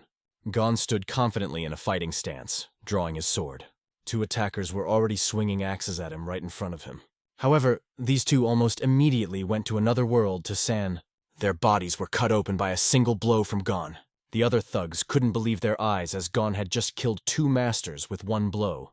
However, this angered them even more, and confident in their strength, they rushed at him. But Gon deflected each of their blows with skillful movements, easily defending himself. Gon's skillful moves not only surprised his enemies, but also drove them crazy. He then spent his sword slicing open the bellies of his opponents. After their bellies were ripped open, they fell to their knees without the strength to fight. But several more attackers appeared behind them, and these new bandits also went to another world. Gon cut off the head of one and the hands of the other, which were still firmly holding the axe. Gon was seriously enraged, constantly keeping the image of the little one lying under fire on the second floor in his head. The leader of the bandits watched as Gon killed 5 of their warriors in a matter of moments. "Where did a master like him come from?" thought the leader, as another enemy with a spear took his turn. When Gon came closer to him, the forehead of this warrior, if you could call him that, turned blue with fear. Without hesitation, Gon plunged his sword straight into the chest of the enemy, piercing him from the back. But suddenly something went wrong. Gon felt his sword stuck in the opponent's ribs. At this moment, the leader of the bandits rushed at Gon, thinking that this was his chance. So the situation really looks disappointing, Gon understood. And so this bastard swung his sword screaming loudly in hopes of striking Gon. He carried the sword, convinced that he had won. But what he saw on the ground was not the head he was looking for. Gon dodged and immediately rushed to attack from below. He clenched his fist so tightly that every muscle tensed in preparation for the blow. The jerk didn't even have time to understand how he got the full power of the goon fist. Blood spurted from his mouth from the powerful blows. The sword fell to the ground with a clang, slipping from his hands. "You're finished, you bloody bastard!" Gon, enraged, dealt with the enemy with his bare hands. The one who was kneeling could not believe that an ordinary traveler had done this. Already crawling on the sand, he begged, "Where did you learn this?" Gon silently raised his sword and turned to the other. "Is your boss still alive?" Then he added, "Tell him that I am the one who killed your soldiers and I will come for him next. So let him get ready." He stammered out of fear and answered yes. Gon ordered him to leave the village immediately. He almost lost his shoes and ran screaming in terror. Afterwards, Gon addressed the residents. "Do you plan to burn your village to the ground?" implying that the fire should be extinguished immediately. Time passed, morning came, and they still managed to put out the fire. However, the fire managed to do a lot of damage, destroying a large part of the village. A boy approached Han and asked, "Are you not a knight who fights evil and helps the poor?" He considered Gon a knight because he defeated his enemies, saved him, and even helped put out the fire all night. Gon closed his eyes and thought and replied, "Knights are not like me. However, The boy scratched the back of his head and confidently answered, "And in my opinion, knights are exactly like you." Gon asked the boy, "Do you know where Rana's base is? If you want to defeat all pagans, take me with you," begged the little one. But stern words sounded from behind that he should not even think about such a thing. Ajuma appeared behind the boy, and the boy smiled when he saw her. She sternly reminded him that she had already asked to be called her sister. She asked not to do stupid things, and to stay in the village waiting for their return. After that, Ajuma set off with Gon riding horses through the rocky expanses. She asked if everything was really going to be okay. Her question was about Ran, because it is rumored that he has more than 20 warriors, and that he himself is a master of martial arts. Gon understood that if he did not enter the battle now, he would probably be awarded a reward, so he decided to face Ran now, while he still had few opponents. His desire to fight one-on-one made the girl assume that he was a secret agent of the Imperial Army. Just not the Imperial Army again, Gon thought with irritation. He asked her why she decided that he belonged to the Imperial Army. The girl explained that he is a young master traveling alone, and also works with Yang Guang. "And what does Yang have to do with the Imperial Army?" asked Gong. She explained that Yang worked in the royal palace, and that made him quite famous in the desert. She added that after Yang began working with the royal court, it seemed as if he had developed a bond with them. No wonder Gon sensed something strange about Yang from the very beginning. Now that he thinks about it, the information Yang provided was really unusual, and Gon finally realized that Yang was a spy connected to the royal court. Ajuma, who managed the tavern, overheard this conversation and also learned a lot of interesting things. And so they arrived on the territory of Rana. All these ranches belonged to him and Song Quan. He actually took over these people's lands by force. Gon, resolute in his actions, looked gratefully at the girl. He thanked her for her help and asked her to go back. "What you will witness will not be good. That is why I am asking you to go," he added. "Mr. Warrior Ni Changgong," the girl turned to him and he turned his head. She sincerely thanked him for saving them and Kyoho Ryan. And, of course, for what he is going to do. A small smile appeared on Gon's face. He joked that he would ask to get him a deluxe room at a low price the next time he visited them. The territory of Rana was filled with armed men. Despite this, Gon strode confidently towards him. Ran sat on a chair and said that he had already received a report from his subordinate, but he never thought that Gon would actually come alone. He added that he was wondering who killed his son and his subordinates. And now seeing Gon up close, he understands that he is not an ordinary traveler. Gon listened in silence without interrupting. Next to Ran lay 2 dead boys whom Gon recognized.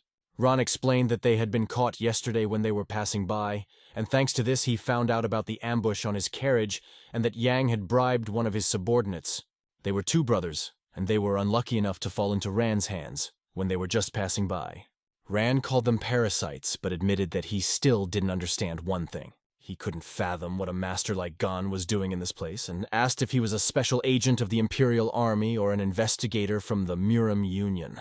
Gon didn't see any sense in where he came from. After all, this did not change the fact that they still had to kill each other. Ran agreed, spread his hands to the sides, and added that now there's no point in finding out who Gon is. He even remarked that if they had met under different circumstances, they might have become friends. A multitude of armed men stood around Gon. The order sounded, and they all rushed to the attack together. Gon deftly dodged each blow as he ducked under the first attacker's sword.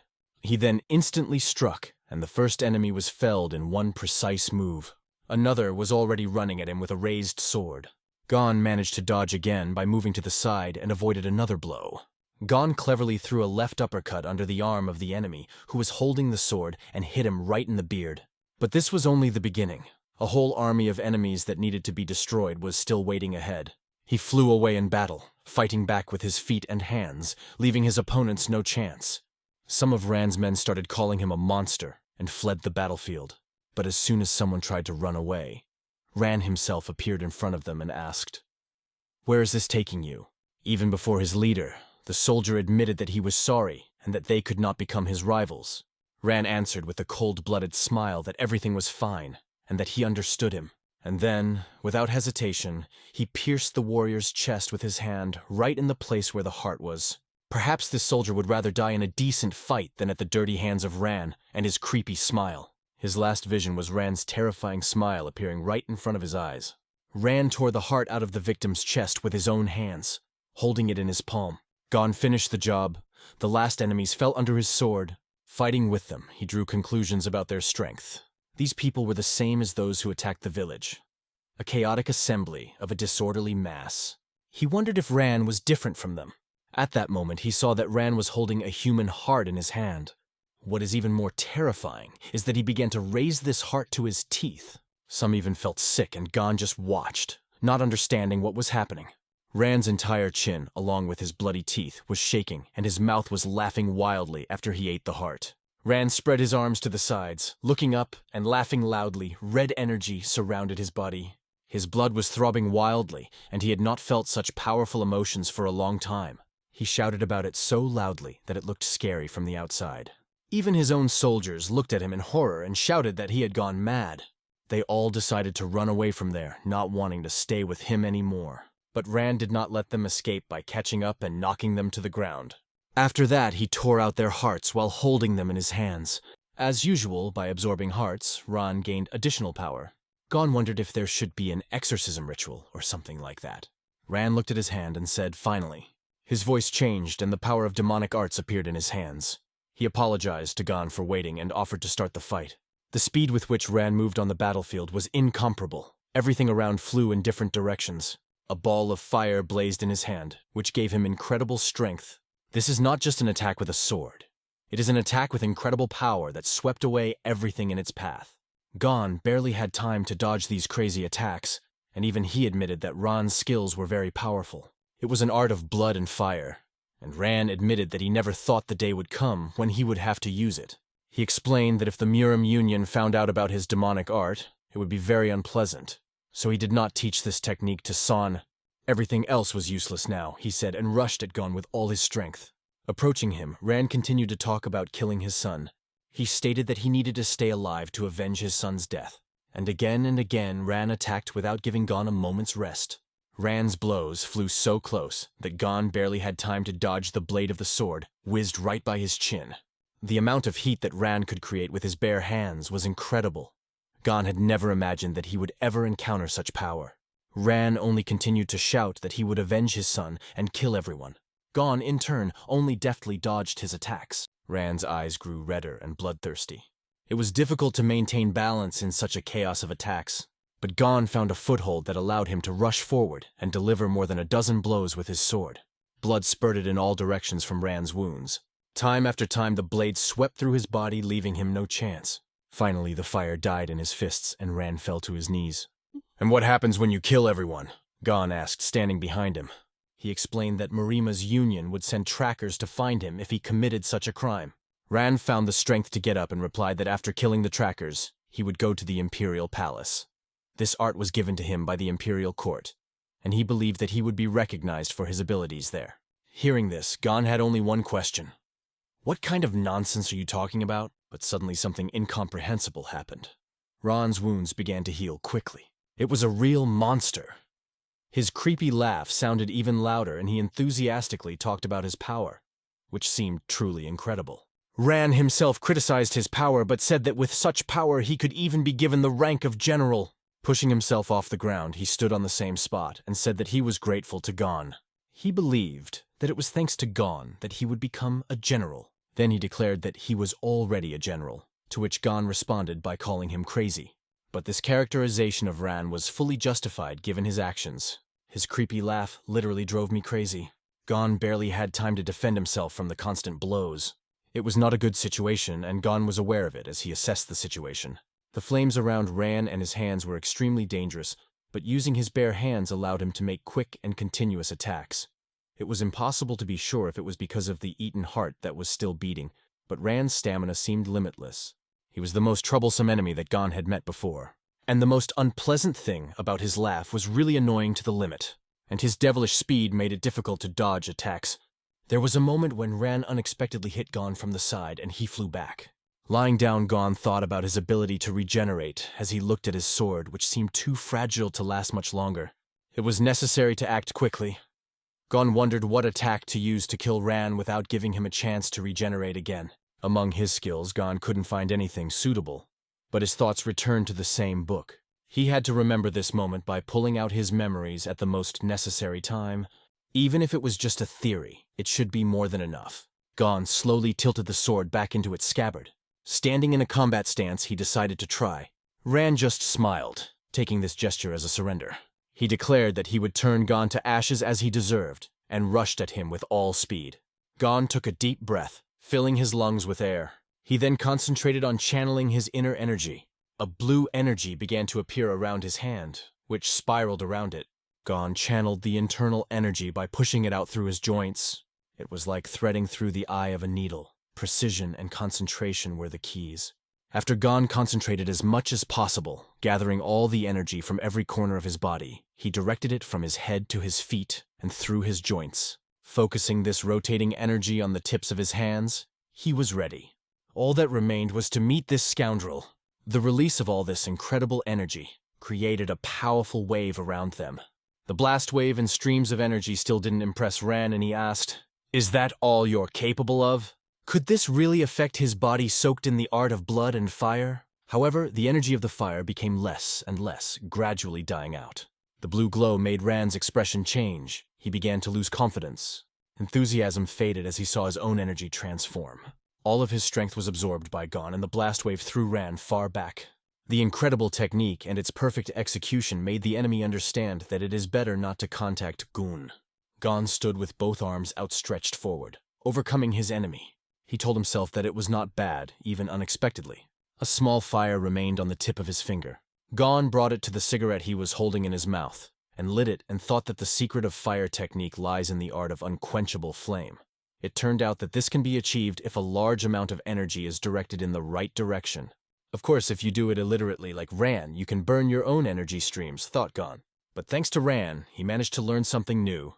Lying on the ground dying, Ran barely managed to ask in a groaning voice, "What kind of technique was it?" "For now, I'm calling her Namotka," replied Gon. "The winding comes from the Tai Chi technique.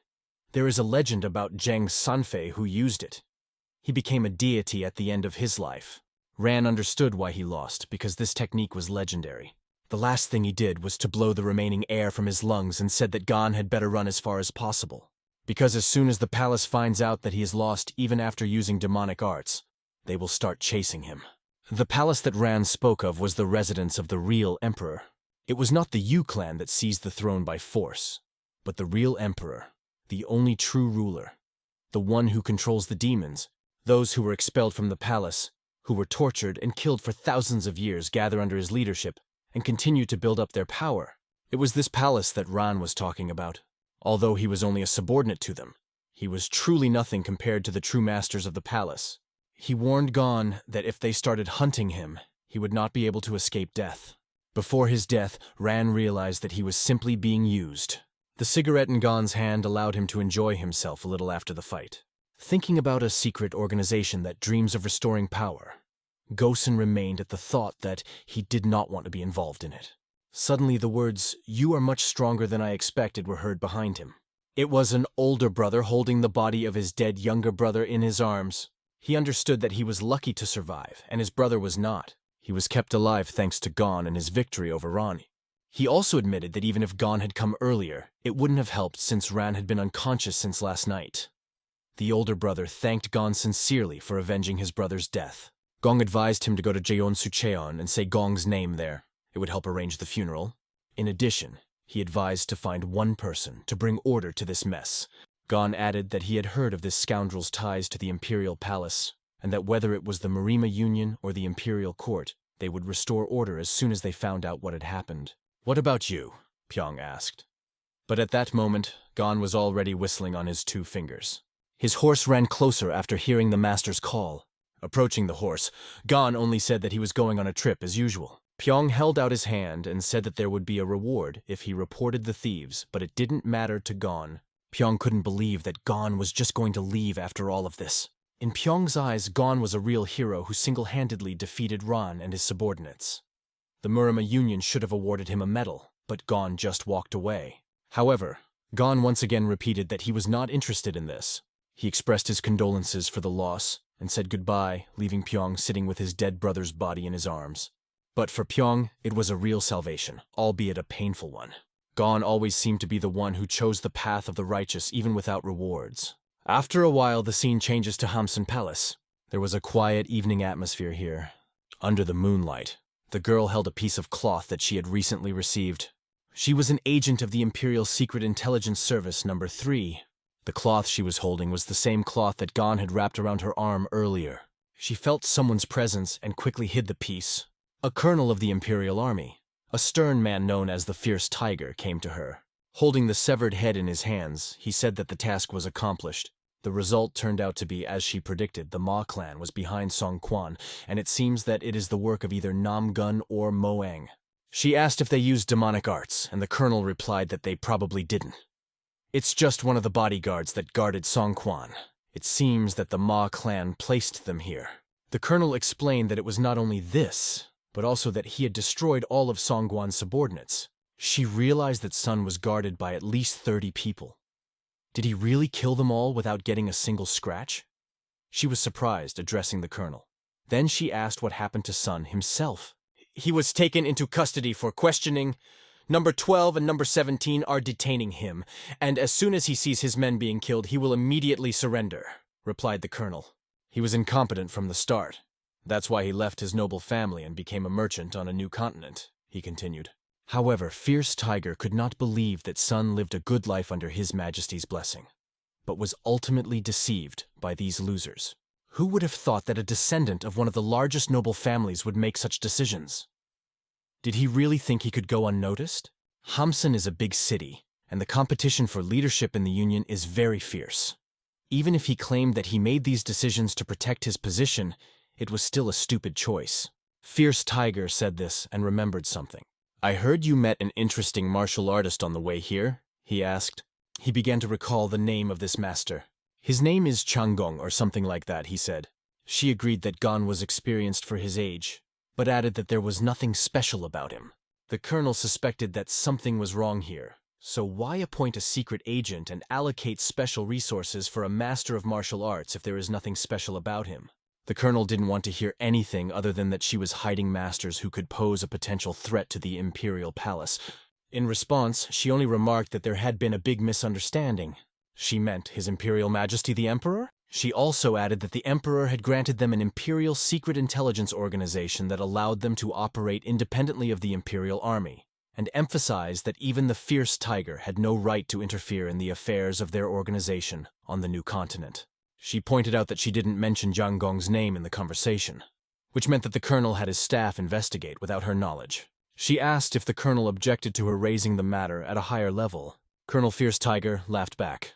He was fascinated by how proud she was of her work, and he switched to you instead of you. However, he noted that her pride would remain intact only as long as she enjoyed His Majesty's blessing. After finishing the conversation, he said that he should go and leave her alone, but also asked him not to forget to remove all traces of the involvement of the Imperial Army. After that, the colonel left her alone with her thoughts. She thought about the fact that she had no intention of covering for Gon. The fact was that Gon seemed to be well-versed in martial arts, and despite his lack of education, everything would be fine if she filed a report on the need for additional investigation into his case. However, she did not leave one thought that is constantly spinning in her head. She couldn't understand why she was trying so hard to protect him, even when she came into conflict with a colonel of the Imperial Army. She threw the burning torch to the ground, and the flames engulfed everything around, burning everything to the ground. The flames spread behind her, destroying everything in its path. She walked down the street, not paying attention to the panicked people who ran out of their houses because of the fire. Real chaos reigned behind her. People shouted that it is not possible to approach this place because it is a matter of national security. Her beautiful eyes reflected the flame she left behind, and in her thoughts there was only one thing: where is Gon now? Meanwhile, Gon was thinking about the palace he was talking about. It's the same one where the real emperor lives, not the Yu clan that took the throne by force. The real emperor, the only true ruler, is the one who controls the demons. In all his thoughts, Gon repeatedly repeated to himself that he had no intention of contacting either the Imperial Army or the palace, and that he must stay away from Hamsun. An incredibly beautiful mountain spread out in front of him, the top of which was covered with snow, and the slopes were wrapped in a winter blanket. His horse's hooves thumped dully on the ground, carrying the rider forward. Gon, sitting on his horse, shivered from the cold and began to think that maybe it would be worth going in another direction. But this place was the headquarters of the Murim Union, and he did not want to go there.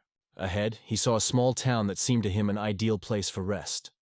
He decided to find a tavern and rest for a few days. However, something caught his attention and raised a question. Directly in front of him was a public execution of sinners who were hanged for their crimes. A man with a scroll in his hands announced that the man would be executed for armed robbery and murder of 3 people. A girl named Sun also had a noose around her neck. She was accused of poisoning her husband. Gon, observing this from his visor, silently watched the events. The crowd in front of them shouted loudly, demanding a speedy execution, not wanting to hear the explanations of the criminals.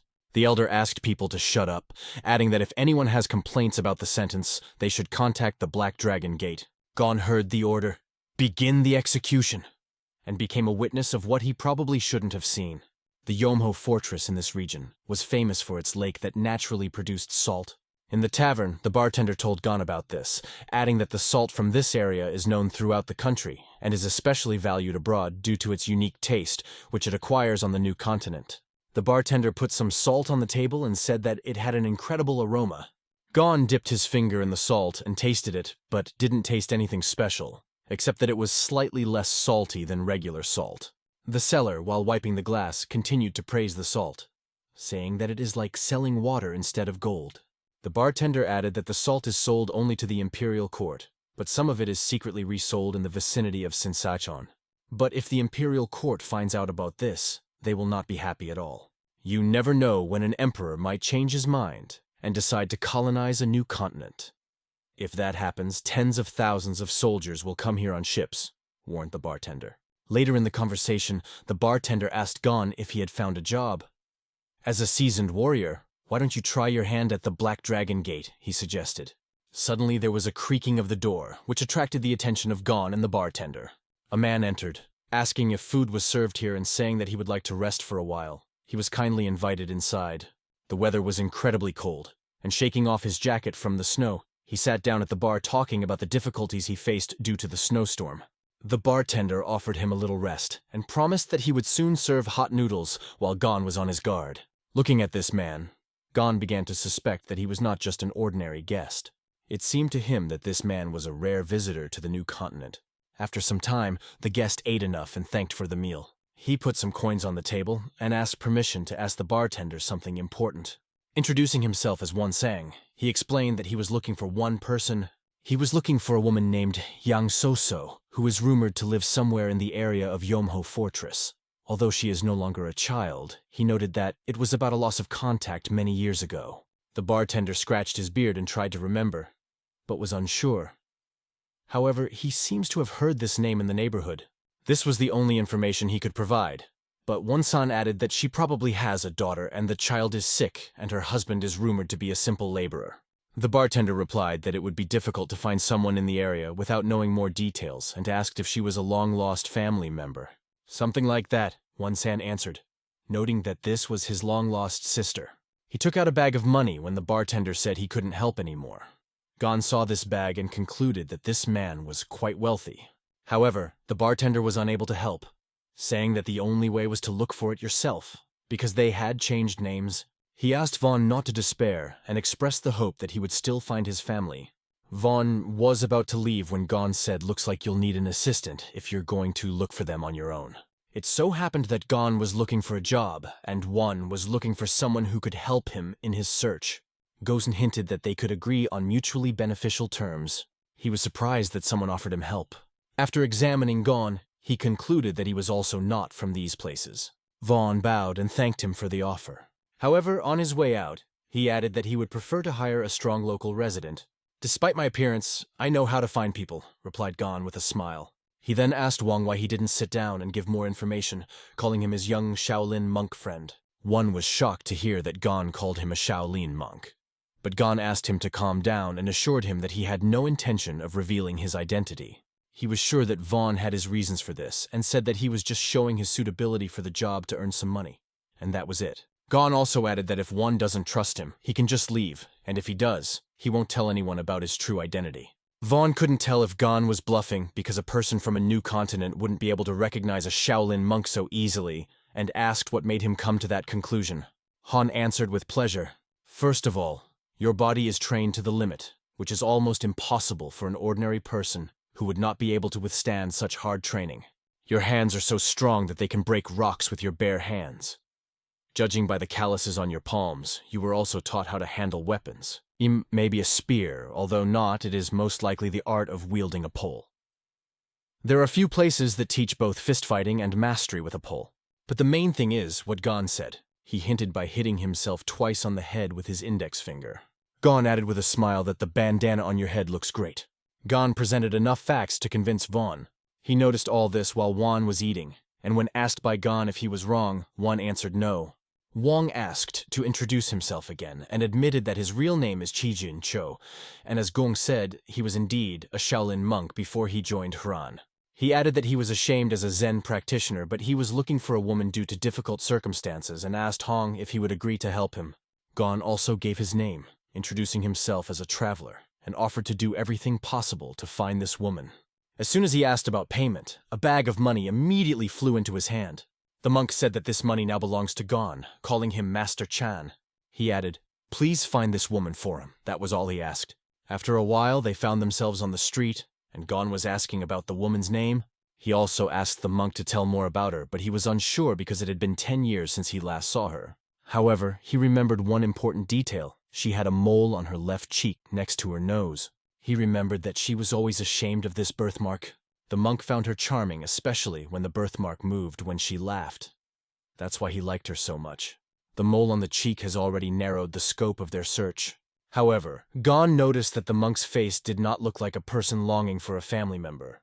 He realized that the monk seems to be very skilled in martial arts, and this martial monk has traveled a long way to a new continent to find a woman who is already married and has a daughter. Obviously, he had his reasons for such despair. Gon pointed to the tavern and said that you should start your search there. They sat down at the table where there were 2 glasses and ordered a glass of strong liquor. Gon tilted his glass, enjoying the taste of the drink. The monk refused to drink, waving his hand and saying that he had never consumed alcohol in his life. Gon jokingly asked the monk to take the opportunity and try. But he did not understand what drinking has to do with the search for a person. Then Gon began to question the monk about this woman's husband, who was a manual laborer in Yomho Fortress 9. Out of 10 laborers work in the salt mines. After a hard day's work, they usually come to eat and drink. So Gon had the idea to ask those who had already drunk the fastest way to gather information. For this, according to him, it is important to smell alcohol so that people do not have suspicions. "Save us, merciful Buddha," said the monk before tilting the glass. His eyes immediately widened. He began to cough and spit out the drink on the floor, not understanding how people could drink such a terrible liquid. Gon explained that he doesn't drink for the taste, but to get drunk and get access to the necessary information. "Once you've already drunk, it's time to start searching," said Gon. They approached each table asking people something. Then they moved to another table repeating the same questions. Most people answered that they did not know anything, but pretending to be interesting interlocutors, they did not give up and continued to approach again and again. After a while, it was already the 4th tavern. Gon did not see that they found anything useful and offered the monk to finish the search for today and continue tomorrow. However, the monk was already sufficiently drunk and barely moving his tongue, begged to continue the search a little longer. An old man came up to them with a glass of beer in his hands and asked with interest why they were asking about such things. Gon immediately realized that he might have finally found the right person. He told the old man that he misunderstood him. Gon explained that they are here because their friend stayed home and his daughter is sick, and he is only here to help him. Calling himself pathetic, Gosen added that he had no choice but to start questioning people. The old man admitted that he had been watching them for some time, and understood that they were looking for someone. Judging by their conversations, he guessed who exactly. The monk smiled happily and asked the old man to tell them what he knew. However, the old man's face was not so happy. He asked them to leave, which the monk did not understand at first. The old man said that they had better go, and if they even find this woman, they will definitely not like the result. What does this mean? Thought Gon warily. Other visitors of the tavern began to pay attention to their raised tone. Everyone turned, noticing that a conflict seemed to be brewing between them. The monk continued to insist and turned to the old man, explaining that he must meet with So-So. The old man understood from his reaction that it was this man who was looking for her. But this did not change anything. The old man again asked the monk to return to where he came from. As soon as the old man turned around and began to walk away, The monk grabbed his hand and began to beg for help. The old man sharply knocked out the monk's hand and asked him to remove it. At that moment, everyone in the tavern turned their attention to them and began to rise from their seats. Looking around, the monk understood that everything was not going according to plan, and Gon realized that this old local elder, who has great authority. The elder finally withdrew his hand and retreated back. He asked them to enjoy their drinks and leave this place when the sun rises tomorrow. He also warned them to stop poking their noses into the matter. The monk could not leave so easily and explained to the old man, pleadingly asking to see the woman and her child at least from a distance. But one of the locals appeared behind the monk and rudely declared that they had better listen to the elder and go away. However, he made a big mistake when he touched the monk's back with his hands. Gon pushed this jerk away, asked him to calm down, and explained that there was no time for fights. But this idiot decided to attack thinking that his street fist-fighting technique would help him. However, Gon easily dodged his clumsy punch. The first blow was followed by the second, and again Gon dodged effortlessly. After that, Gon grabbed his arm. He didn't even hit, but simply put his palm to the opponent's back, forcing him to calm down. There was a scream as Gon broke his arm.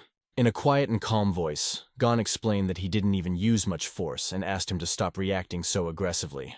The whole hall of the tavern was filled with shouts that it was a fight, and people began to ask to close the door. They were called foreigners who defiantly make a mess on their territory. Gon immediately realized that this was more like chaos than a real battle. Meanwhile, one girl was watching all this and asked her subordinate if he saw how this man was moving. He replied that they better get out of here and be careful before they get involved in this conflict. But her eyes lit up with delight and she was amazed by Gon.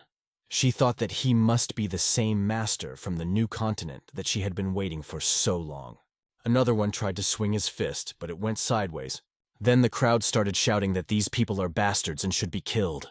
They decided to attack altogether without coming up with anything smarter. The place turned into complete chaos, as you would expect from drunk people. The monk did not want to beat them and begged Master Chan to help him deal with it without violence. Gon simply asked him not to dodge but to start attacking because these people are the aggressors, and not them. The monk did not understand this because he believed that these were civilians, and they could be seriously injured. However, these civilians in quotes continued to call him a bastard and challenged him without stopping the attacks. Then Gon asked the monk to at least lightly hit someone. Not too hard, but at least a little. The monk tried not to tense his fist too much when striking. He delivered a light blow to the bastard's head, but how light it was for the enemy is another question. For the opponent, the blow turned out to be quite difficult, as he fell headfirst on the floor and almost broke through the tile. Afterwards, Gon heard screams from outside the building. He told the monk that they needed to get out of here quickly. The Black Dragon squad, having heard about the disturbance inside, was already on its way to the tavern. Gon reassured the monk by saying that he has a way to find this old man again. But first, they need to get out of here. Otherwise, if they get caught, it will be very unpleasant. He explained that this mess can quickly turn into a political problem, and the Black Dragon is known to be able to create such problems very effectively, which the monk perfectly understood. Milady asked her bodyguard Jin to follow them, even though he didn't understand what she was planning to do. She immediately answered his question. She said that she would follow this man, Gon. At that moment, the Black Dragon was already wreaking havoc on the street, detaining everyone who happened to be on their way. The monk ran away and Milady followed them from around the corner, remaining unnoticed. They tried their best to catch up with the monk and Gon. However, the servant asked Milady what she was going to do without any plan. For her, these men were the ones she had been looking for so long. Jinha's bodyguard only saw them fighting with a bunch of drunkards and asked his mistress how she could make decisions based on that alone. Milady answered that a master of martial arts can be defined by the way he stands, and not only by his blows. Jinha warned her mistress that it was very dangerous, and kept asking her to return to Hawaii. The governor of Hawaii began to worry about her disappearance day after day, trying to find her. Milady left him only a note in which she told Peter to have fun on the new continent. Despite everything, they continued to follow the monk and Gon without losing sight of them. The lady explained that it was incredibly important for her to see a real master of martial arts from a new continent right in front of her eyes. She was very interested in what story connected these two men. The one in the bandana seemed to her to be a Shaolin monk, and the other with a sword looked like a mercenary from this city. In her imagination, she scrolled through various options that a Shaolin monk escaped from a monster, and a warrior from a new continent helps him. Her imagination was extremely vivid. Jinha, her bodyguard, explained that these stories were more like fictions from books and said that the lady was greatly exaggerating. In fact, in her opinion, these people were simply ruthless. Suddenly, Jinha suddenly covered the mistress with herself and asked her to move back. Her hand reached for the sword that was fixed on her back. This was due to the fact that a man appeared on the roof of the building directly in front of them, watching them from top to bottom. With a smile that could conquer the hearts of many women, he greeted them. But there was no such smile on Jinha's face. She remained alert. Instead, the lady standing behind was beaming with joy because they were greeted.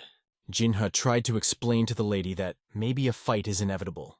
The man pushed himself off the roof and easily fell to the ground in front of them. Gon noticed that they hadn't taken their eyes off them ever since they were in the tavern.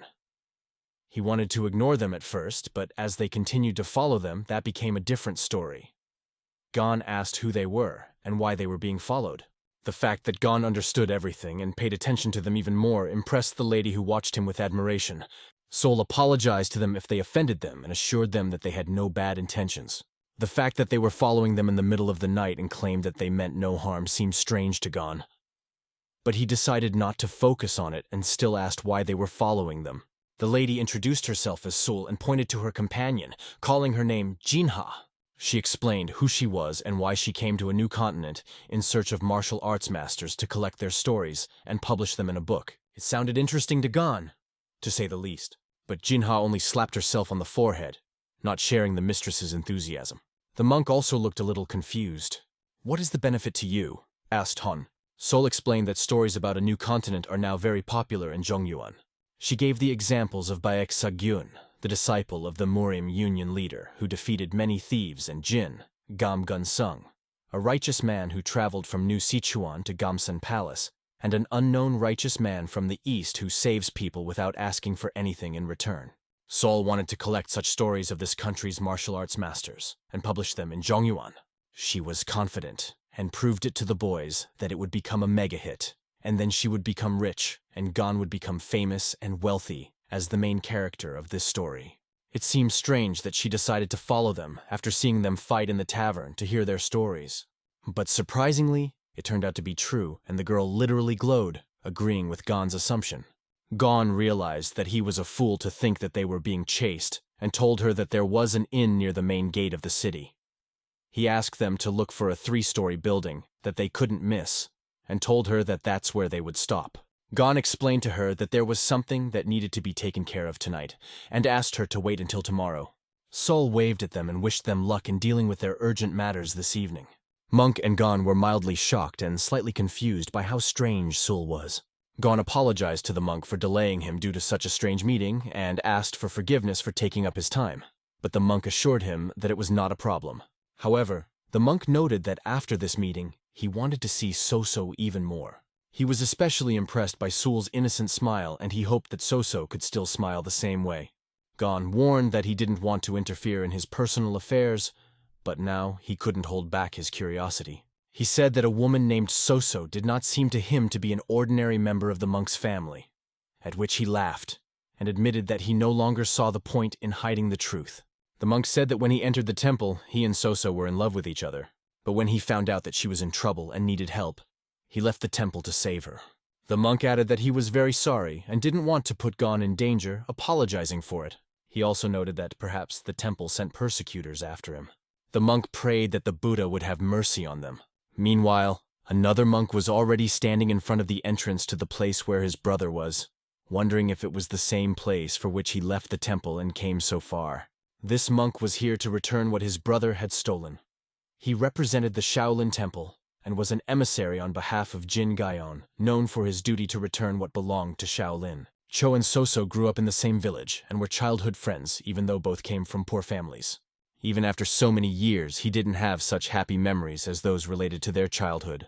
Of course, they fell in love with each other, dreaming of creating a family one day. But this happiness did not last long. Everything changed when Soso's parents arranged her marriage to a rich man from the city. Then, Soso begged him to run away with her to the mountains to live independently. But Cho was a coward and wasn't sure he could make her happier than a rich man from the city. She ended up marrying that rich man.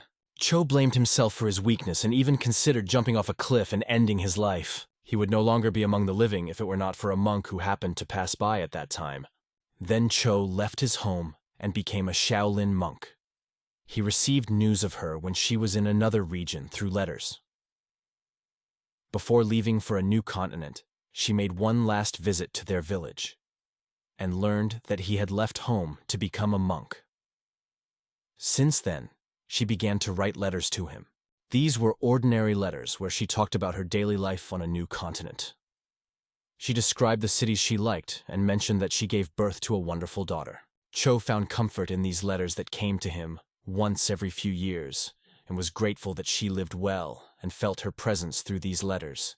The problem arose with her last letter that she sent to him.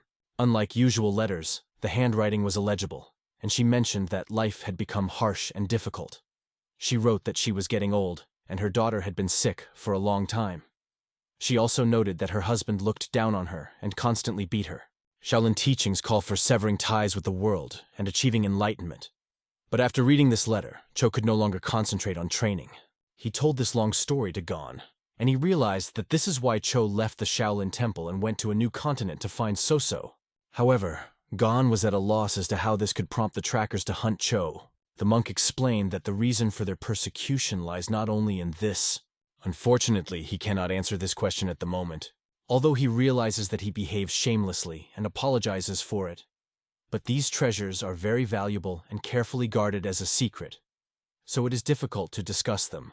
Gon began to wonder what treasures from the Shaolin temple had become so important. However, he decided not to ask further, realizing that he had become involved in another unpleasant matter. Gon understood that he had to be careful when he heard about a solid sum of money. The monk admitted that he did not justify himself and regretted that he had not expressed his thoughts clearly from the beginning. Then he added that from now on, he plans to continue the journey on his own. But Gon, lighting a cigarette, noted that Soso's wife is now in trouble, and since the persecutors are hunting for Cho, they must act quickly. He offered to meet his first love, give her this treasure, and enjoy her charming smile. And other details, according to Gon, can be considered after that. The monk agreed with a smile and said that the time to act had come. Meanwhile, the town elder was standing in the street. He enjoyed the fresh wind that was walking around, but he knew that soon someone would come to him. The old man felt the presence of Cho and Gon nearby, even though he warned them not to approach. They simply refused to give up. Gon explained that they found this place after returning to the pub, where they overheard people calling the old master Yom. Yom in translation means salt, so the old man was a master of making salt furnaces. After asking the workers about his identity, they managed to quickly find out his location. The old man did not deny that these young people in the salt business are very talkative. Cho immediately approached the old man and asked him to tell everything again because Soso was his close friend. Despite the fact that they had communicated only by letters for the past 10 years, she remained a dear person to him, and he asked to be informed of her current whereabouts. The old man asked not to misunderstand him and assured that he was hiding the details not because of distrust of them. Gon listened as Cho begged the old man to tell and felt that something was wrong here. The old man confirmed that Soso has a sick daughter, and her husband works as a manual laborer, and she has a mole on her left cheek, right? They also mentioned that her name is Young Soso, but here she performed under another name, Song Yeon. The monk immediately took his chin and said a very beautiful name to Zamapayat. The old man remarked that there was no need to memorize this name yet. Gon remembered how he had just arrived here, standing on a horse at the entrance. The monk noticed this gesture and turned to look at Gon curiously. And then the old man's words rang out, "This girl is dead. She poisoned her husband and was sentenced to death by hanging." For Cho, this moment was a disaster. The world seemed to collapse under his feet. Gon asked the old man to wait and asked if he was jumping to conclusions. He wanted to know if the old man was wrong in assuming that this Song Yeon was exactly who they were looking for. Is he confusing her with someone else? At this moment, Cho held his breath, hoping that it was some kind of misunderstanding. Then the old man asked, "Wasn't her husband's name Jingu Yang?"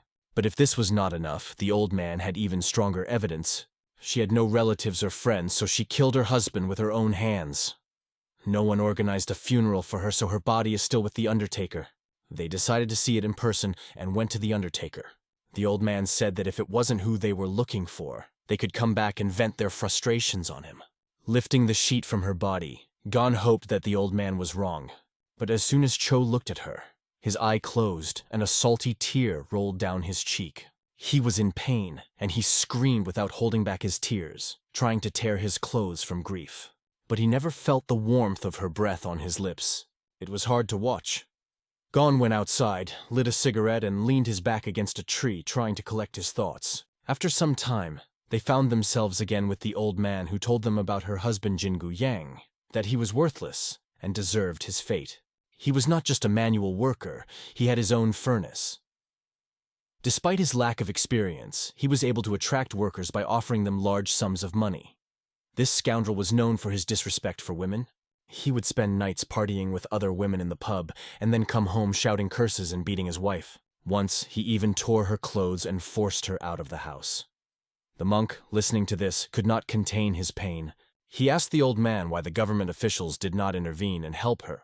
The old man explained that this scoundrel had a lot of money and connections in the Black Dragon Ward, so he managed to escape punishment despite his shameful behavior. Gon asked, "And what was her daughter's illness?" The old man replied that he did not know because no one could determine her illness. It was a disease due to which the child's body became rigid and she fell into a long-term sleep. Even the doctor from the palace could not cure her. But then Guyan did a heinous act. This piece of trash got drunk and tried to get rid of her, which only pushed Soso to tragic actions. Song, or Soso, risked her life to protect her daughter from Gu Yang, and maybe that was the moment she decided to end his life. It was not difficult for her to poison him because he did not differ in intelligence and was often drunk. The person who gave her the poison was already dead. The Black Dragon Squad was probably very angry and wanted to track down the killer despite everyone knowing about her heartbreaking story. However, given the Black Dragon Squad's significant influence in the region, she was immediately sentenced to death. Gon had previously believed that the Black Dragon Squad was an honest group in the Marima Union, but now he realized that he was wrong. The old man told them that these guys had been protecting the Yamho fortress since its foundation. At first, they were a noble group, but like everywhere, corruption is inevitable where there is power. The old man added that he could not help sympathizing with her daughter, who was left alone in this world. At this moment, an evil monk awakened in Cho's soul, who was ready to destroy and wipe out the Black Dragon Squad from the face of the earth. After some time, they walked together along the snowy road. Their path was filled with silence. Gon didn't know where to start the conversation or how to support Cho in this difficult situation. He only asked him if everything was all right, to which he replied that, of course, everything is fine. He just can't afford to dwell on something for too long. Cho also said that he was glad that, thanks to the old man, there was an opportunity to meet her daughter. But Gon understood that Cho was not all right, despite his words. After some time, they saw in front of them the place where Soso's daughter was. This was the place where she stopped, and so they went inside. They were met by a man who asked them to follow him, promising to lead them to Soso's daughter. He explained that they were worried because no one had visited her for the past week. The man who led them was a monk and asked the Buddha to have mercy on them because the situation was sad. Gon kept in his mind that Soso's daughter was currently in a temple east of the city. Ever since the Black Dragon Squad took away all of Guyan's property by seizing his assets while his daughter was still alive. How could this even happen? It was really absurd. What was a child supposed to do who spends most of the day in bed? The temple was almost forced to accept her. Although it was called a temple, it actually served as a shelter for the sick and orphans, so the conditions there were not the best. Gon wondered how long this child's body would be able to withstand such conditions. Finally, the monk led them to the door behind which the girl was. Opening the door, they saw a child who was breathing heavily. They approached her bed, examining her closely. From a distance, she looked perfectly normal, and Cho wondered what could have happened to her. He could not understand what she could be sick with.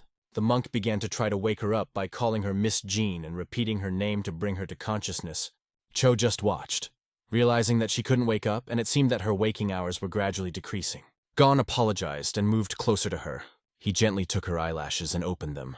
After that, he put 2 of his fingers to her tendon, trying to understand the state of her pulse. The monk nervously asked behind their backs not to touch the young girl's body without permission. At that moment, Cho began to remove his bandana from his head in preparation for something important. Cho returned to the monk and he realized that Cho was one of them.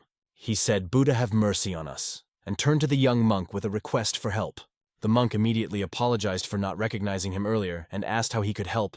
Cho asked that treatment be started immediately on the child, whose condition was critical, and asked that no one be allowed to enter the room until the treatment was completed. He explained that even the palace doctor could not make a diagnosis, but Cho knew that it was not a disease but rather a hereditary disability. The monk understood the need for help and promised to take care of the silence around him so that he could concentrate. Cho also turned to Gon for help as he needed to heal the girl using internal energy. He noticed that Gon was going to use the pills and his inner energy to heal. Cho knew that only certain people from ancient times and the Imperial Army possessed the knowledge of the energy healing method.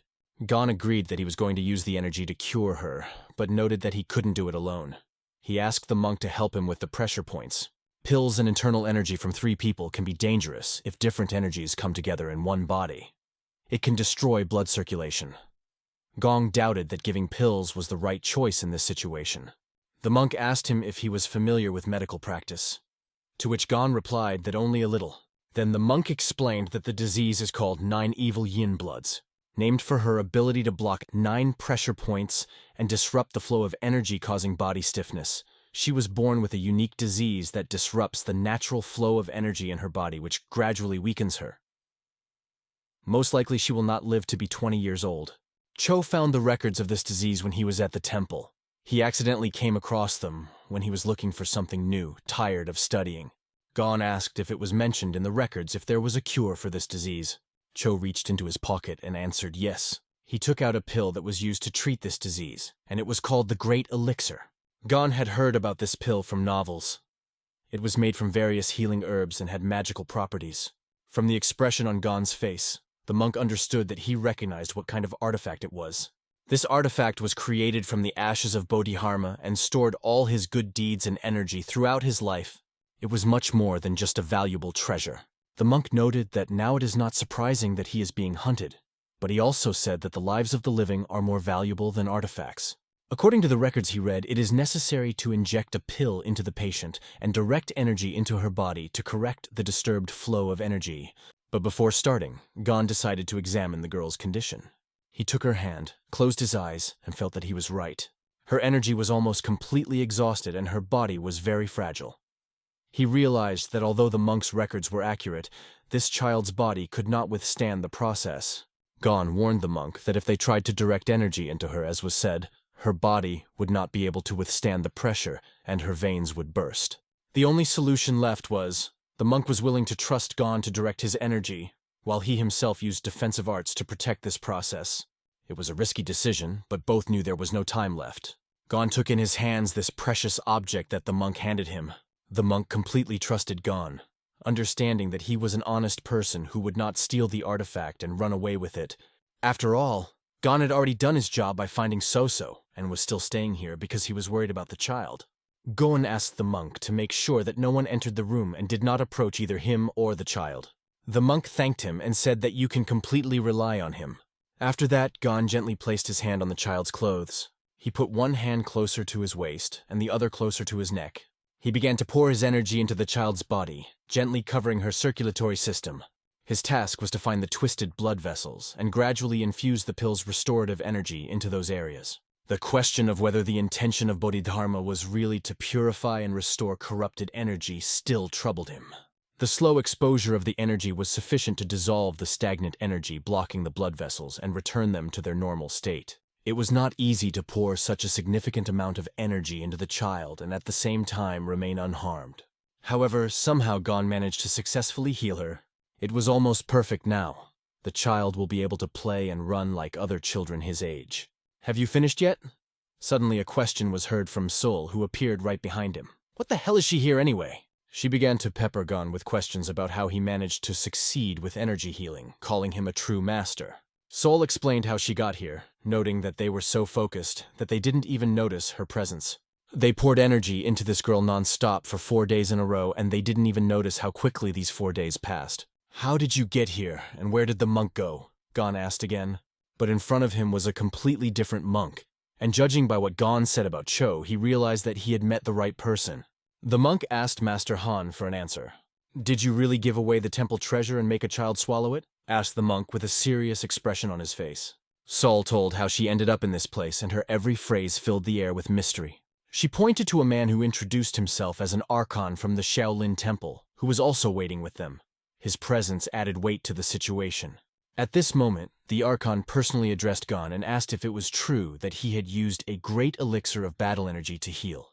Gon already knew about this because the monk had told him about such an elixir before, and this made the situation even more confusing.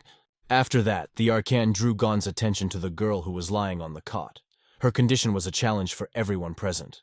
He explained that the elixir was completely absorbed by this child, which produced unexpected results. The fighting spirit of the elixir not only corrected the distorted internal energy, but also after treating the blood disease, she gained a unique internal strength. Practicing martial arts, this power will quickly help her become a true master, which impressed Gon. Gon himself learned a lot during the treatment, especially about how the Shaolin lineage fights with chaos energy, and the consequences of these events could have serious consequences. Archon asked Gon if he knew that this child had just swallowed one of the main relics of the temple that was of great importance. Without hesitation, Gon replied that he felt a premonition that made him act without the consent of the Brotherhood. Hearing this, Archon asked why Gon decided to continue the treatment after learning the truth. Gon replied simply that an innocent child needed to be saved and he could not back down. Archon understood that this foreigner was not related to Shaolin, but he still performed this difficult act. After that, the Archon began to stretch out his giant hand, which could become both a blessing and a threat. At this moment, Jinha, who was standing behind, instinctively grabbed her sword, ready for any development. Gon also did not relax, carefully following every movement of the Archon, expecting possible trouble. However, Archon just calmly folded his palms together, showing that he had no intention of attacking. He bowed and asked for forgiveness for the actions of his younger brother, which surprised everyone present. Treating the child and fighting against the effects of the great elixir was no easy task. And the Archon admitted it. There is no greater virtue than to save a child's life, even at the risk of your own. This act will surely bless you in the future, said the Archon, addressing Gon. Jinha, hearing the words that saving a child is not a crime and a relic is just an object, slowly hid her sword behind her back. However, Archon had something else to say, and this caused a new wave of tension in the room. He asked Gon to listen to him and offered him a helping hand, hinting at something more. Gon asked with interest what kind of help Archon wanted, feeling that the answer might be difficult. After that, Archon began his story, which revealed an unexpected truth to Gon. During the last 3 days while Gon was treating the child, Archona's younger brother left his duties to another woman and did a terrible thing. He decided to take revenge, and did it in an extremely cruel way that shocked even those who knew him. His hands were covered in blood and dozens of corpses were lying around, among which he was holding a severed head. He penetrated the Black Dragon Gate and killed its ruler, as well as many martial arts masters, thereby leaving his mark in history. After hearing this, Gon went to the window to look outside, looking for answers to the many thoughts that were raging in his head. His mind was full of thoughts, but none of them could give him a clear answer as to what he should do. He remembered Cho's words when he said that he never allows himself to dwell on something for long and always moves forward. Gon clenched his fists so tightly that his knuckles turned white as he felt conflicting emotions inside him. After a few seconds of silence, he asked the Archon, "Where is he now?"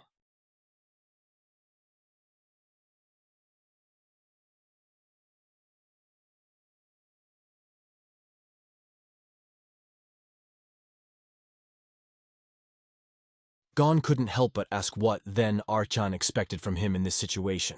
Archon explained that Cho not only stole the treasure and escaped during an important mission, but also killed a man defying the way of the Buddha. Because of this, he should be banned from all martial arts and spend the rest of his life in the Shaolin Penance Hall. Gon finally understood that the Archon wanted to save Cho from the death that the warriors of the Black Dragon Gate could bring him. "What belongs to Shaolin remains Shaolin," said the Archon, as if summing up the complexity of the situation. After that, the Archon reached into his inner pocket, and his movement caused tension in everyone present. He then turned to Sul and Jinha, adding even more mystery to the situation. A bag of coins flew into Sol's hands, which testified to her importance in this regard. Gon asked them to take care of the child, assuring them that a few days in the city would be better for her than staying here. When Sol agreed, Gon replied with a slight bow that he was extremely grateful to her for that. As Gon continued to say that if they needed more money, he could give it later, the bag of coins suddenly returned to his hands. Sol did not need money. She had more than enough of it, and this was evident from her calm expression. She only asked Gon to return safe and sound and then tell her about everything he would have to go through during this journey. Gon agreed to her request, but the seriousness did not disappear from his face, as if the burden of the decision was too great. Together with the Arshan, they went towards the door, ready for the future tests that awaited them. Sol and Jinha remained in place, looking at them and wishing them a good trip, although it was said with a slight sadness. Sol laughed, sure that in the future there will be many interesting stories to tell, because this journey will definitely not end simply. The story of a Shaolin monk who stole a treasure to meet his beloved, as well as a stranger who helped him and an older brother who will carry out the punishment himself. This is what lies ahead. So this is a living story about a new continent so far from our city that is across the sea, said Sol thoughtfully, feeling that this is only the beginning of a great adventure. Gina agreed with her, adding, "It's a story I like, but will he be able to escape when over 100 trackers are hunting him?" Sol approached the girl, who was lying on the bed with tenderness in her eyes, because this child had lost much more than it might seem at first glance. She then turned to Jinha, asking, "This child has lost both parents, right? And lost all her inheritance due to treacherous martial arts groups that destroyed her family and left her alone. If the Black Dragon Gate had controlled order in this city, this would never have happened," Sul said thoughtfully, saddened by the injustice that surrounded them. "How can you live in such a place?" she thought, surveying this chaotic city that has lost all its values and morals. In a place where armed thugs set their own laws and seize other people's property at will, the question arose whether they really wanted a new world and new opportunities. Whether this is just a rotten place that is even better than her father's Zhongyuan, this Sol could not understand. Then Jinha turned to her, saying that not the whole new continent is as it seems at first glance. There are many beautiful places here, and most of the people who came here were looking for their land and a new beginning. At least it was their own decision, even if the path was difficult and dangerous. However, this child did not have the opportunity to choose. If she had a choice, she would probably have chosen a completely different place. It was because of this that Jinha asked Sol to be more careful with her words, so as not to invoke a curse on herself. She also asked to speak more quietly, because what would they do if the child overheard their conversations and misunderstood everything? Sol thought about what to say in the temple so that they could take the child with them and give her a new chance. At this time, the monk and Gon were already galloping on their horses, rapidly approaching their destination. Suddenly Gon saw something ahead that made him wary and take a closer look. He held out his hand in front of him, asking Archan to stop to better assess the situation. The tracks showed that the trackers had split off in 3 different directions, and were now trying to surround their target. It was obvious to Gon. The one who runs away can try to cover his tracks if he reaches mountains or rivers, and the Black Dragon Gate will definitely try to stop him from escaping. The Black Dragon Gate was determined not to miss its target and do everything to complete its mission. But as Gon said earlier, it can be dangerous, and now it has become even more obvious. It is dangerous because they persecute someone who sees the world not through his own eyes, but through the prism of revenge and hatred.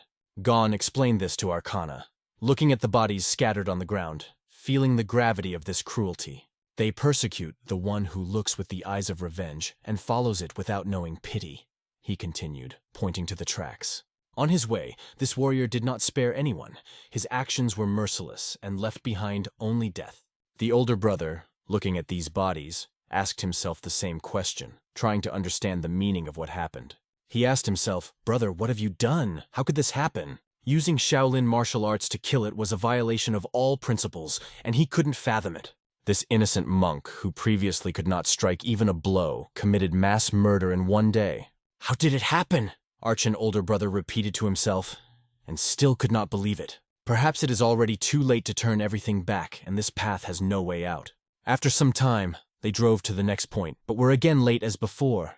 Gon understood that at this rate, they would die one by one, and the number of victims would only increase. Examining the tracks, he doubted that Cho was wounded, since most people were killed in one powerful blow. Then Gon turned to the monk to ask an important question. He asked what their relationship was like as older and younger brothers. Gon also wanted to know who Cho was as a person as his older brother saw him. The monk only said that now is not the time to relax until Cho harms even more people. Gon asked this question, while standing on the hill where the Archan later approached. Before them lay a sword stuck in the ground like a symbol of a terrible truth. Before them opened a terrible picture, with the blood of a dead person. A hieroglyph was written that meant punishment for sins. And this question did not give Gon peace because Cho did not seem like such a person before. Archon realized that Cho was in a state of deviation instead of rejecting his suffering. He was consumed by it. Suffering from within distorted him into a monster, and it was obvious because he killed so many people out of anger after losing his beloved. Gon stared at the horrific picture in front of him, unable to look away. It was clear that his thoughts and spirit were in complete despair from what he saw. Suddenly, the sound of horse hooves was heard behind them, adding even more tension to the situation. They turned their heads back and saw several men who turned out to be pursuers from another resident group. Gon asked Archon what he was going to do in this situation. Archon understood that if they met with Cho, it would be useless. The number of victims would only increase and they must be stopped. The pursuers on horseback came closer and said that they were looking for the intruder who attacked the Black Dragon Gate.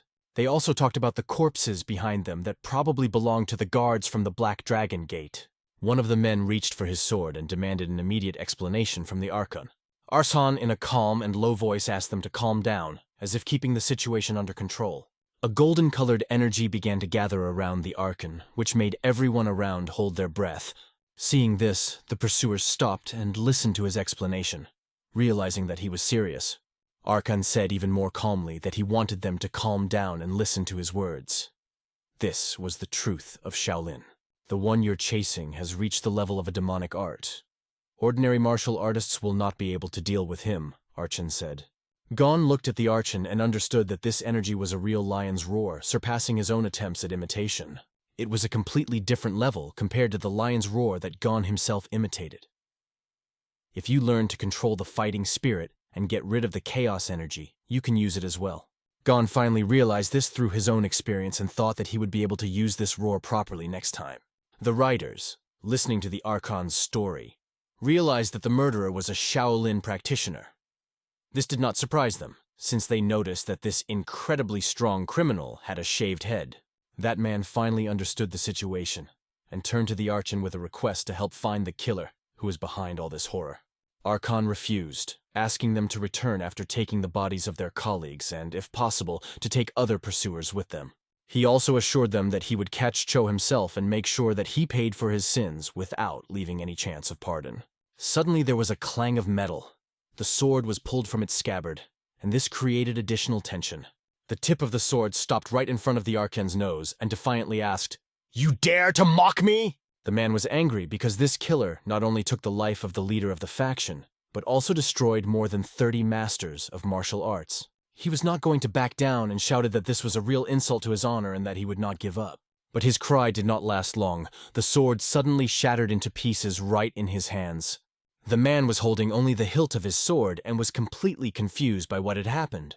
The fragments of the sword flew in different directions, and no one had time to understand what was happening.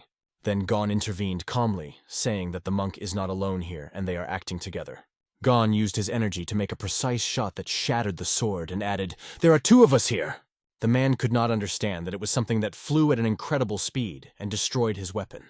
Gon and Archon explained to him that they understand how difficult it is for them to accept this, but they are trying to save lives and therefore ask to act wisely. The man looked at the coin in Gon's hands and realized that it was with it that he had cut his sword in half with an incredibly well-aimed throw. He doesn't even use a real weapon, just a coin? The man could not believe his eyes. "Is this young man an expert of this level?" flashed through his mind, and he couldn't comprehend all of Gon's skill. Then, the Archon, regretting this misunderstanding, promised that after catching Cho, he would return and bring an apology and compensation. This convinced the pursuers, and they agreed to leave. When Gon and Archon were alone, Archon noticed his great skills and asked if he had a secret technique. Gon replied that he didn't specifically study it, he just saw how one person did it, and was impressed by his skill. However, the monk, listening to this, said that it was not just an imitation, but a manifestation of real skill. A new continent was opening before them, and it was a truly amazing place that mesmerized with its beauty. And they had not seen such a transparent view before, probably because the snow had melted and exposed the spaces. They were sorry because if it wasn't for the situation, they could have enjoyed this view. But Gon asked Archon to wait a bit. He raised his hand to his forehead to shield himself from the bright glow and began to stare intently into the distance. After a few seconds of silence, Gon spoke quietly.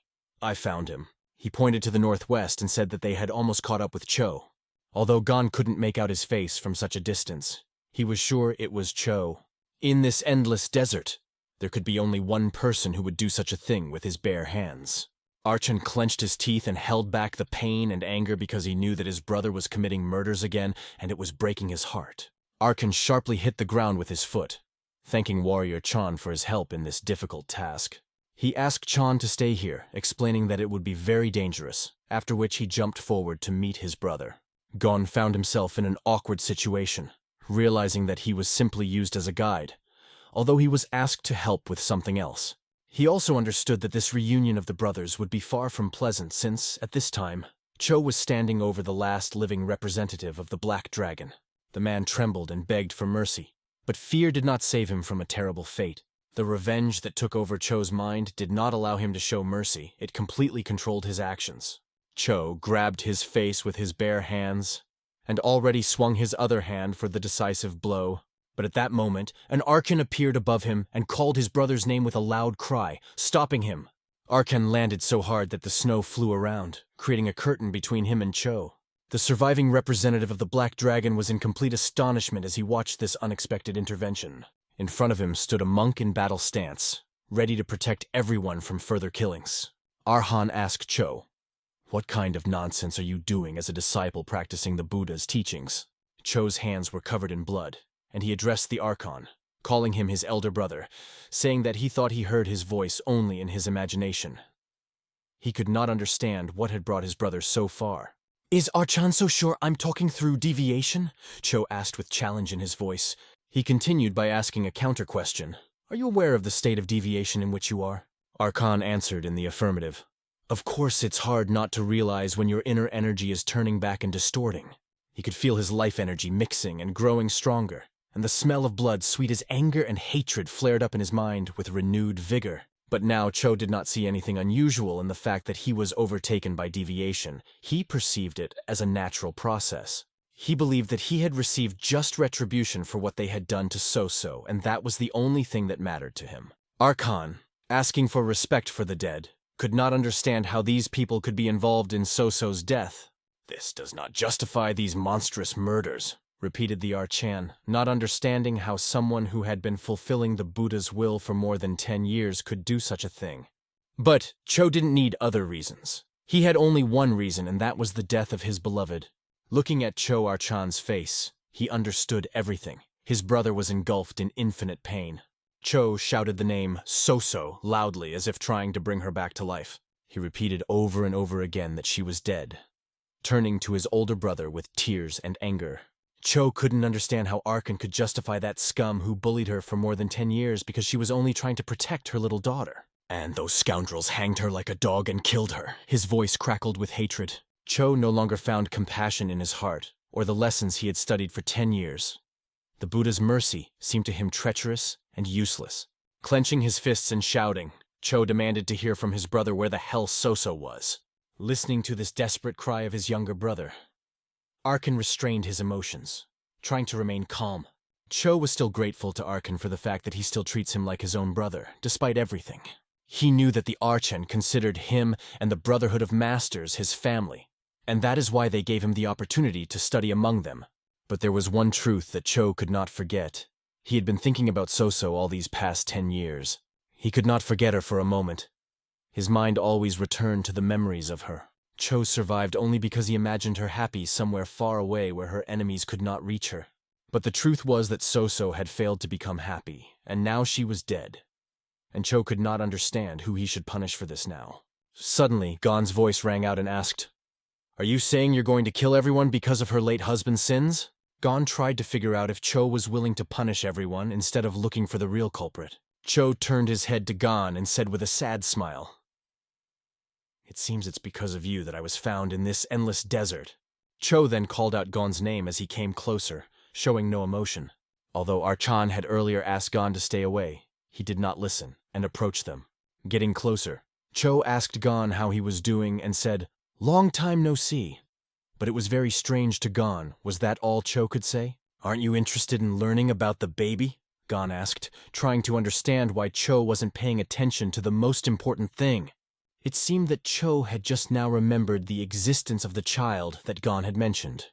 Only now did he ask how the treatment went and whether they were able to cure the child of her illness. Then Gon told him all the details. After hearing this, Cho coldly asked Gon to move out of the way. His gaze was directed behind his back. He said that he was dealing with those who were sitting behind him, and there were 2 representatives of the Black Dragon sitting on the snow. Gon was surprised. "Is that all you're interested in? Nothing else?"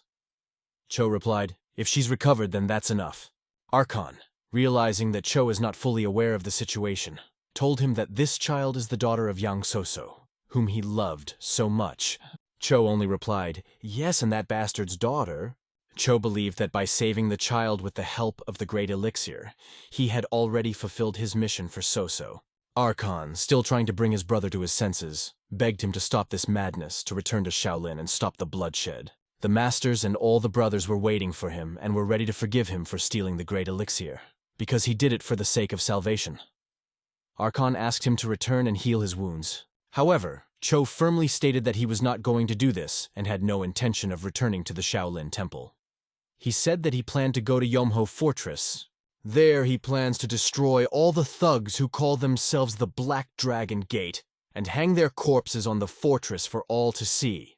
He thought that this would be a good lesson for all those who live by their laws. Archon only raised his hand to his face and quietly said the prayer, Namwa Batabul. He understood that the actions committed by the Black Dragon Gate against Yan Soso and her daughter were truly despicable. Without trial and investigation, they took the woman's life, took the child's inheritance, and threw her on the street. Are these evil deeds so serious as to justify the taking of all these lives? Gon asked, his voice filled with doubt. He did not believe that even those who have no desire to fight should die, so he reached for his sword, ready for action. No matter what, these people maintain order as masters of martial arts. Without them, Yomho Fortress would become a desert valley instead of the prosperous one it is now, Gon thought. Archon asked Gon to wait, believing that Shaolin affairs should be decided within their walls, and that it did not concern outsiders. He believed that this matter should remain within the confines of their temple, although he recognized Gon's determination and desire to help. "Can you handle it yourself?" asked Gon. In response, the Archon calmly said, "I am the Archon of Shaolin," hinting at his responsibility. However, in reality, he meant something completely different. It was an internal conflict that required more than just physical strength. In principle, Archon himself realized that the situation is more complicated than it seems, and subsequent events only confirmed it.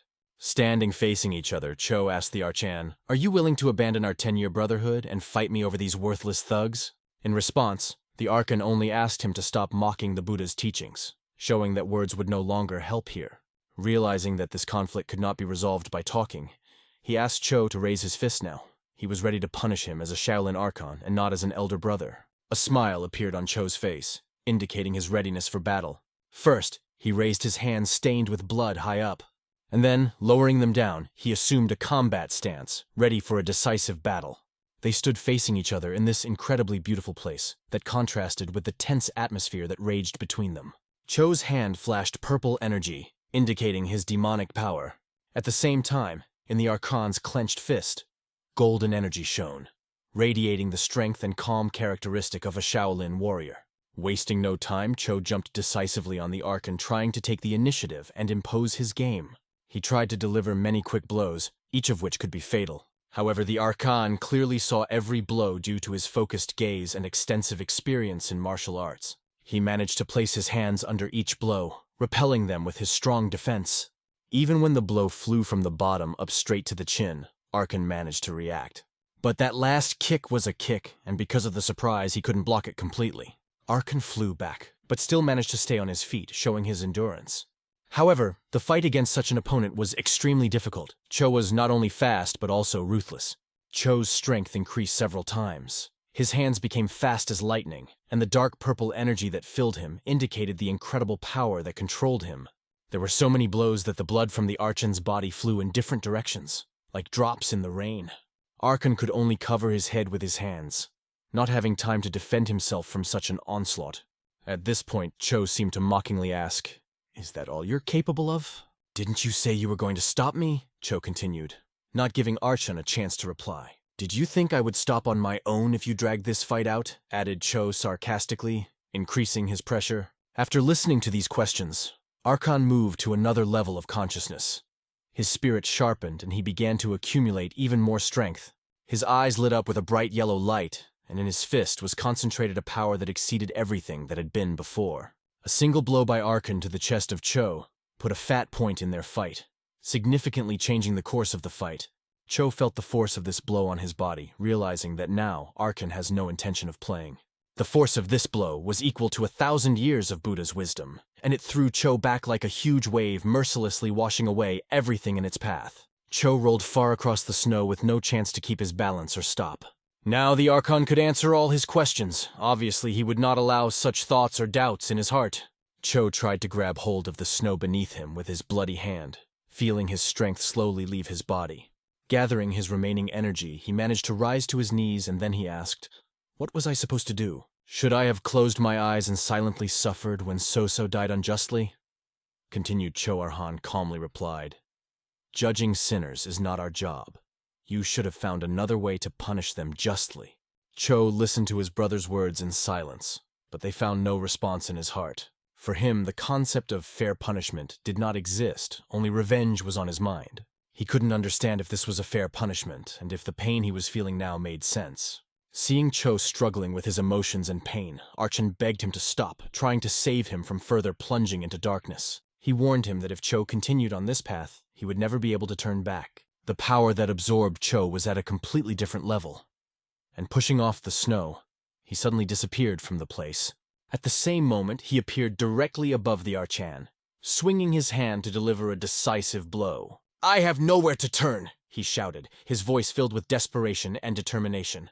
But Archon, having tightened his fist to the maximum, was ready to receive this blow and give an answer. This was his limit state, and at that moment the words, "elder brother," sounded in Archon's head. He remembered Cho when he was still a monk studying, and saw in his eyes the gratitude for everything he had done for him. But the reality now was different.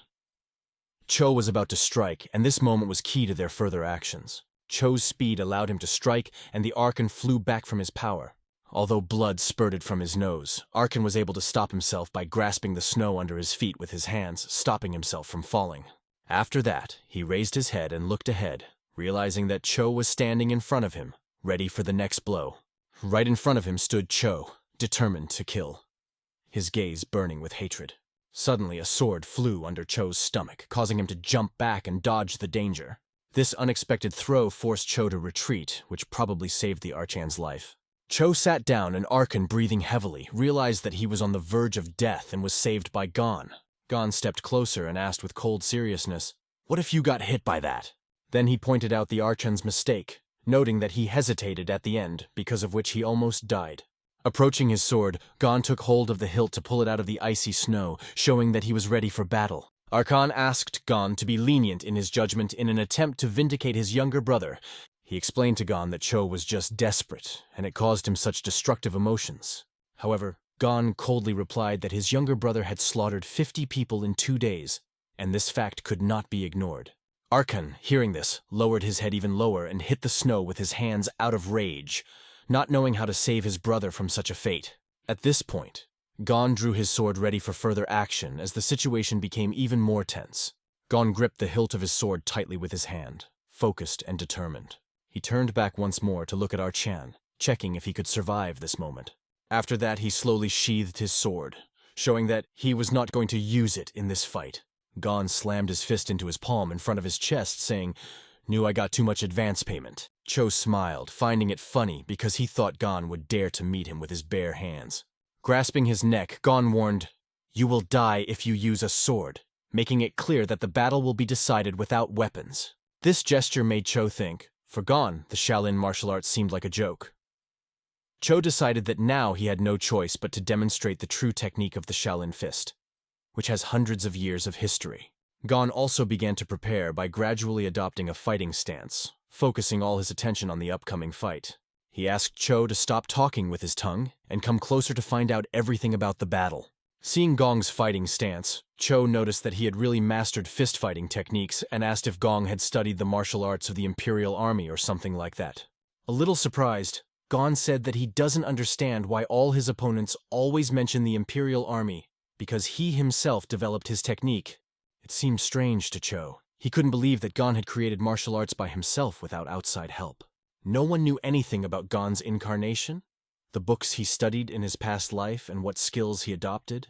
If it could be described more precisely, Gon's consciousness would be more perfect, but right now, he couldn't explain everything so simply.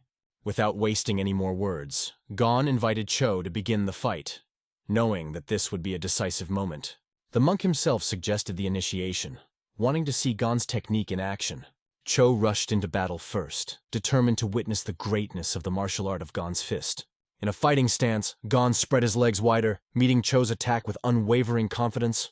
The martial arts of this world are mostly straightforward. They focus on simple but powerful strikes.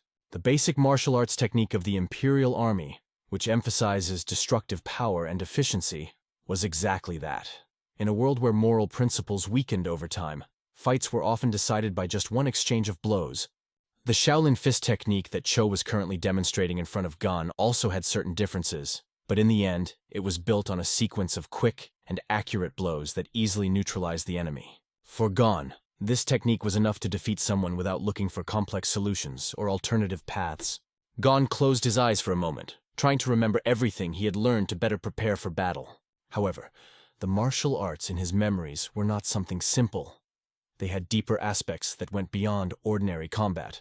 Starting with the first fencing techniques, there were things like the heavy sword or the illusion sword, where the step technique was more than just speed. They could mesmerize the opponent and make him make a fatal mistake. There were even techniques that looked almost like magic, such as Heat Yang Palm or Ice White Divine Palm. Of course, most of these martial arts were nothing more than fantasies created to write books. But for Chan Gong, who found himself in the world of real martial arts, these fantasies became reality. These were no longer just ideas or fictions, but specific knowledge that could be applied in a real battle.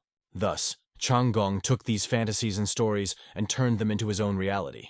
His ideas were initially nothing more than suggestions of thoughts that seemed far from reality, but he began to reproduce them independently, although at the beginning he doubted whether there was any sense in this at all. No one understood the man who alone created such strange things, and those around him considered him crazy. He himself also doubted that these fantasies could be turned into something real, something that could be used in battle. But sitting by the candle in the evenings, he continued to write his ideas on paper without stopping for a moment. Time passed, and he went through many trials, each time trying to improve his techniques. Even after numerous trials and failures that came his way, he did not give up. Despite all the difficulties he went through, Chan Gong did not back down and continued to move forward. He did what he could, improving his skills step by step, even if it looked banal. As time went on, he started with basic techniques such as voice transmission, trajectory kicks, or the true flame of samadhi, until he eventually created what could be called the enlightenment technique. After that, he successively materialized such powerful martial arts as the illusory sword and the spiral rack. However, there were still many martial arts in his mind that were not fully realized, and he needed to achieve much more. Chan Gong, disobeying any orders and expecting no reward, simply wanted to recreate these martial arts with his own hands. For a person who was reborn in the world of martial arts, this world was only his imagination and his desire. It was a monument that he built with his own hands, using his body as a foundation for realizing his fantasies. And now, in this fight, he can finally demonstrate everything he created and strived for. He managed to surpass his own limit level to reach a new stage using every opportunity, dodging incredibly fast attacks that even an Archon couldn't dodge before. Gon demonstrated his new skills. He caught this speed by feeling the right moment to strike, using every moment as efficiently as possible. And all this remained only in the form of memories in his mind, as an echo of past experience, which now became the basis for his actions. At the crucial moment, Gon managed to grab Cho by his clothes, stopping his movements and controlling the situation. His movements were smooth and extremely refined. It was felt that he had achieved harmony with himself. Even on slippery ice that melted under his feet, he found balance without losing control. It was a memorial of his past life that now comforted him and gave him strength and confidence. The monk hit his back against the ice. Sprays of snow and water flew in different directions from the force of the collision. Gon has overcome his own limit level by rising to a new stage in martial arts. Only in a battle with a stronger opponent can such a breakthrough be achieved, and Gon understood this perfectly. The Chong family Taiji Fist's true form that embodied strength and energy enveloped his body, making him invincible. Arkan watched everything, amazed by what he saw. The representatives of the Black Dragon also could not hide their surprise. Meanwhile, the monk clenched his teeth, feeling angry and confused about what was happening. He fell to his knees, spread his hands, and, with pain in his heart, let out a loud cry without restraining his emotions. But he could not understand what had just happened, and asked himself the question, what had he just seen? His attack that looked like dragon claws aimed at Gon's weak spot never hit the target. Suddenly, he felt as if his attack had been sucked in, and although it was aimed precisely, it did not achieve its result. Then the monk asked Gon if this was the same attack that he had talked about earlier that had shocked him so much. He admitted that Gon's attack was indeed an amazing fist technique that could be proudly called a family technique. However, the monk decided to attack again, thinking that Gon would not be able to block his blows for long. Gon only offered to test it while calmly waiting for the monk's next move. Han's arrogance seemed outrageous to the monk, and he prepared for a new attack, concentrating all his strength. Pushing off the ground, the monk flew into the air like lightning and was already above Gon's head. However, Gon instantly jumped to the side, avoiding a direct hit. The monk just had time to notice Gon to his left, when his opponent's speed surprised him again. With the cry, "I haven't lost yet!" the monk jumped on Gon again and again, trying to break through his defenses. But Gon deflected every blow while taking no damage. His technique was flawless. His hand movements were damn smooth and precise, as if he was anticipating the monk's every next move. This drove the monk out of his mind because he felt powerless before such a technique. His anger only grew. The fact that his attacks didn't reach Gon made him even more angry. What annoyed the monk even more was that the blows not only did not reach Gon, but were also redirected in the other direction, leaving him with no result. At this moment, the monk felt truly confused as Gon grabbed his face with his hand. How could such a fist technique even exist in this world? After Gon grabbed him by the face, he delivered a powerful kick and pinned the monk to the ice with his whole body. The monk was literally trampled into the ice, and it looked like humiliation, although Gon remained calm and restrained. Arhan, watching the fight, expected Chang'an to be a skilled warrior, but he never thought that Gon would reach such a high level of skill. Arkan was always sure that the martial arts of their temple were at the top of fist techniques, but now he realized that his insight was not enough. However, he also realized that Gon would not be able to defeat the monk just by subduing him in this way. The monk got out of the ice and asked Gon, "Do you think my point of view was wrong? Shouldn't I have brought them to justice for their crimes? Shouldn't I have avenged Soso?" continued the monk, asking Gon important questions. "Do you really mean to say I'm wrong?" finished the monk, trying to understand Gon's position and his thoughts on justice. Raising his head, Gon's face seemed unusual. It radiated something more than just strength. Cho couldn't stand this look and asked Gon, "Why are you looking at me like that?" Then he lowered his head and saw his reflection on the melting ice, which made him think. His eyes began to look completely differently, and a shadow of doubt appeared in his soul. His gaze slowly shifted to the hands completely covered in blood, that had previously seemed like instruments of justice. At this moment, he remembered the question that Gon had voiced at the beginning. "Aren't you interested to know about the child?" This thought stuck in his mind. Why was I really not interested in learning about the child? Cho asked himself as he looked at his reflection. Aside from treating the 9 evil yin bloods, he should have been wondering how the child was doing. But he asked himself, was it because she was the daughter of that bastard who bullied Soso? But if this is really the case, was there a need to steal a large recovery pill from the main temple? It would have been enough to simply protect Soso from her cruel husband. Then Cho realized that all this was not for Soso, but for himself. A selfish, dark purpose hidden under the guise of a noble deed. If her daughter's incurable disease could be cured, he hoped that Soso would choose him again and not that scum. It was a vulgar and dark desire. Blinded by this desire, he decided to betray his brothers and teachers by stealing a large recovery pill. And from that moment on, he was no longer a Shaolin monk, but only a loser who desperately tried to win back his former lover. When he found out that Soso was already dead, even this loser, Wan San, disappeared like sand slipping through his fingers. Now he asked himself if this was true revenge for Soso, or if it was just the crudest form of escape from reality. Escape from the fact that with the departure of Soso, he lost everything. And at that moment, realizing that he had betrayed Soso's daughter, whom she had saved at the cost of her own life, he asked himself the main question. Who am I? Deprived of any respect for his master and brother, deprived of even elementary sympathy for a girl who found herself in a difficult situation. He said to himself with a feeling of deep shame. "I'm just a disgusting monster," he continued, admitting that his selfishness and murder remained the only motivation for his actions. Seeing himself in this light, he laughed out loud and put his hand on his head, feeling the absurdity of his own behavior. His laugh was strange as hell and seemed almost insane, causing concern to all who heard it. Everyone turned their attention to him, surprised by this creepy laugh that echoed in the cold air. But his energy gradually began to subside like a flame that loses strength. It seemed that he was becoming quieter, calmer, as if something was changing in him. Even the rays of the sun began to slide over his body as if indicating a new beginning. But Cho remained silent without uttering a single word, immersed in his own thoughts. And suddenly Gon heard Cho say, "Black Dragon Gate, you must all die." It was just the calm before the storm, and those words were the harbinger of a new wave of violence. Cho rushed to kill them without changing his point of view at all, continuing on the path of destruction. The two who were sitting next to each other begged for help, hoping that someone would stop Cho. And at that moment, Archon jumped in front of them, coming to their defense, ready to confront his brother again.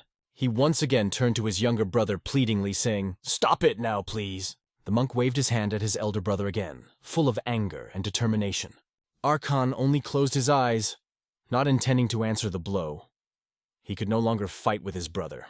There was a dull sound similar to an explosion, from which a wave of energy spread in different directions, as if from the explosion of a bomb. Gon imperceptibly sneaked up from behind and placed his palm against Cho's ribs, delivering a precise blow. Cho slowly turned his head back in surprise, realizing that he had been hit. And only after that, blood splashed from his face, coloring the white snow. This attack turned out to be fatal for him, and he fell face down directly into the cold snow, unable to resist anymore. All this happened right before the eyes of the older brother, who could not believe that everything had gone so far. Archon fell to his knees, shouting his younger brother's name, trying to bring him to consciousness. Blood was coming out of Cho's mouth, and he was barely breathing. Every breath was heavy and painful. He had enough strength left to say, "That was great, Master Gon," acknowledging his mastery even in his last moments. Gon just stared at him silently, asking himself, "What did you do, Cho?" It became clear to him that Cho deliberately provoked his death by wanting to be killed. Archon took the body of his younger brother in his arms and through tears asked him to hold on, hoping that he would be able to hold on a little longer. Standing next to him, Gon quietly said that it was too late for Cho's time. At the last moment, Cho regained his ki, the same energy he had emitted before. He planned to die from the very beginning, consciously choosing this path. The older brother asked him for forgiveness for all the inconvenience, and asked the question, "Why did you do that?" Cho barely moved his lips and said, "Gon has already explained everything. I can't live with the fact that I killed more than 50 people in 2 days. How could I dare live with such shame?" he added, his voice weakening. "You were a blind man," Archon said quietly, lowering his head as a sign of submission to his brother's suffering. Cho then asked, "Did anyone tell you the name of Soso's baby daughter?" It was difficult for him to breathe. Blood flowed from his mouth and prevented him from speaking. But he tried to find strength. "Her name is Soha! Her name is Jin Soha!" he said in a weak voice, trying to breathe despite the pain. The first word means true, and it's actually intertwined with Cho's life. It was the last name of the bastard who stole Soso, but also the Buddhist name of Cho. Apparently his daughter Soha also had this name, and it was the word in which Cho found his identity. He was ashamed of everything that had happened, and could no longer hide his face from his brother and Gon. He felt deep shame, realizing that there was nowhere to hide his face from those still nearby. Cho, barely breathing, asked his brothers to take care of his daughter, who remained an orphan. Aaron, holding his bloody body which was coughing up blood and was on the verge of death, promised that they would definitely do it. Cho coughed again, spitting out blood, and repeated his daughter's name. This name was the last thing he wanted to remember. A vision appeared in his eyes of Soso, young and alive, running forward, holding out her hand to him, as in those distant days. Should I have left her? Cho asked himself as his eyes finally closed. These were the last words of the monk, and this was the end of his life story. A few days passed, and he was buried with flowers placed on his grave as a symbol of farewell. Gon stood over the grave together with Archon, both full of thoughts and sorrow. "What were you saying about him a few days ago? What kind of man was Cho in Shaolin?" Gon asked Archon. Archon quietly replied he was a truly virtuous and exceptionally talented man. His talent in martial arts was superior to all his contemporaries. It came to the point that his master, the great monk He-Won, decided that Cho would become the next abbot of the temple. And yet, despite his talent, he was always shy and tended to hide. But all his fellow students respected him for that, Archon continued. Luckily, they also received some money as a reward from the Black Dragon Gate, which ensured that Cho's daughter would not go hungry. The surviving Black Dragon practitioners handed over all the seized property to Gu Yan in the form of a cash check that was 3 times more expensive than ordinary funds. Maybe it was because of a sense of war or fear of the unknown, but this money was huge for those who survived. Although this did not atone for all their sins, the death of the headmaster and the loss of half of the core staff meant that the future of Black Dragon Gate was not as bright as it once was. Archon then turned to Gon, asking if everything would be all right with him after everything that happened. He also inquired about Hong's financial situation, since he had spent all his money on the funerals of Cho and another person. But Gon assured him, "Don't worry about me, I'll manage." At that moment, a woman's hand waved to them and turned to Gon, attracting his attention. Before them stood Princess Soha and Jinha ready to help. Soha had incredibly beautiful eyes that radiated strength and wisdom despite her young age. Gong thanked Miss Sol for the help she had given them over the past few days, expressing his sincere gratitude. Archon also expressed his gratitude, realizing that if they were just the two of them with Gon, it would be much more difficult for them to cope with all the difficulties. Princess Soha was also glad that she could help, especially Soha, supporting her in everything she could. Gon tried to understand why Soha was silent when she came to this temple, because she had never had such problems in the city before. However, he heard that it was not related to her illness. Maybe it was the shock of what happened to her parents recently. Gon believed that she would be able to find her mental balance again. "It would be great if that happened," he said. "But for now, we can only watch her progress." Then the princess turned to Jinha and asked if everything was ready to be sent, to which she answered in the affirmative. "Yes, everything is ready." They finished preparing the luggage and servicing the carriages. And now they could go to the new Sichuan right now. The carriage was already waiting for them in front of the entrance. The next day, as promised, Gon brought the monk's body and told Sol the whole story of what had happened recently. At first, she excitedly took the bone and the book in her hands, listening carefully. And when the story ended, tears appeared in her eyes, saying that she wanted to help So-Ho on her journey and be by her side at least until the boat left for the Central Plains. She stayed at the hotel. After that, she took care of not only So-Ho, but also Hong and Jin Kyun, paying for their food, lodging, and travel to New Sichuan. As for Gon, he had no reason to refuse the generosity of this good-natured lady from a rich family. Soon, she invited everyone into the carriage and they set off for the largest port city of the new continent, New Sichuan. Next to the carriage on his horse rode Gon, constantly looking out the window. Through the open window of the carriage, he asked her about her real name, since she had previously given only her last name, Sul. He reminded her that she forgot to say her full name. She was at a loss for a moment, not knowing what to answer, and began to say something unintelligible. At first she said something like, "Sol mi gum," and then laughingly added, "Golden Rabbit." Gon couldn't make out what that meant. Archon, hearing the Golden Rabbit, took it seriously and called the phenomenon unique, which made everyone surprised. She later explained that her name was Sol Myo-gyum, but it was just a pseudonym. Driving the horse, Jinha realized that it was just a pseudonym, and that the girl's real name was Yu Sol. During this conversation, Soka looked out the window admiring the scenery that opened before her. She was amazed by the beauty of nature because she had never seen anything like it before. At this moment, Soha remembered how Sol had introduced her to Gon, explaining that it was this man who had healed her body. His serious face constantly appeared before her eyes, and she could not forget that moment. She almost felt how he touched her head, gently stroking it as he explained everything that had happened. He explained to her that he could not cure her himself, but there were others who helped. Then he told her that there was someone who heard the news about her and came here from a distant continent bringing the most valuable medicine in the whole world. He now went on a long journey with her mother, and Soha once again felt the pain of loss. A few days passed, and there was tension in the same bar where Dagon met with Cho. The bartender was told that the girl had been cured, but he did not believe it because a child who had been bedridden for several years could not suddenly recover. It was very strange. Masked people asked the bartender where this child had gone and tried hard to find out the truth. They wanted to find out where she was now and with whom, because her disappearance bothered them. The bartender told them everything he knew, for which they paid handsomely, leaving him in deep thought. After leaving the bar, they tried to find traces of where Sokka could have gone after what the bartender told them. They assumed that she might have been taken away by Imperial soldiers, but they could not deviate from their grandiose plan. One of the men ordered to immediately gather all the members of the organization and contact the main palace, because the body of 9 yin, in which the blood of traitors flows, belongs to them, and they must return it. In that place where the sand is dry and water is hard to find, the travelers stopped to rest. Gon went in first, followed by all his new friends, tired from the long journey. He turned to the innkeeper, asking for lodging for 5 people for 1 day. Behind his back, Sol added to the order a request for warm tea and a hearty meal for everyone. After some time, Sol was already sitting at the table drinking tea and stretching, and remarked that it was really exhausting. Jinha also drank tea, and they had a quiet conversation discussing the trip. Sokka, meanwhile, could not find a place to warm her hands against a warm cup of tea, trying to warm herself.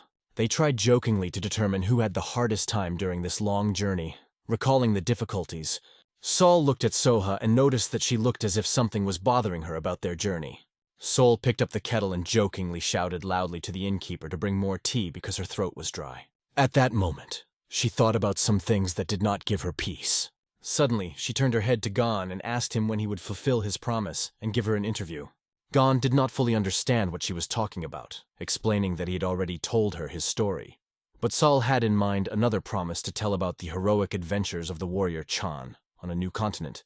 Gon was still convinced that he had already talked about it, and explained that he was just a traveler, and not big enough to get into Miss Sol's book. Like most of the other inhabitants of the new continent, he was just one of the inhabitants of the Central Plains who came here to achieve everything possible in this great land. Mio sighed and dropped her head on the table, stating that Gon was lying because he was hiding more than he was saying. Gina poured hot tea for everyone while listening to this humorous dialogue that seemed to have no end and was full of mutual hints. Mio then asked Gon, "What about the Nameless Brave? Have you never heard of him?" She was talking about the person from the new continent of Marima that they talked about when they first met the same brave warrior that she wants to meet more than anything. Archon was surprised to hear this name. It seemed unique to him.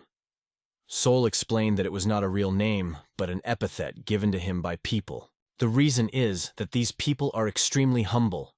They are known for disappearing without giving their name or demanding rewards for their righteous deeds. Archon laughed and said that it was more like fictional characters from novels. Gon repeated once again that he had never heard of such a brave warrior, which slightly disappointed Sul. Archon thought, assuming that it is possible that this is just a fiction where the stories of several brave people were combined, because that is how often such legends are born. Sol objected, saying that this is not so, and if you look at all the recorded acts of heroism of the Nameless Brave, you can see that he is real. It was at this moment that they were brought a full table of delicious specialty dishes of the local hotel that they had ordered. After a while, everyone had eaten enough, leaving behind only empty plates. After the meal, Archon sat in the corner of his room meditating in peace. On the street, Gon was wiping his horse, and Soha watched his calm work without daring to say anything. Meanwhile, in the room, Sul was stretching and saying how well she had eaten, feeling full satisfaction from the meal. Sul, finally feeling alive after a normal meal, which was the first in a long time, sighed with relief. Above her bed sat Jinha, staring at her. At first, Jinha addressed her as "Milady," and then corrected herself and called her princess. Grumbling, the princess did not even turn her head, and a little annoyed asked what she wanted. Jinha did not hesitate to say that it was really time to go back, because if the journey was delayed, the viceroy would have no choice but to go to the Central Plains on his own. She also added whether the princess realizes how many people will be in trouble because of their delay. Mio sighed and said that everything was clear and, getting out of bed, promised to think about it when they reached New Sichuan. Then she began to say that the governor of the Hawaiian Islands, Eon, would not ask for help from others if he could make decisions himself. But her words were suddenly cut off. Jinha gestured with a finger to her lips and asked the princess to speak more quietly. She hinted that it is better not to discuss such topics here where they can be heard. As soon as she said this, there was an unexpected knock on the door. "Who's there?" Mio asked, eyeing the door a little suspiciously. Words of apology for interrupting their rest came from behind the door. A rough man's voice said that it was necessary to talk to them urgently. "Could you spare a moment?" he added insistently. At this time, Gon was still in the yard tending to his horse, unaware of what was happening inside. Soa continued to watch Gon intently, keeping her eyes on him. Suddenly, a man approached Gon and addressed him, holding out the bucket he had ordered earlier. Gon returned to Soha to explain what it was and why he needed the bucket. He opened the bucket, showed her its contents, carrots, and explained that it was for feeding the horse. He said that in the last days, he demanded a lot from the horse, and it became gloomy, and does not listen to him at all. "Sometimes you have to take care of him like this," he added, smiling and putting a carrot in front of the horse's lips. The horse greedily took the carrot without hesitation, but unexpectedly grabbed Gon's hand at the same time, swallowing it along with the carrot. The horse began to neigh loudly, and Gon tried with all his might to pull out his hand, indignantly asking the horse to let it go. "Let the stupid horse go, you ungrateful bastard!"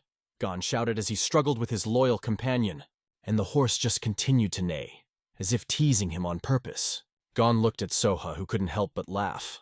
She was holding her stomach, laughing out loud, watching this funny scene. She was having a lot of fun, and for the first time in a long time, her face shone with genuine joy. Seeing her happy laugh, Gon couldn't hold back a smile either, not even paying attention to the fact that his hand was still in the horse's teeth.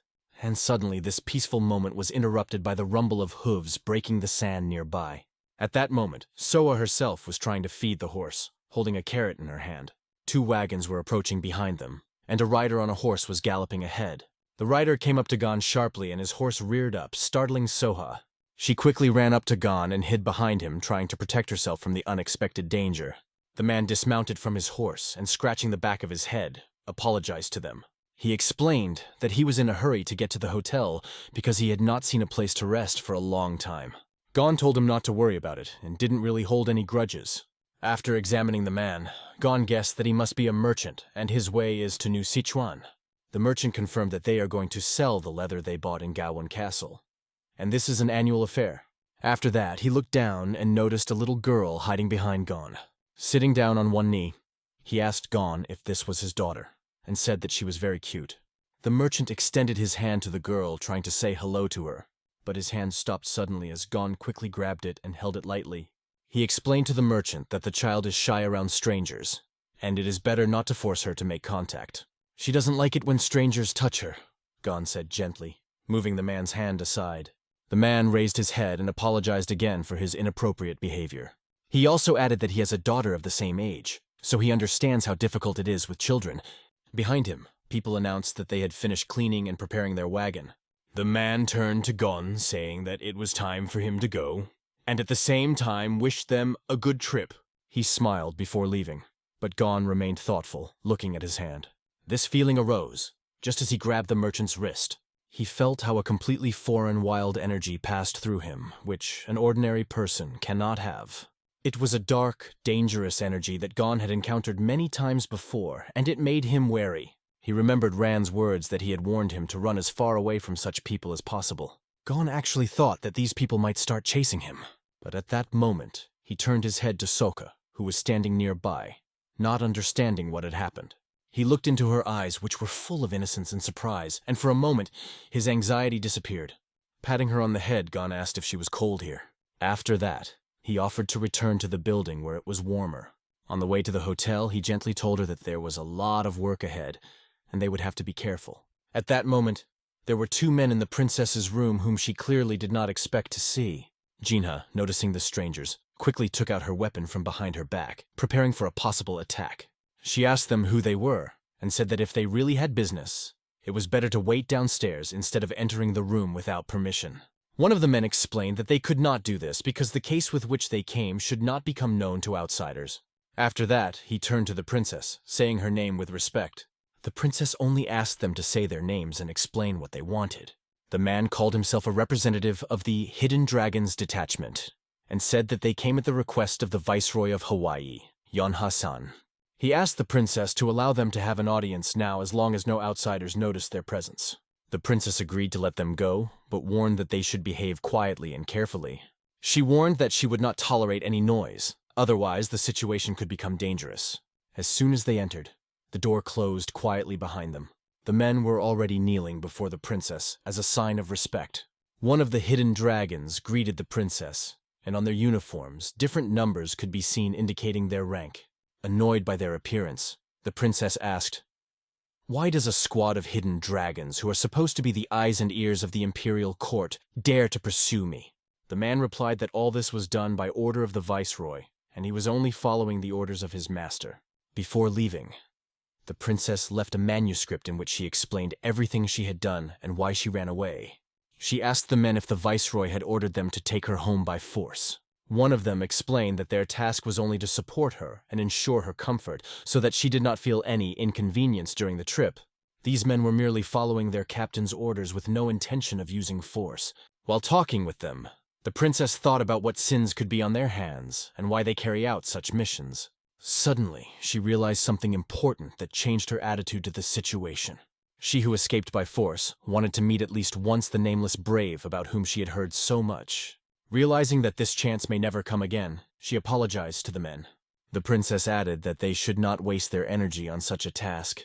She warned them that it would be difficult and explained that she was going on a journey with her companions, regardless of their wishes, and would return only after the journey was over. On her behalf, she promised that she would definitely return, asked them to remove their worries, and return to the viceroy. The men looked at each other, considering her words. They apologized to her and asked permission to at least guard her during this trip to ensure her safety. Surprised, the princess asked if there were any specific reasons for such a proposal. Then the man explained that they had recently received information about subversive activities in the area of Yomho Castle. In particular, that an unknown group was chasing a lone girl and that she was being hunted. Gina assumed that it might be about the imperial princess, but the man continued his story. He said that the girl they were looking for was a small child with bright blue eyes. Meanwhile, a man with a pigeon on his shoulder was standing in front of the entrance, surveying everything around. Looking at the sheet with the drawn image of Soha, he decided that this is exactly the girl he is looking for. He pulled the door handle to get inside, but a voice suddenly sounded behind him. It was a guest house employee who asked him about his impressions of their establishment. Smiling at each other, the man just ordered himself a hearty breakfast. After that, the worker went in the other direction, and the man with the pigeon on his shoulder continued his work. He opened the door behind which stood a group of armed men who were already waiting for him. They were all wearing masks, and the man asked them if they had completed the investigation he had assigned to them. The man was called Red Snake Wang O, and he was one of the influential people in this area. His representative from the Black Snake Palace, Wu Ongak, confirmed that they had completed their mission. They received information from the innkeeper that the group was heading from Yomho Castle as expected. Now they were sure that the same girl with the traitorous blood of the 9 yin that they were looking for was heading to their meeting place. They also reported that in the group they were monitoring there was a monk who seemed to act as a guardian of the temple where the child was left. The problem was that some strange swordsman was constantly hanging around the girl, and they could not understand who he was and where he came from. At that moment, Vaughn announced that he had just received a message from the True Palace. He added that soon several ships of the Imperial Army will arrive in New Sichuan. It seems that the Imperial dogs have already taken the trail. Hak immediately understood that this could mean that the situation was getting complicated. So, 9 times out of 10, this bastard Imperial soldier is disguised as an ordinary traveler, suggested Red Snake. Black Snake also saw this as a problem, especially if the Imperial Army was really interfering in their affairs. But the Red Snake assured that there was no need to worry. According to the message they just received, the Murong clan has sent reinforcements, and a White Snake-level expert will join them around tomorrow. Red continued by stressing that their main goal was to take possession of the 9 Yin's traitorous blood, and clear the place of any threats. 12 combat agents have already arrived and are on standby nearby, ready for action at a moment's notice. Red Snake smiled slyly, confident that with such reinforcements, they had nothing to fear even from 2 Imperial soldiers. This evening, they planned to destroy everyone in the hotel except for the child they were supposed to take. Their squads were already lined up right in front of the hotel in preparation for the attack. This operation was part of a grand project of the Imperial Palace, in which the blood of the 9 Yin had a special role. To begin with, they were ordered to start with the cursed monk who lives in a separate room and the swordsman who accompanied the child. But suddenly a loud voice rang out nearby, which defiantly offered to start with him, calling them shitholes. One of the combat agents instantly recognized the voice and shouted, "It's him!" Gong ignored their surprise and said, Finally, I'm back at the inn after such a long hiatus, and you're not even here to let me rest you, Xian, you fanatical bastards. Gon pointed his sword at his opponents, sensing a dark and threatening energy emanating from them. Without hiding his emotions, the red snake clenched his teeth in anger. He ordered all his fighters to immediately attack this haughty bastard, pointing the finger at Gon. Without any hesitation, the militants rushed at him. The first attack was easily dodged by Gon without even turning around, instantly striking with his sword behind him, killing the first attacker. The next enemy was already approaching, swinging his sword in the air. But that was not a problem either. Gon instantly dealt with him by tensing his fist and punching through his stomach with internal energy. Another enemy appeared behind Gon, trying to surprise attack. Without turning, Gon placed his sword behind his head, blocking the attack. He just looked coldly at the attacker and then cut off his head in a flash. Gon's blows were so fast and accurate that the enemies didn't stand a chance. The incredible execution of the technique was impressive, demonstrating the prowess of the warrior Chang Gong. It was a real skill thanks to which the enemies fell one after another. And now we can remember the events that happened a little earlier, when the princess told Gon that their real target was the girl Soha, and that the enemies were targeting her. The princess said that she had received information that the castle was looking for a girl with blue eyes. Considering the situation and the time, she assumed that this girl was probably Soha. Arkin confirmed that the characteristic of the blue-eyed girl was very specific. However, he also suggested that it could only be a side effect of the 9 Yin's treacherous blood. It was just a guess, but they also considered whether the pursuers might seek to receive the reward that she received from the Black Dragon Gate. After all, the young girl was not really in debt to anyone and did not hold a grudge against anyone. Arkan was outraged because those who persecuted the girl aimed at the inheritance of an orphan who was left without a family. Gong thought at that moment, suggesting that the pursuers might have been targeting the 9 Torn Yin clans. In this world, the rift of the 9 Yin clans was considered a severe and incurable disease. But in the world of martial arts that Gon knew, it was a fate that carried something much greater. Now the main question was who exactly and for what purpose was searching for these 9 broken Yin clans. The picture was getting clearer in his mind. Gong didn't think that the Red Snake was after him for the affairs of Soha or Wei Ran. The real purpose of the Imperial Palace was not just a legacy or a reward, but something much deeper. At that moment, Gon continued to fight, dodging the enemy's blade with incredible precision. He immediately delivered his blows, cutting through the bodies of his opponents, leaving them no chance. These ninja fell in front of him, their broken bodies falling heavily to the ground. None of them could give him a serious fight back. Gon moved fast and mercilessly. The Red Snake's tension was growing as it reached its peak with each passing minute. He had to stick his claws under Gon's sword trying to block the attack. The claws proved to be strong as Gon's sword did not pierce them. Gon immediately recognized these claws as tiger claws belonging to a special technique. But the most interesting thing was that the energy of the Red Snake felt damn familiar. Recently, Gon had already encountered similar energy, and now he knew exactly who he was dealing with. Red Snake awakened his inner energy and ordered his fighters to awaken the divine arts as well. He shouted that the one they consider the Emperor's dog stole the Emperor's throne. He also demanded that Gon witness the true art of the true Imperial Palace. Red Snake exclaimed that this is exactly the power that belongs to a true ruler. At this moment, the speed of the Red Snake increased significantly, and it became even more dangerous. Gon realized that he was facing the practice of demonic arts and decided to hide his sword. He stood in a fighting stance, pointing his hand towards the enemy, ready to attack. One of them had already jumped into the air, aiming to attack Gon from above. But something didn't go according to plan. Instead of hitting, he flew past and stuck his head in the ground like an ostrich. He probably gave his brain a good shake and maybe even reflected on his bad deeds, although it is not certain. The next opponent also ran up, hoping that the energy surrounding his body would help him. Without changing the trajectory, Gon sent him straight after his friend, putting him on the ground again. Gon's movements were so light and precise that he was in complete control of his actions and easily controlled his enemies. Without any problems, he carried out the capture and then turned the body of the enemy, knocking down the next opponent. There were dull sounds from the blows of the opponents' bodies, which fell to the ground like sacks. They suffocated without air, unable to resist. One of them cleared his throat and managed to open his eyes, but in front of him was already Gon's fist clenched and ready to strike. Using the coiling technique, Gon hit his opponent with such force that even the floor beneath his feet shattered into pieces. Gon's energy continued to grow, only getting stronger and more powerful with each strike. Enemies could only feel powerless before this rising wave of power. By that time, blood had spurted from under the enemy's mask, forcing him to fall to the ground. Red Snake watched this, but was in no hurry to rush to the aid of his subordinates. Gon noticed that Snake was the only opponent still standing. Standing over the two prone fighters, Gon asked him if he planned to continue. He suggested that the Red Snake simply tell that they call these bastards a palace. Snake just laughed and coughed and called Gon a tall dog out of reach in his pride. It was clear from his appearance that he was not going to speak, but looking at the dead bodies of his fighters, the Red Snake realized that he had made a mistake in assessing Gon's skill. However, he warned Gon against taking the true palace lightly. He also told Gon that while he was tied up here, his companions would die, and they would take possession of the girl with the traitorous 9 yin blood.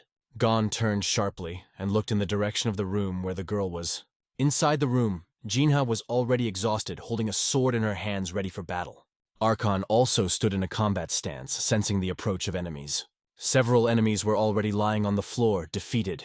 The princess held the blue-eyed girl in her arms, protecting her. The tension was growing, and Gon understood that the time to act was approaching. About 6 hours ago, Gon had been telling them about how he defeated demonic humans 3 times in battle.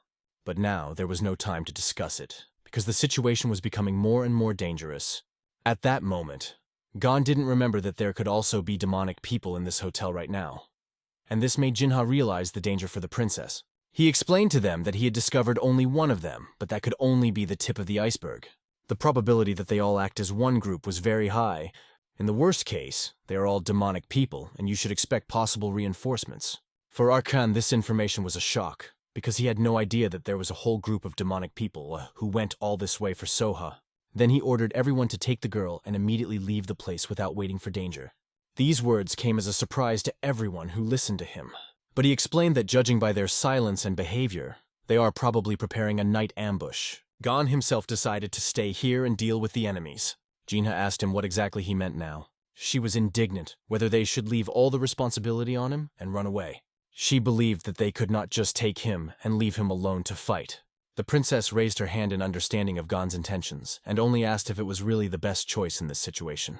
The princess went on to point out that even if it was just a guest house, it was still the same hotel, and they certainly wouldn't let it go unnoticed. Gon explained that escaping is still better than sitting and waiting, and they are wrong if they think of them as a simple sect of chaos or ordinary robbers.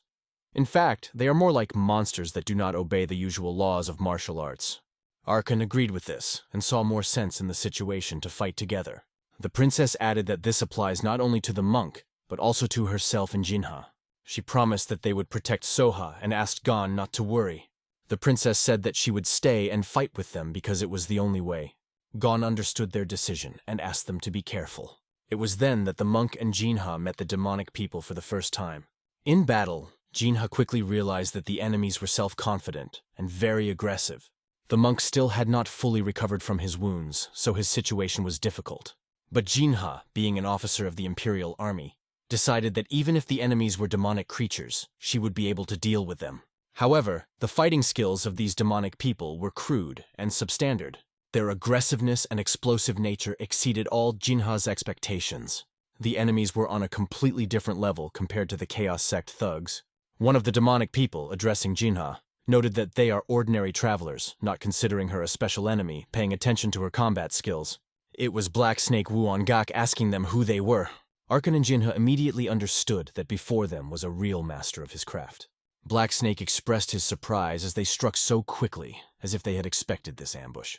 He noticed that the monk he thought was an ordinary student from a remote temple uses Shaolin martial arts, and the woman he thought was a simple bodyguard possessed the technique of the storm sword of the imperial court. Black Snake suspected that this was not just a body with the traitorous blood of the 9 yin. He asked if it was a secret that no one knew about, hinting at something more.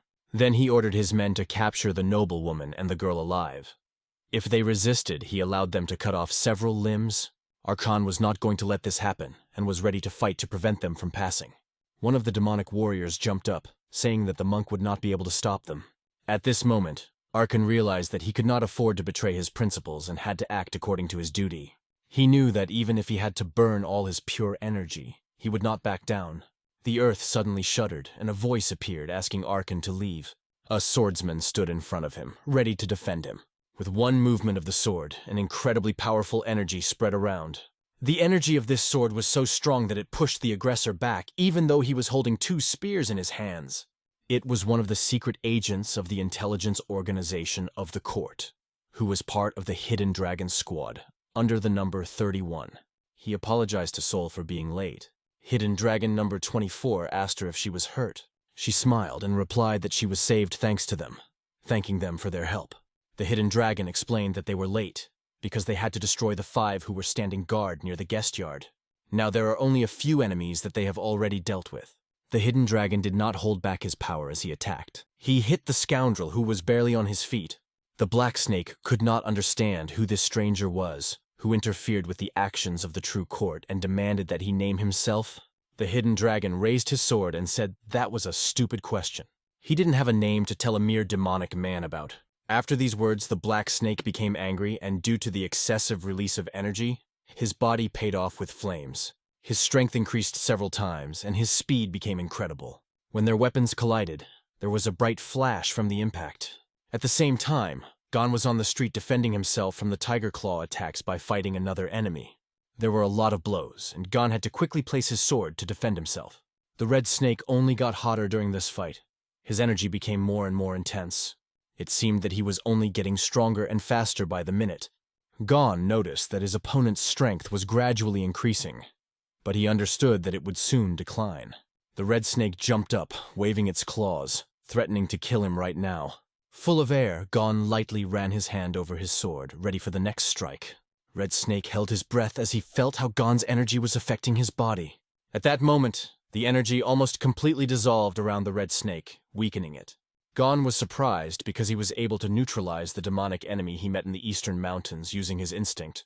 Red Snake realized that Gon was implying that he was the one who killed Black Snake then. Gon now sees Red Snake creating chaos around him and questions the true purpose of their plan. He also wondered why they were trying to kidnap a girl with traitorous 9 yin blood. The Red Snake laughed and explained that the treacherous blood of the 9 yin is a fate in which a person does not live even to middle age. Because this blood has become useful to the true cult, it can be considered part of their power, said the Red Serpent. This is the true destiny of this orphan, he explained, and asked Gon to just give the girl away now. But Gon pointed his sword at him and said that today he will make him beg for something else about his painless death. A pool of blood spilled on the ground. Evidence of a merciless battle. The swords mercilessly drained the blood of the enemies, leaving behind a bloody trail. With each strike, the blades drained their energy and then cut their bodies open. The giant blade made the demon's eyes close in fear. This incredible sword cut through them mercilessly. And after the enemies fell, the swordsman could finally remove his mask. Throwing off his mask, he said, "It's been a long time since I fought a demonic man." Seeing him, Yusol was so shocked that she was speechless. She asked another, "Is this really the same member of the Hidden Dragon Squad?" "Yes, this is Hidden Dragon number 31. One of the best in their pack." He was also known by another name. Meanwhile, on the street, Changgong was smashing other opponents. He did it so skillfully that sparks from the sword flew in all directions. The strike of the sword sounded like a melody that surpassed all music. But demonic sounds added horror to this battle. The strength of the demonic warrior was truly impressive, displaying incredible power. He was extremely fast and confident in his abilities. But despite his strength, he did not understand why he could not overcome his opponent. His eyes grew redder and redder, and when Gon slashed his iron claws, he began to rage. The reason is simple. Gon has already predicted his every move. He could clearly see the demon's every next step. Gon didn't even make an effort, keeping his composure and poise. He ignored the demon's words of loyalty to his court. There was no point in reacting. Suddenly, the demon began to form a ball of fire in its hands, confident that Gon would not be able to resist it. But Gon's face remained unmoved as he watched this. 4, and then 6 fiery serpents appeared from the ball of fire. "Die, you dirty imperial dog!" growled the demon. The fire snakes were getting closer and closer to Gon. The demon controlled them by moving his hands. When everything merged into a red curtain in his eyes, he was sure that Gon was already dead. But suddenly both his hands were unexpectedly cut off. They slowly flew away, circling the air in front of him, just like he did. The demon, seeing his hands in front of him, felt bad, unable to control them. And a few meters away, Gon was already calmly standing on the ground. He only listened to the moaning of the demon as he searched in vain for his severed hands. The movements of the monk brothers inspired Gon. their ability to move from rest to action in an instant.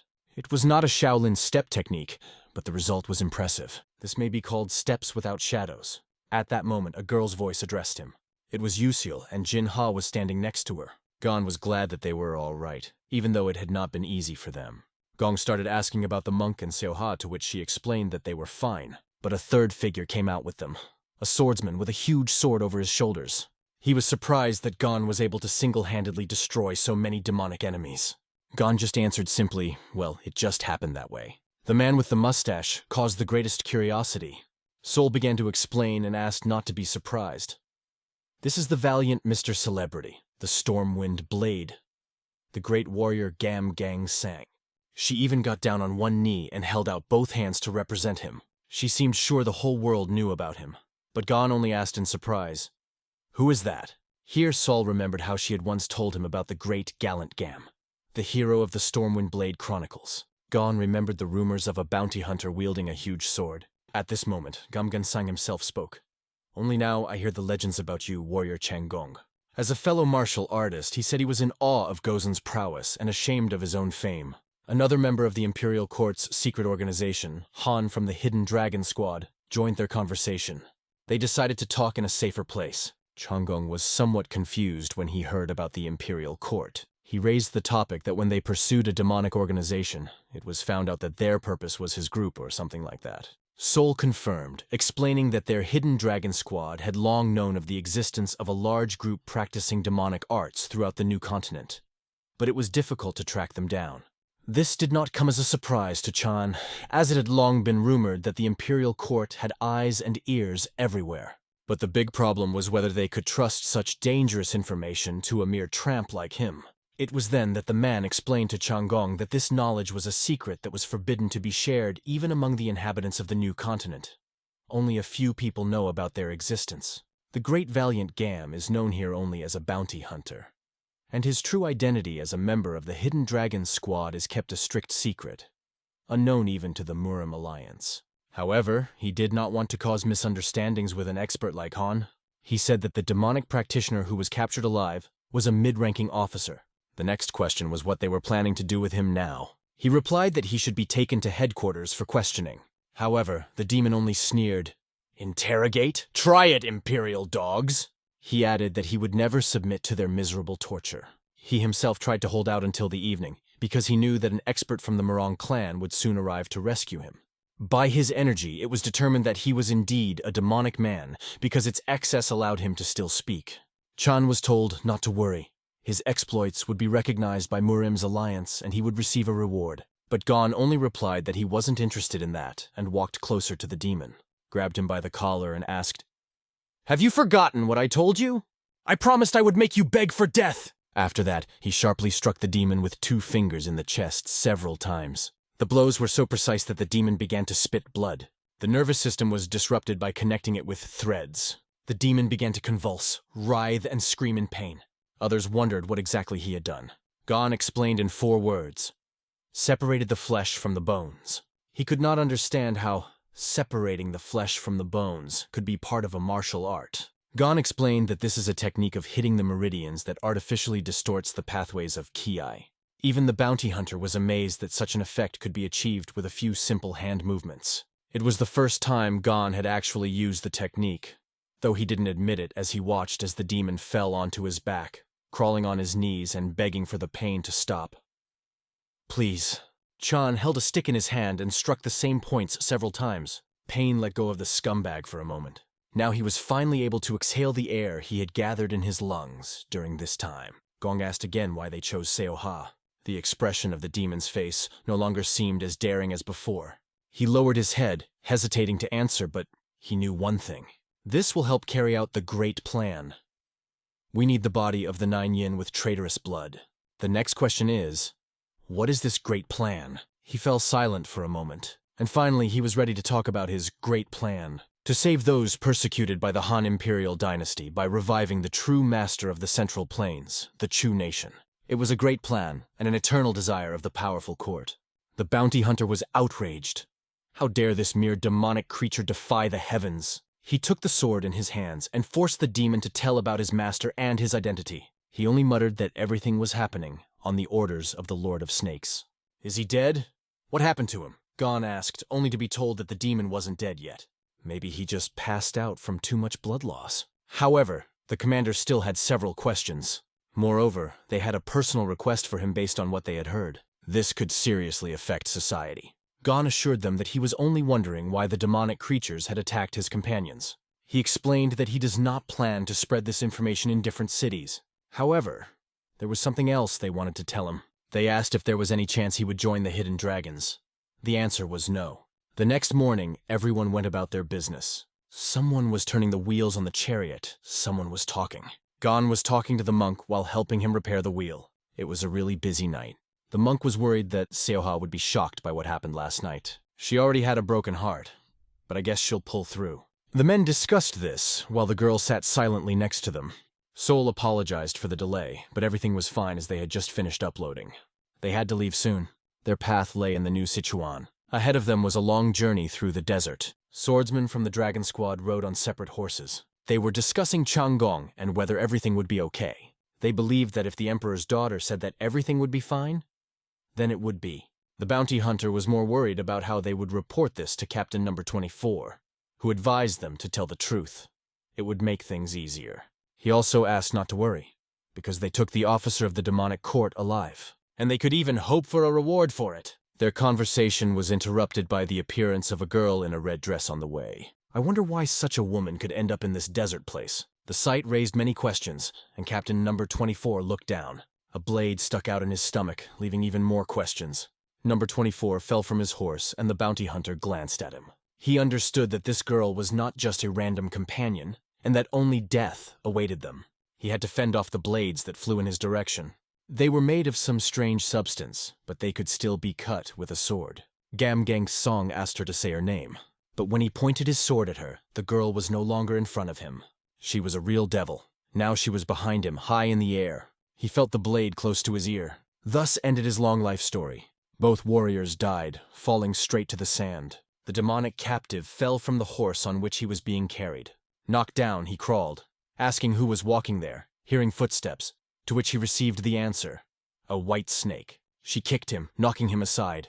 Then she took off the bag that was on his head. I said I'd join. Why didn't you wait? She asked. Tell me, why didn't you wait, Red Snake Wang? He began to explain that the Imperial Army had intervened and concluded that they had no time to wait. He begged her for mercy, and she agreed, recognizing his right to decide, but on one condition.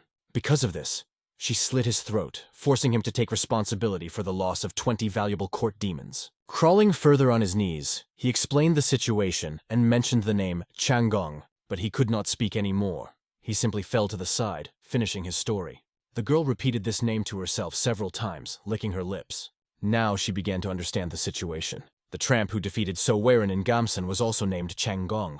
These puzzles formed in her head. She realized that soon they were destined to meet, and 3 dead bodies were left lying on the sand. In the meantime, a chariot drove by, in which the girl and all their company were. Seoha was riding a horse, and Sul, looking out the window of the carriage, asked her not to run far. Seoha just turned to her and replied with a big smile. With smiles, they joked that Sul would probably be able to sit on a horse in 3 days. Gong mused that as her 9 yin channels healed, she could have awakened hidden talents. And it was just the time to show it because they arrived in New Sichuan. After a long journey, everyone was hungry, and the first thing they did was go eat. Looking around, Sul noticed that the place had become much more lively than last time. Gong explained that this happened after the discovery of the new continent, especially because most of the Western goods passed through New Sichuan. Suddenly a monk came up and apologized for being late, explaining that there were too many people at the port. He scouted if there was a ship bound for the Central Plains and found out that it was leaving in 4 hours or so. The monk was more interested in what further plans they would decide.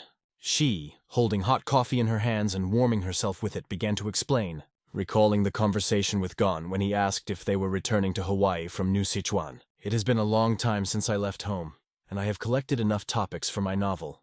Even though Warrior Chan never told me his full story, so she decided to board a ship that would take them straight from New Sichuan to Hawaii. It seemed like the easiest and most reliable option for everyone. However, Saul's face showed a slight sadness.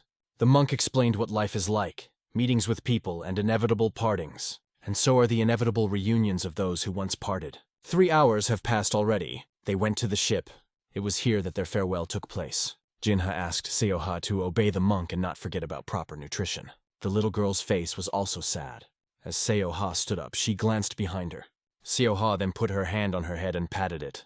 After that, Gon did the same, wishing them good health. The monk didn't know how to thank Mr. Chan for all his help, from the situation with his reckless younger brother to treating Seoha. Gozan explained that he was only doing what he was paid to do. After that, he took out a bag of money. He handed it to the girl and said that it was a gift from him, but it should only be opened on the way. Maybe there was something else, not money, but he still gave her a gift. The ship was soon to leave for the Central Plains. One of the ship's workers urged those who had not yet boarded to do so quickly. Everyone understood that the time had come. The monk and the girl were sailing away, and he thanked everyone who had been with them up to that point. "If fate allows, we will meet again," he said, folding his hands in front of him. Seoha was wiping her goodbye tears, and Seal was waving at them. Before their eyes, they got on the ship. It was a farewell after long adventures together. It was hard to watch new friends go, but Sol and Jinha were also soon to leave. Sol asked if there was a parting gift for her. Jin tried to calm her down, but Sol made a joke, at which point Gong handed her something. "You read fast here. Hold," he said, handing her a piece of paper. "What kind of paper is this?" she asked curiously, taking him in her hands. Gon wrote down on it the events he had experienced since coming to the new continent over the past few days in his spare time before bed, so they weren't very detailed. He was uncomfortable talking about all this out loud, so he decided to write, which caused real joy in the girl. He said it would be interesting enough to occupy the spare time during the ship's journey and wished them a safe journey. They also waved him goodbye. Turning his back to them, he raised his right hand and took a step forward. Seagulls circled in the sky, creating characteristic sounds that added atmosphere. The monks from Soha were already on board the ship. The girl was standing by the side, looking into the distance. In her hand was a pouch that Gon had given her with a request to open on the way. Keeping her promise, she opened the pouch and found a wooden figurine carved by Gon himself, depicting her riding a horse. All the moments associated with him flashed before her eyes, each moment filled with sincerity, and her heart beat faster. She put the figurine to her heart and took a deep breath. Continuing to look into the distance, she remembered unforgettable moments. Meanwhile, on another ship, which was about to leave for Hawaii, everything was ready for departure. Another very important person was also on board. It was the Lord Princess who told her servant that he could go. She was allocated an incredibly luxurious room. Lord Princess Sol went in there with Jinha and made herself comfortable. They remembered how recently they had to sleep on the floor or stay in simple hotels. It was not at all as romantic as described in the books. Jin saw her advantages in this, explaining that she found a lot of material for her novel there. Still, she was a little upset that she never got to meet the nameless hero. She then reached for the sheet of paper that Gon had left his story on. Near the window, Jin heard an unusual sound from the princess. It was a joyful sound as she opened the sheet and read the writing. At this time, Gon continued on his way. He walked the road of his life, leading a horse by his side. Before his eyes was a picture of saying goodbye to his friends. He saw Sol waving at him. He hadn't expected to feel so alone after spending a few days together. Meeting people, inevitable breakups, and inevitable reunions, right? These words of the monk now settled in his heart forever. But someone paid attention to the way he walked. This person turned to him at the same moment. It was a man he just happened to cross paths with on the street. The man could not believe his eyes that it was really him. And Gon himself was stunned, saying, "Brother, is it you?" Central Plains, Hunan-chan family. The guy was sitting at the table reading a book. Suddenly he heard screams behind him. It was his mother, to whom he immediately ran. Something was wrong with her. She fell to her knees, leaving a trail of blood. He did not understand what was happening to her, and she trembled, repeating, "I wish it was just idle chatter." She tried to say something, but just yelled at him to shut up. You're not my son," she continued. He fell to his knees, and she accused him of being a ghost that had joined her son's body. These were just memories. And now, in a completely different place, Changong was sitting at the table talking to the man he met yesterday. He never thought he would see him again, especially in New Sichuan. It was Chong-un, the eldest son of the Hunan Chong family, and Chong-gong's older brother. 10 years have passed since they last saw each other. Now, over a cup of tea, they had an opportunity to talk. "How is Miss Yang?" Gon asked, a little confused as this was their joint address to their mother. Gon did not think of Miss Young as his mother. When his body left hers and his soul became ghostly, she asked to be called Miss Young instead of Mom. If he felt a little gratitude, it was only for the fact that she had given birth to this body. Un reported that everything is fine with her, She is busy looking for a groom for her younger sister. His younger sister is already 25, and if it weren't for this endless training in martial arts, she would have found a husband long ago. There was no need to worry about being drafted into the army, because she took the test 3 times and failed each time. Yan herself believed that the old strict imperial army simply did not recognize her dignity. I wonder who would want to marry such a stubborn girl. Her attitude to things remained unchanged, but the mother still found someone for her, looking for a candidate more kind and beautiful than all other family members. Unasked if Gon will attend his sister's wedding since he just showed up on time. The next topic of discussion was the expansion of the family business to the whole of the new continent. The response was not entirely positive, as other trading groups had already begun to import and sell goods. At first, Un preferred to use the northern sea route and pay for the protection of the Murim Union, rather than give half the amount in bribes. Pressure from the Murim Union was considerable, even in New Sichuan. After his brother's story, Gon thanked him for the news. He also asked to convey to his sister that he would congratulate her on her marriage later. Un decided it was time to say goodbye and headed for the door. But opening them, he saw a girl. It was Miss Yom, Jiang Un's wife, his daughter-in-law, who greeted him joyfully. He hadn't seen her in a long time and was amazed at how much she had changed. Gon tried to explain that it was time for him to go. He even made a few arguments, but she was talking so much it was hard to get a word in. She didn't seem to be listening to him at all and kept asking if he was going to eat. It was difficult to refuse in such a situation, so he agreed to stay for lunch and then leave. She laid a delicious table and invited them to eat. After a hearty dinner, she suggested that he rest. He was put to bed in one of the rooms where he went to rest. It turned out that she completely outwitted him. He could not resist her insistence. It's been 10 years, 10 whole years. He was lost in memories of how this little girl used to cry, and his brother looked so sad then. This was the moment when he set out on the road and his brother and a little girl accompanied him. It seemed that then he walked as if running away. Now he wondered, how did a person like him end up here? And he decided that as soon as the sun rose, he would leave. He believed that it would be better for everyone, and now a new day has come. But going outside, he saw a girl and a boy in front of him, and Miss Yom came up behind, even scaring him a little. She suddenly announced that the nanny who usually looks after the children was sick and asked him to look after them at least today. She and her husband had to welcome an important guest from the trade group. Strange, because as a trading group, they should have found someone to look after the children. Obviously, they were making up an excuse to keep him here at all costs. His brother cleared his throat and added, "Please." Gon saw his brother's face as he left him. Gon didn't understand what they expected from someone who had just caused friction in the family and left to deal with it. But the pressure was strong, and he eventually agreed. He was left alone with the children, who asked him if he was really their uncle. "That's how it turned out," Gon replied. Then the children said that their aunt said that he was an incredible craftsman when she talked about him.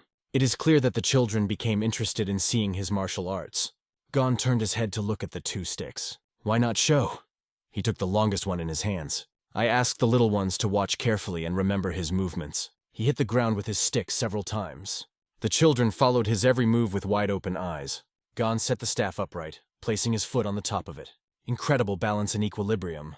Suddenly, his foot began to slide off the tip of the stick, and it looked very sharp. The children closed their eyes in fear, fearing a fall. Little by little they began to open them, because they did not hear the sound of hitting the ground. He paused deliberately for a moment, balancing on the top of his staff, looking down. Gosen demonstrated incredible balance, spinning on the stick in every possible way. This lasted for several minutes. Then he simply stood on the ground and bowed before the children, who applauded him with joy. However, he heard an adult voice and raised his head to see who was there.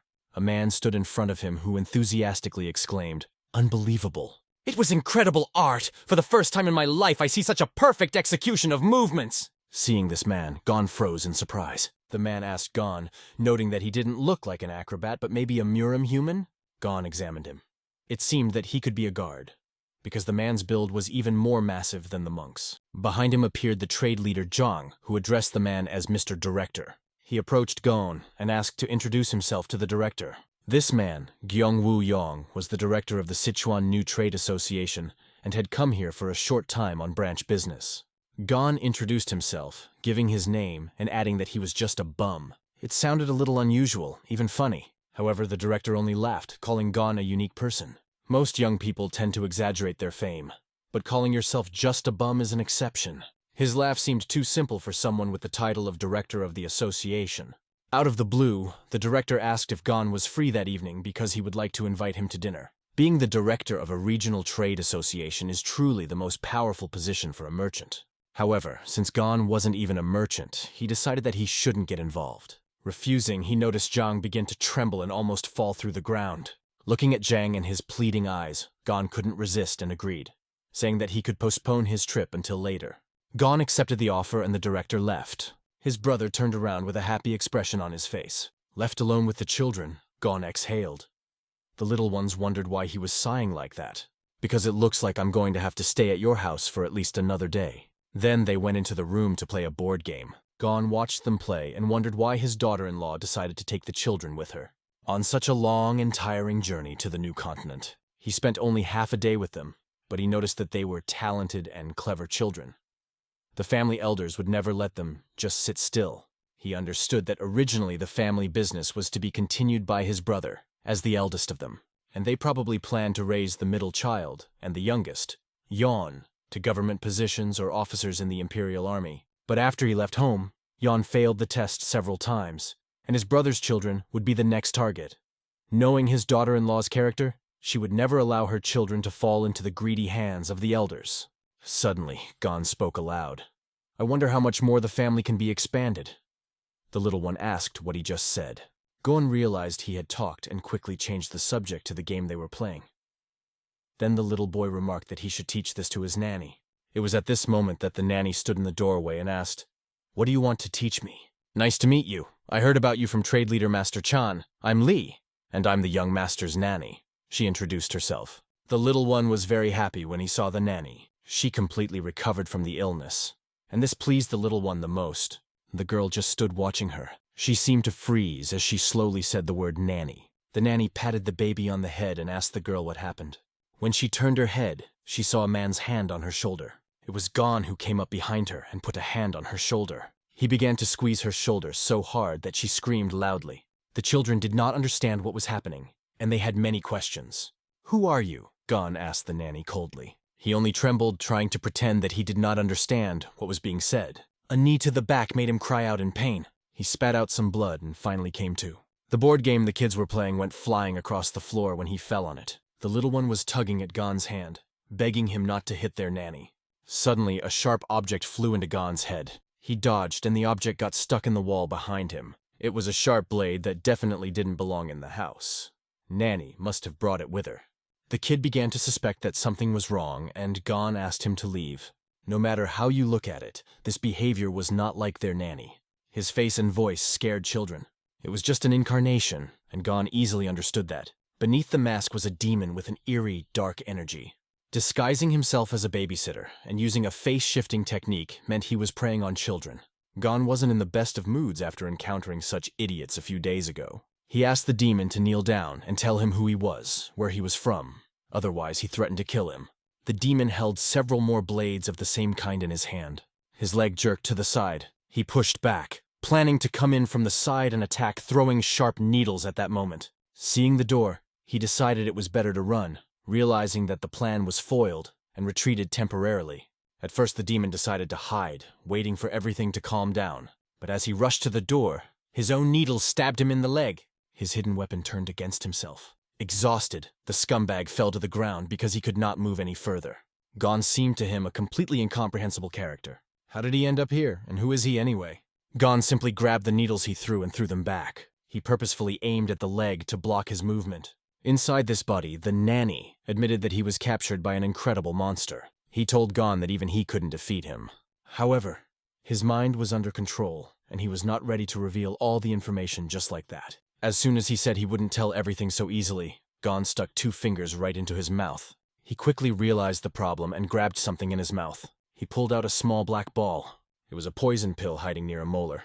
How did you do that? He asked, holding his throat and coughing. I'm sorry for you, but I remind you that I am well versed in Murim's secrets, Gon explained. The children were scared to see that their nanny turned out to be fake. But then what about their real babysitter? Gon asked the boy to take his sister outside and bring his parents. He immediately fulfilled the request and led his sister outside. Meanwhile, the creepy creature just coughed in the background.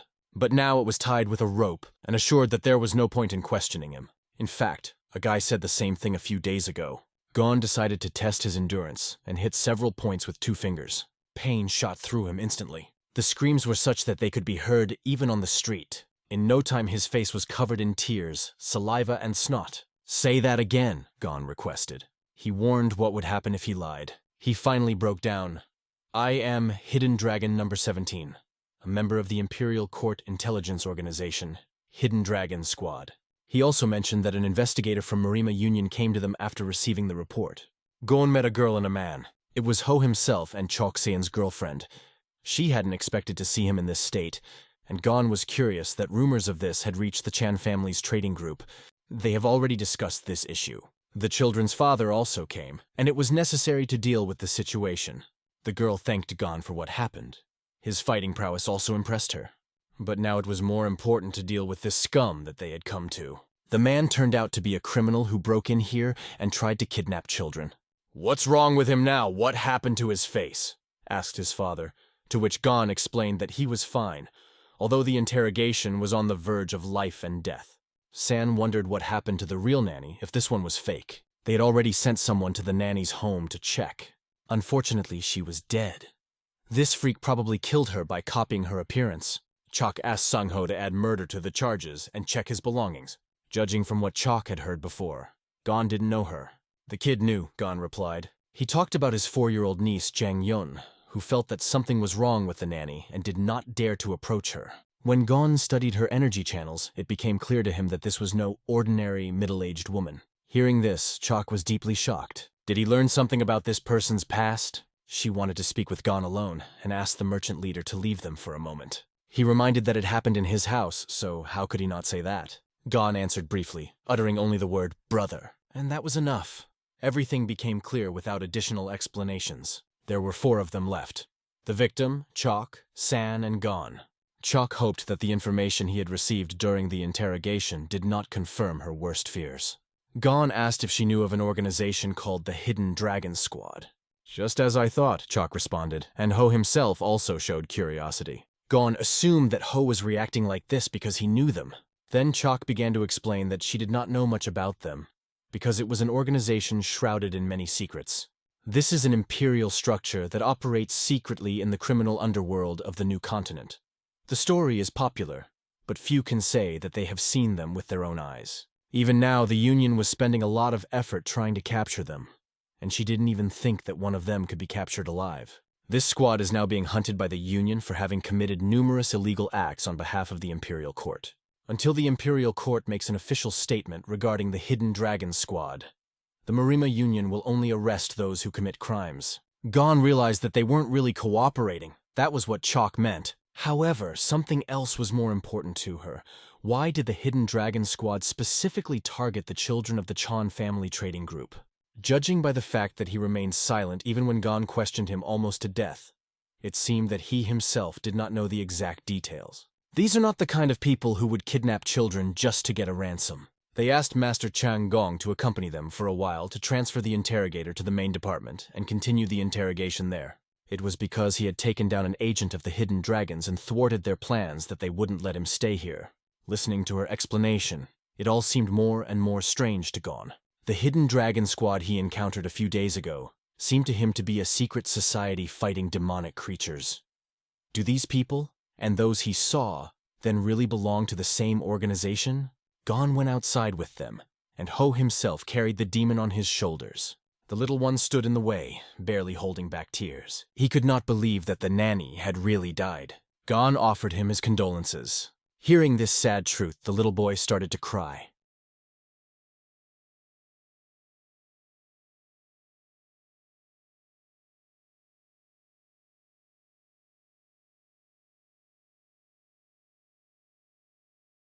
The little one asked his uncle to beat all those heathens who hurt their nanny using his martial arts. Gon put a hand on his shoulder. He promised, "Your uncle will kill them all." Then he asked his brother to stay away from outsiders and canceled today's schedule. Gon turned to the investigators with a question. Where are they going next? After transferring this man to Marima Union headquarters, we plan to continue the investigation by interrogating employees of the Chan family trading group. Gon suggested that they also check out the nanny's house. Perhaps they left some traces at the scene of the murder. At that moment, while saying this, he noticed something strange around the corner. Chalk listened carefully and agreed that this could also be an option. But when she turned around, she noticed that Gon had already disappeared. Standing around the corner was Hidden Dragon number 7, Yang Gin. Many things surprised him in particular. Why did this guy appear here? After all, he broke all ties with his family. But before the Hidden Dragon knew it, Changgong was already behind him, peeking around the corner to see where he was. Suddenly, they heard some loud screams from around the corner. Chalk asked her partner to take her husband to Murima's union, and she rushed in the direction of the noise. Running around the corner, she saw martial artist Chan holding the man by the neck. Chan held him tight, not letting go. He asked Chan in a sly voice if everything was okay with him. In response, Chan called him a fucking rat. Chalk could not understand what was happening, and immediately asked Chan to remove his hands and explain the situation. Chan let go of Yang, who fell to the ground, explaining that this bastard was the key to the solution they had been searching for so long. Yan, smiling slightly and wiping away the cold sweat, recalled that they had parted quite amicably last time. But this time there is no need to hope for friendliness. Gon brought his foot right up to Yan's face, preparing to strike, and asked if he was a member of the Hidden Dragons. Yang started to act like he didn't know what it was about, if it was, say, the name of the Chaos faction or something. However, Gon's face didn't look like he was ready to joke. The foot that stopped near his face spoke about it without words. Yan began to guess that it was useless to lie here. Yang explained to Gon that if he planned to continue using the innkeepers as informants, he should consider paying for his silence. But Gon did not listen to the nonsense, and sharply asked him to tell everything as it is. As he got up, Yang explained that there was a rich man named Yun living on the southern street of New Sichuan. They are probably preparing to move, and need to be tracked down in New Sichuan to uncover the attempted kidnapping of the Chang family trading group.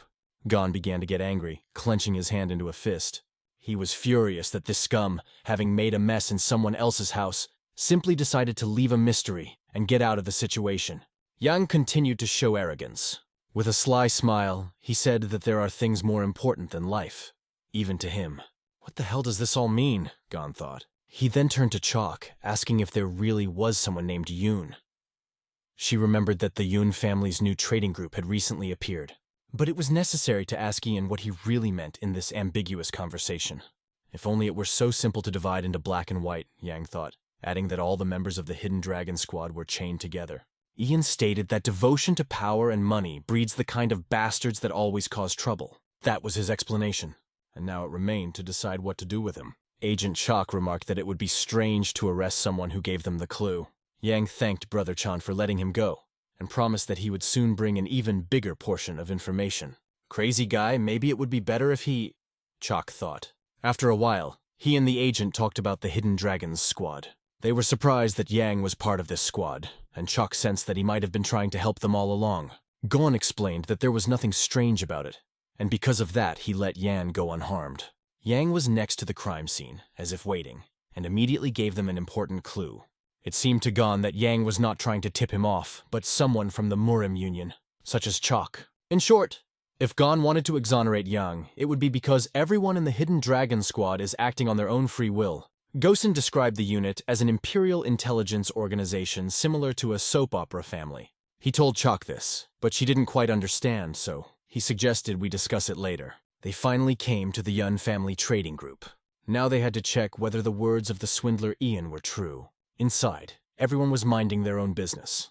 The sun was already setting, and it was clear that everyone was preparing for an urgent departure. Suddenly, a man came up to them and asked what they were talking about there, probably deciding that they too should work like the local workers. Chalk showed him her ID, explaining that they were not workers, but members of the Murima Union Patrol Squad, and introduced herself as Seiying. The man froze, not knowing what to say, and then heard a question asking if he was an administrator.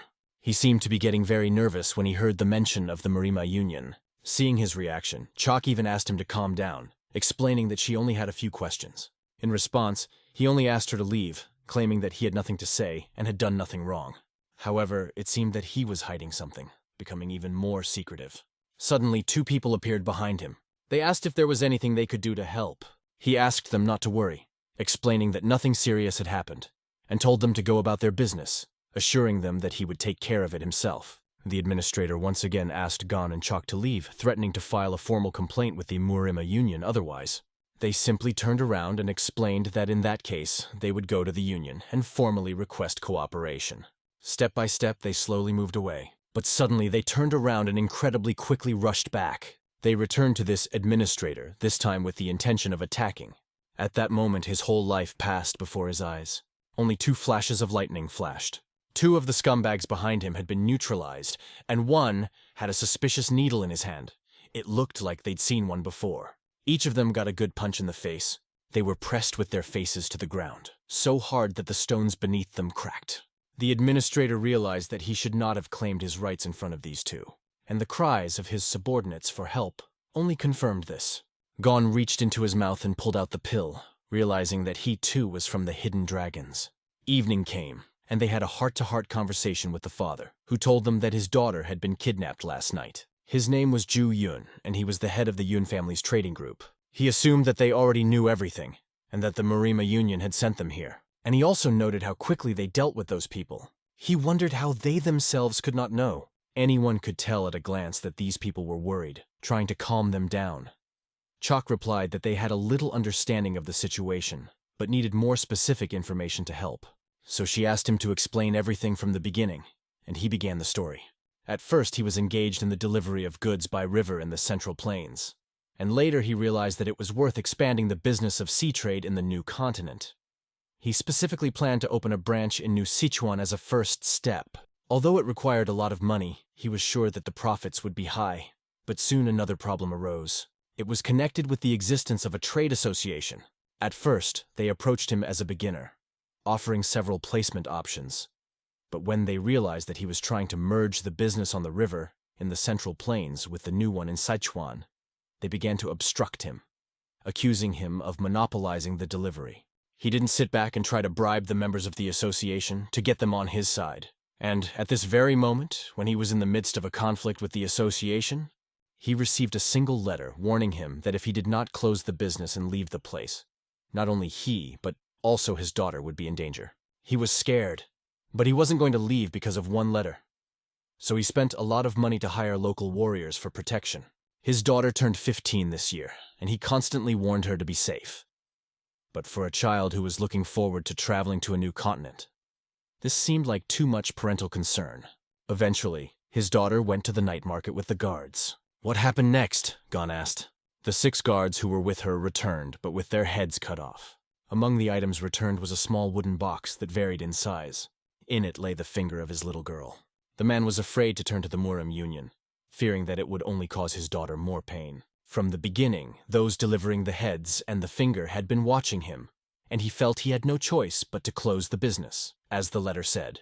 Chalk thanked him for his cooperation, told him not to worry, and promised that the Marima Union would do everything possible to bring his daughter back alive and unharmed. First of all, it was necessary to deliver these scum to the Union and find out more information. Gon understood and explained to Chalk that every minute could be crucial because they had a hostage and delaying would only make things worse. Are you saying we should interrogate them here? Chalk clarified. Now was not the time to discuss procedures. It was a quiet night on the street, and the following events unfolded in this house. The woman carefully sharpened the dagger against the stone with her thin fingers. A gray bandage was visible on her arm. She sharpened the dagger carefully and slowly, occasionally wetting the stone with water. At that moment, she was talking to Jan, asking if he had told everything during the interrogation. He replied that he only gave a tip, which she would still pass on to the Murima Union.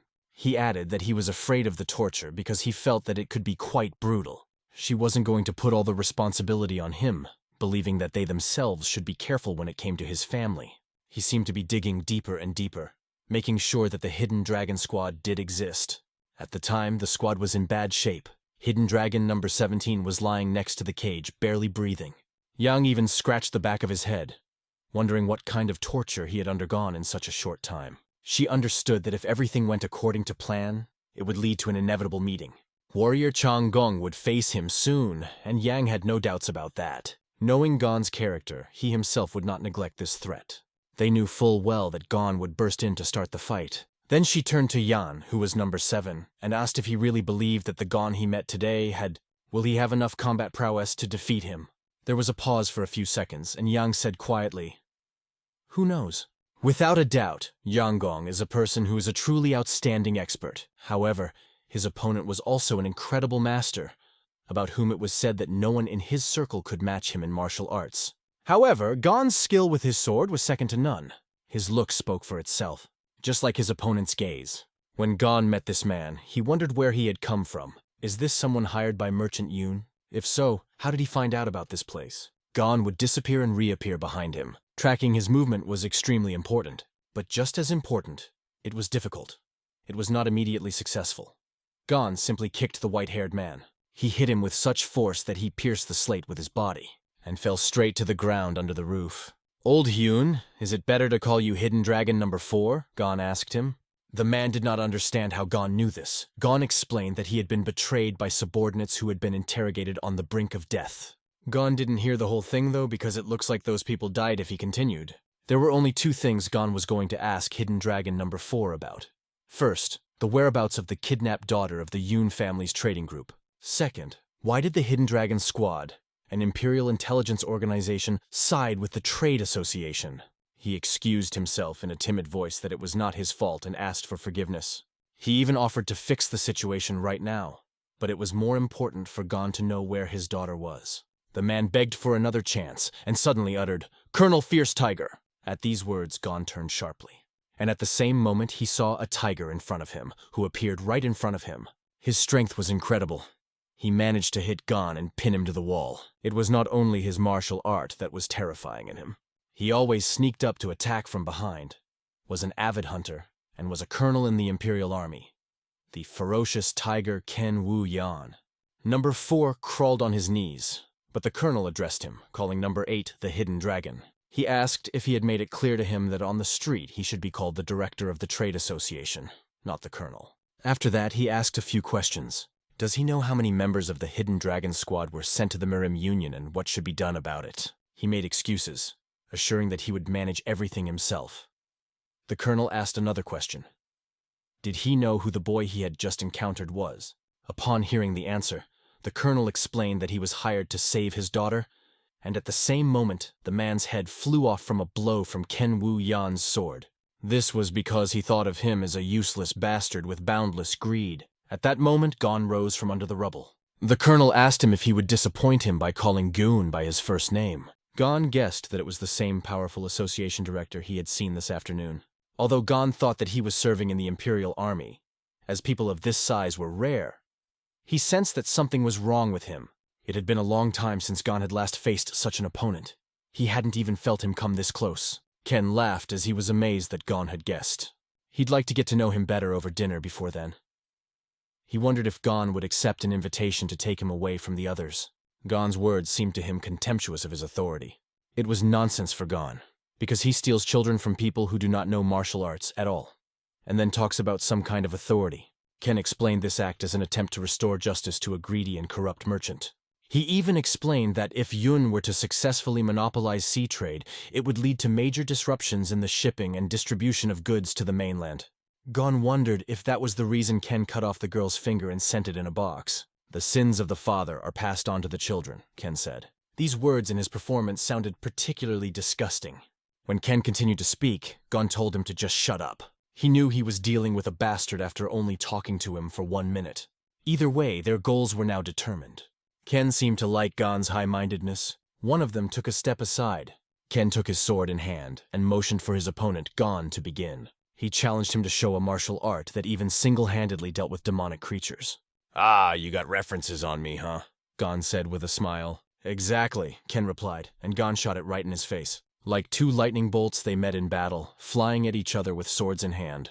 The battle took place in a city where people were still awake, just 1 step to the side, and the stones began to fly in all directions. People on the street heard the crash of stones falling to the ground. The sounds were extremely loud, like a bell. It was their swords clashing with such incredible force that it could be heard 3 blocks away. Ken began to enjoy the fight and craved more. He recognized Gosen as an unqualified expert, which is rare to find. Ken asked to show even more of the martial arts that Gon possesses. They began to circle in battle, as if dancing with each other. Gon expected a lot, as his opponent is a colonel in the Imperial Army. But this bastard is a real monster, isn't he? Each strike was infused with ki energy, making him stunning and his movements surprisingly fast despite his appearance. Gon began to adjust to his rhythm and consider his next move. His next attack was called Sword of Illusion, but this attack only brought a smile to Ken's face. It seemed to Gon that the blows were coming from 3 sides at once, but it was only an illusion. Ken called Gon's trick interesting. With cool judgment and skill, he asked if there was anything else Gon could show him while swinging his sword. Gon managed to jump away from the attack. He covered his face with his hand from the debris. Despite his large size, Ken was easily controlled at speed. At that moment, Gon saw Ken's sword getting closer and closer. He had to completely control his breathing and smoothly move his hand to the side. He managed to block the attack by putting his hand under it. With that, he deflected Ken's arm to the side, deflecting the blow past him. At the same moment, he tightly gripped the hilt of his sword, and he struck, thrusting his sword forward with incredible speed. The blow left a gash on Ken's neck. The wound was closer to the shoulder, on the trapezium. It was hard to imagine Ken reacting so quickly to avoid serious injury. Nevertheless, it was possible to extract a few drops of blood from him. Ken looked down at his hand where the drops of blood appeared, and wondered how long it had been since he had last been injured. Returning to Gon, he asked what his martial art was called. "Fists of the Taichi-chan family," Gon replied. The lion sheathed his sword back. That seemed rather strange of him. Then he even clapped his hands and called it an extraordinary fist technique. He admitted that he was amazed at how Gon had destroyed the center of his power in an instant and deflected it to the side. "Never heard of such a martial art in my life," Ken said with a laugh. Gon only asked what kind of nonsense he was talking about. Ken explained that this was not an excuse, but a sincere compliment to his martial arts. He raised his hand up to release his ki. "I've been waiting a long time for an expert of this level to finally show his full power after so many years," Ken said. "At last I will be able to display my full power, given to me by His Imperial Majesty himself, the true account of the fierce tiger." His strength made him tremble. The giant tiger that appeared before him seemed alive, but was actually created from pure energy. The tiger's paws broke the stones into small pieces. Ken became completely angry with the tiger he had summoned. Now this power became part of his hands and body. He attacked with such incredible force that it was difficult for Gon to block the blows with his sword. Gon jumped back, barely able to stay on his feet. The blow was so strong that even when blocking, he could not resist. From this shock, it seemed that everything inside him turned upside down. "How much goddamn ki does he have? Is that really a fistful of ki? How are you, Changgong? What do you think of the true martial arts of the Imperial Army?" Ken asked. Gon admitted that this was impressive, although he didn't think that a large Imperial army would imitate animals. His taunts only encouraged Ken to attack. He pushed off the ground with such speed that there he was, and now he was already gone. Ken was preparing to reveal the first form of the sneaking tiger fist. Ken had to show this technique after such a long hiatus. He looked up as he felt himself being tossed aside. The tiger flew at him with clenched fists. Even the sword in Gon's hands could not save him from this onslaught. Ken continued to attack, and though Gon tried to wave it away, it was no use. Ken held a ball of kai in his hand. He made a blow with it. It was the tiger cut. Shadowless steps were terrifying and incredibly powerful attacks he used. Gon was tired enough to dodge these attacks. The opponent, although he didn't expect Gon to be able to evade, still recognized his talent. But he believed that the faster and stronger always wins in combat attacks. Ken lunged at him, showing off his speed. Gon concentrated and made the same smooth motion with his hand. His hand seemed to glide through the air gently and slowly. But the tiger's face with human features was getting closer and closer. The enemy was one step ahead at that moment. He predicted the direction of the blow that Gon was planning. Then he waved it off and launched a new attack, kicked with all his might, sending Gon far back. The blow was so strong that Gon gasped out all the air. He had to crouch down under the wall, into which he hit his back to rest a little. The tiger explained that the same techniques would not work against him. He pointed out that Gon was taking the Imperial Army's martial arts lightly. Gon sat, inhaling and exhaling deeply. As Tiger got closer, Gon said, "I never thought so. Maybe subconsciously, I looked down on it as a simple and tough martial art." Tiger thought those words were as empty as a homeless person's, and didn't believe that Gon could know anything about a great martial art. Gon did not object, but asked the next question. He asked if he had the right to talk about such things. The only thing he knew for sure was that people who lost their minds in the pursuit of success would never side with the Imperial Army. After all, for this you need to kill and burn everything to the ground by order of the Emperor. If a trade group monopolizes land routes, it will harm the mainland, Gosen said. He saw it as just an illusion created by Ken himself, something that hadn't even happened yet, but that he was relying on, using the Emperor's name to take the law into his own hands. This outspokenness caused Ken to once again call Gon an arrogant bastard. He stated that mocking his loyalty was a sin that Gon must pay for. to be torn to pieces in his lifetime. Gon thanked him, as he was able to remember something extremely useful thanks to Ken. At that moment, his sword began to glow with a blue glow. It was a new swordsmanship technique, and Ken noticed it. Gon stood still, making his sword tremble. A phenomenon that occurs when a person has trouble focusing their kai. Because of this, Ken decided that Gon was just panicking. But suddenly Ken saw a blue cloud overhead. Suddenly, Ken felt the space in front of him begin to resonate. Something was clearly wrong, and he could clearly feel it. However, he decided to be the first to attack again. Flying forward, he said that he was tired of playing. Gon stood in a fighting stance, his sword firmly gripped in his hand and balanced on one leg. Suddenly, the ground beneath his feet burst into flames, and a wave of energy hit the tiger's body. Ken began to writhe in pain, clenching his teeth harder and harder. He was thrown back and fell to his knees for a moment. He could not get up quickly without realizing what it was, like an invisible wall or some kind of impact. In addition, the pain spread throughout the body. He asked Gon in a shaky voice, "What did you just do?" Gon replied, "Have you ever heard a tiger cry?" Meanwhile, Chalk ordered her men to search more thoroughly because the kidnapped girl was probably being held in the area. She ordered to check all the places where people can be kept, and if anyone raised suspicion, to immediately interrogate him. She repeated these orders to each of her subordinates. But suddenly one of them heard strange sounds. The fight between Gon and Fierce Tiger turned into a conversation between them. Ken writhed in anger, not understanding what spell Gon had brought with him. It turned out that there is a low vibration, imperceptible to the human ear, which is in the cry of the tiger. Ken had heard that people exposed to this vibration felt inexplicable fear, fatigue, and powerlessness. Gon pointed the sword at Ken, showing how it worked. There was such a sound that Ken closed his eyes and ears in pain. But somewhere he found the strength to rise sharply. Overwhelmed with anger, Ken saw Gon enjoying his spell. He lunged at Gon with all his might, but he moved so fast that it resulted in him bleeding out. His own blood gushed out and he fell to his knees. It worked, even with the distance. The spell jolted his ki pathways and disrupted his internal kai. Is it possible to achieve such an effect with the help of simple vibrations? Thought Ken. He still didn't believe it was possible, even for the Imperial Army's martial art. Ken asked Gon if he was going to continue, but like a real rat, Ken decided to sneak up. Gon parried the attack with ease, placing his sword under it. The tiger's claws only left a cut on his collar. However, Ken did not calm down and continued to strike, filling his hand with energy. His eyes glowed green, and his hand waved repeatedly.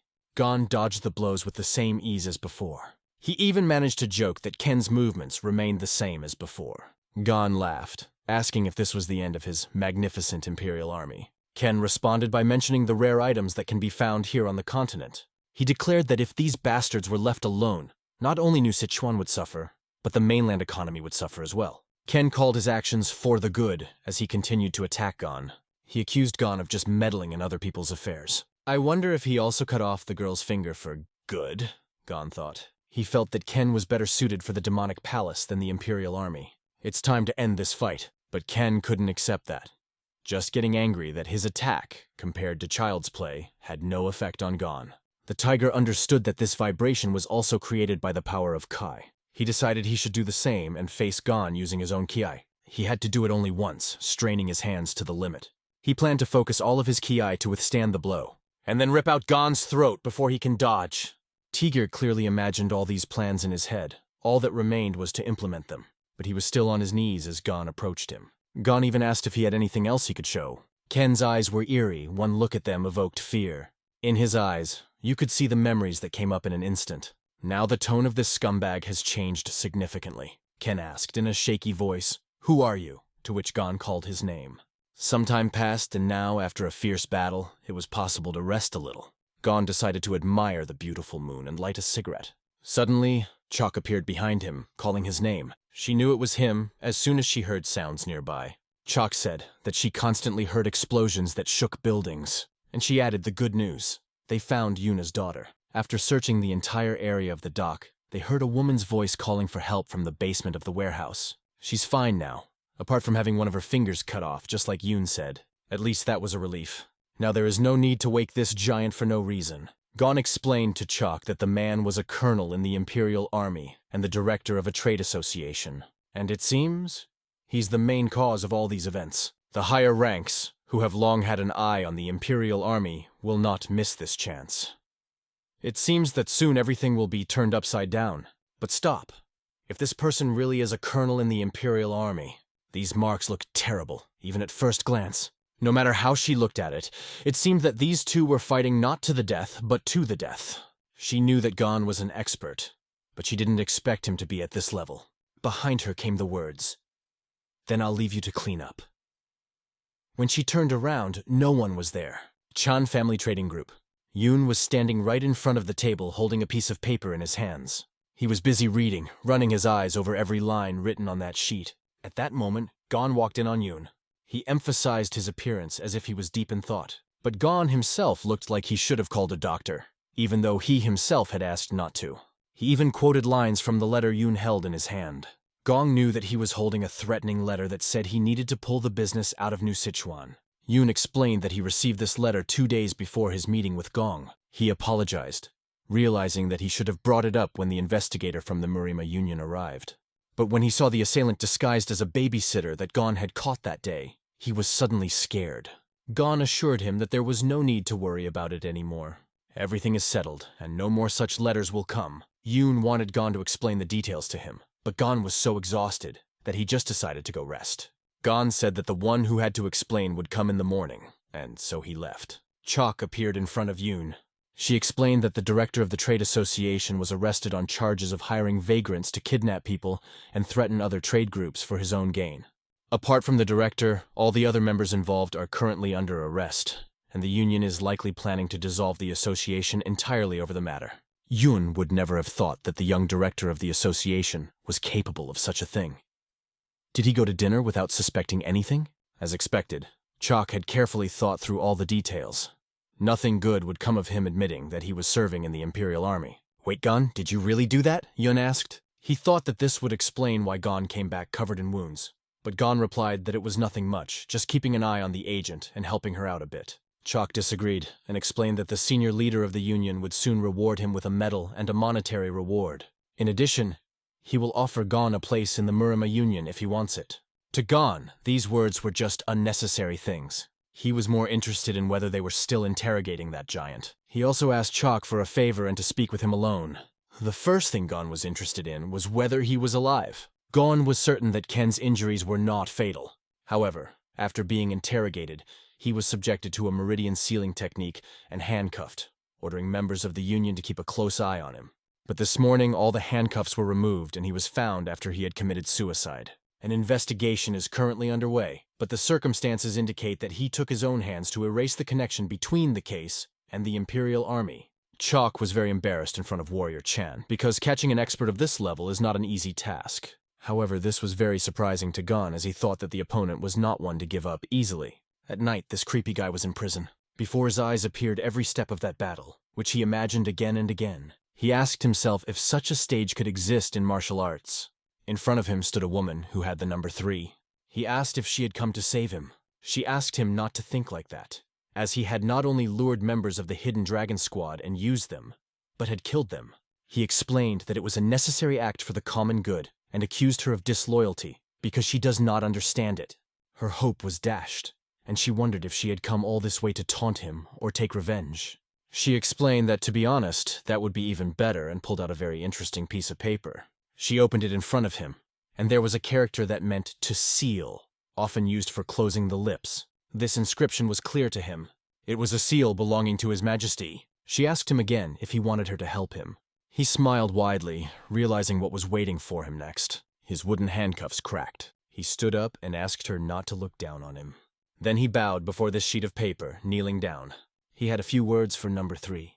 His words sounded like advice. "Changgong, be careful with him," he said. "He is an extraordinary being, gifted with rare but stunning martial arts. Without a doubt, one day, he could become a huge threat to the imperial court." He warned that it is important not to make mistakes because of personal feelings. She remembered those words from him. Then he raised both hands above his head. "Live long and be healthy, Your Majesty," were his last words, and he committed suicide. Meanwhile, Gon was saying goodbye to his loved ones. He was asked whether it was necessary for him to set out when he was already on his horse. The Murima Union offered him a place, but he bluntly told his brother that he was not yet suitable for such a position. He called himself a mere traveler who would gain nothing from meeting such a great man as the head of the Murima Union. Besides, Agent Chalk presented the medal and award on his behalf, so everything was fine. However, His brother understood that Gon had to decide for himself how he would live his life. All Gon asked was to say hi to John. He said goodbye, turned his horse around and started forward, his hooves making a rhythm on the stones. Agent Chalk came to the chief executive and explained that after all, he had left, and she had done her best to present the medal and award. The head of Helion, Wei Jin, wanted to meet him in person, but understood his motives. At that moment, another man came to him. He reported information about the treasure map and confirmed that it existed through secret connections. Jin was grateful, because if the rumors about this treasure were true, it would be a huge help to them. However, Jin asked to remember that this was a top-secret assignment that he would oversee not as a member of the Murima Union, or as an apprentice, but rather as the captain of the Pacific Squad. Peck, a direct disciple of Union leader Murim, took full responsibility. Meanwhile, Gon was already hungry and went to a place where you could have a delicious snack. He wondered where to go next. Probably better to leave New Sichuan before the Murima Union declares him wanted. Suddenly he heard the door creak, and Yan entered the room. Yang immediately asked why Gon was leaving so quickly. He thought he would rest for a few days after the battle with that scumbag. Gon laughed and called him a clumsy bastard. Yang asked not to be called that and said he would bring more information soon, and offered to go treasure hunting with him.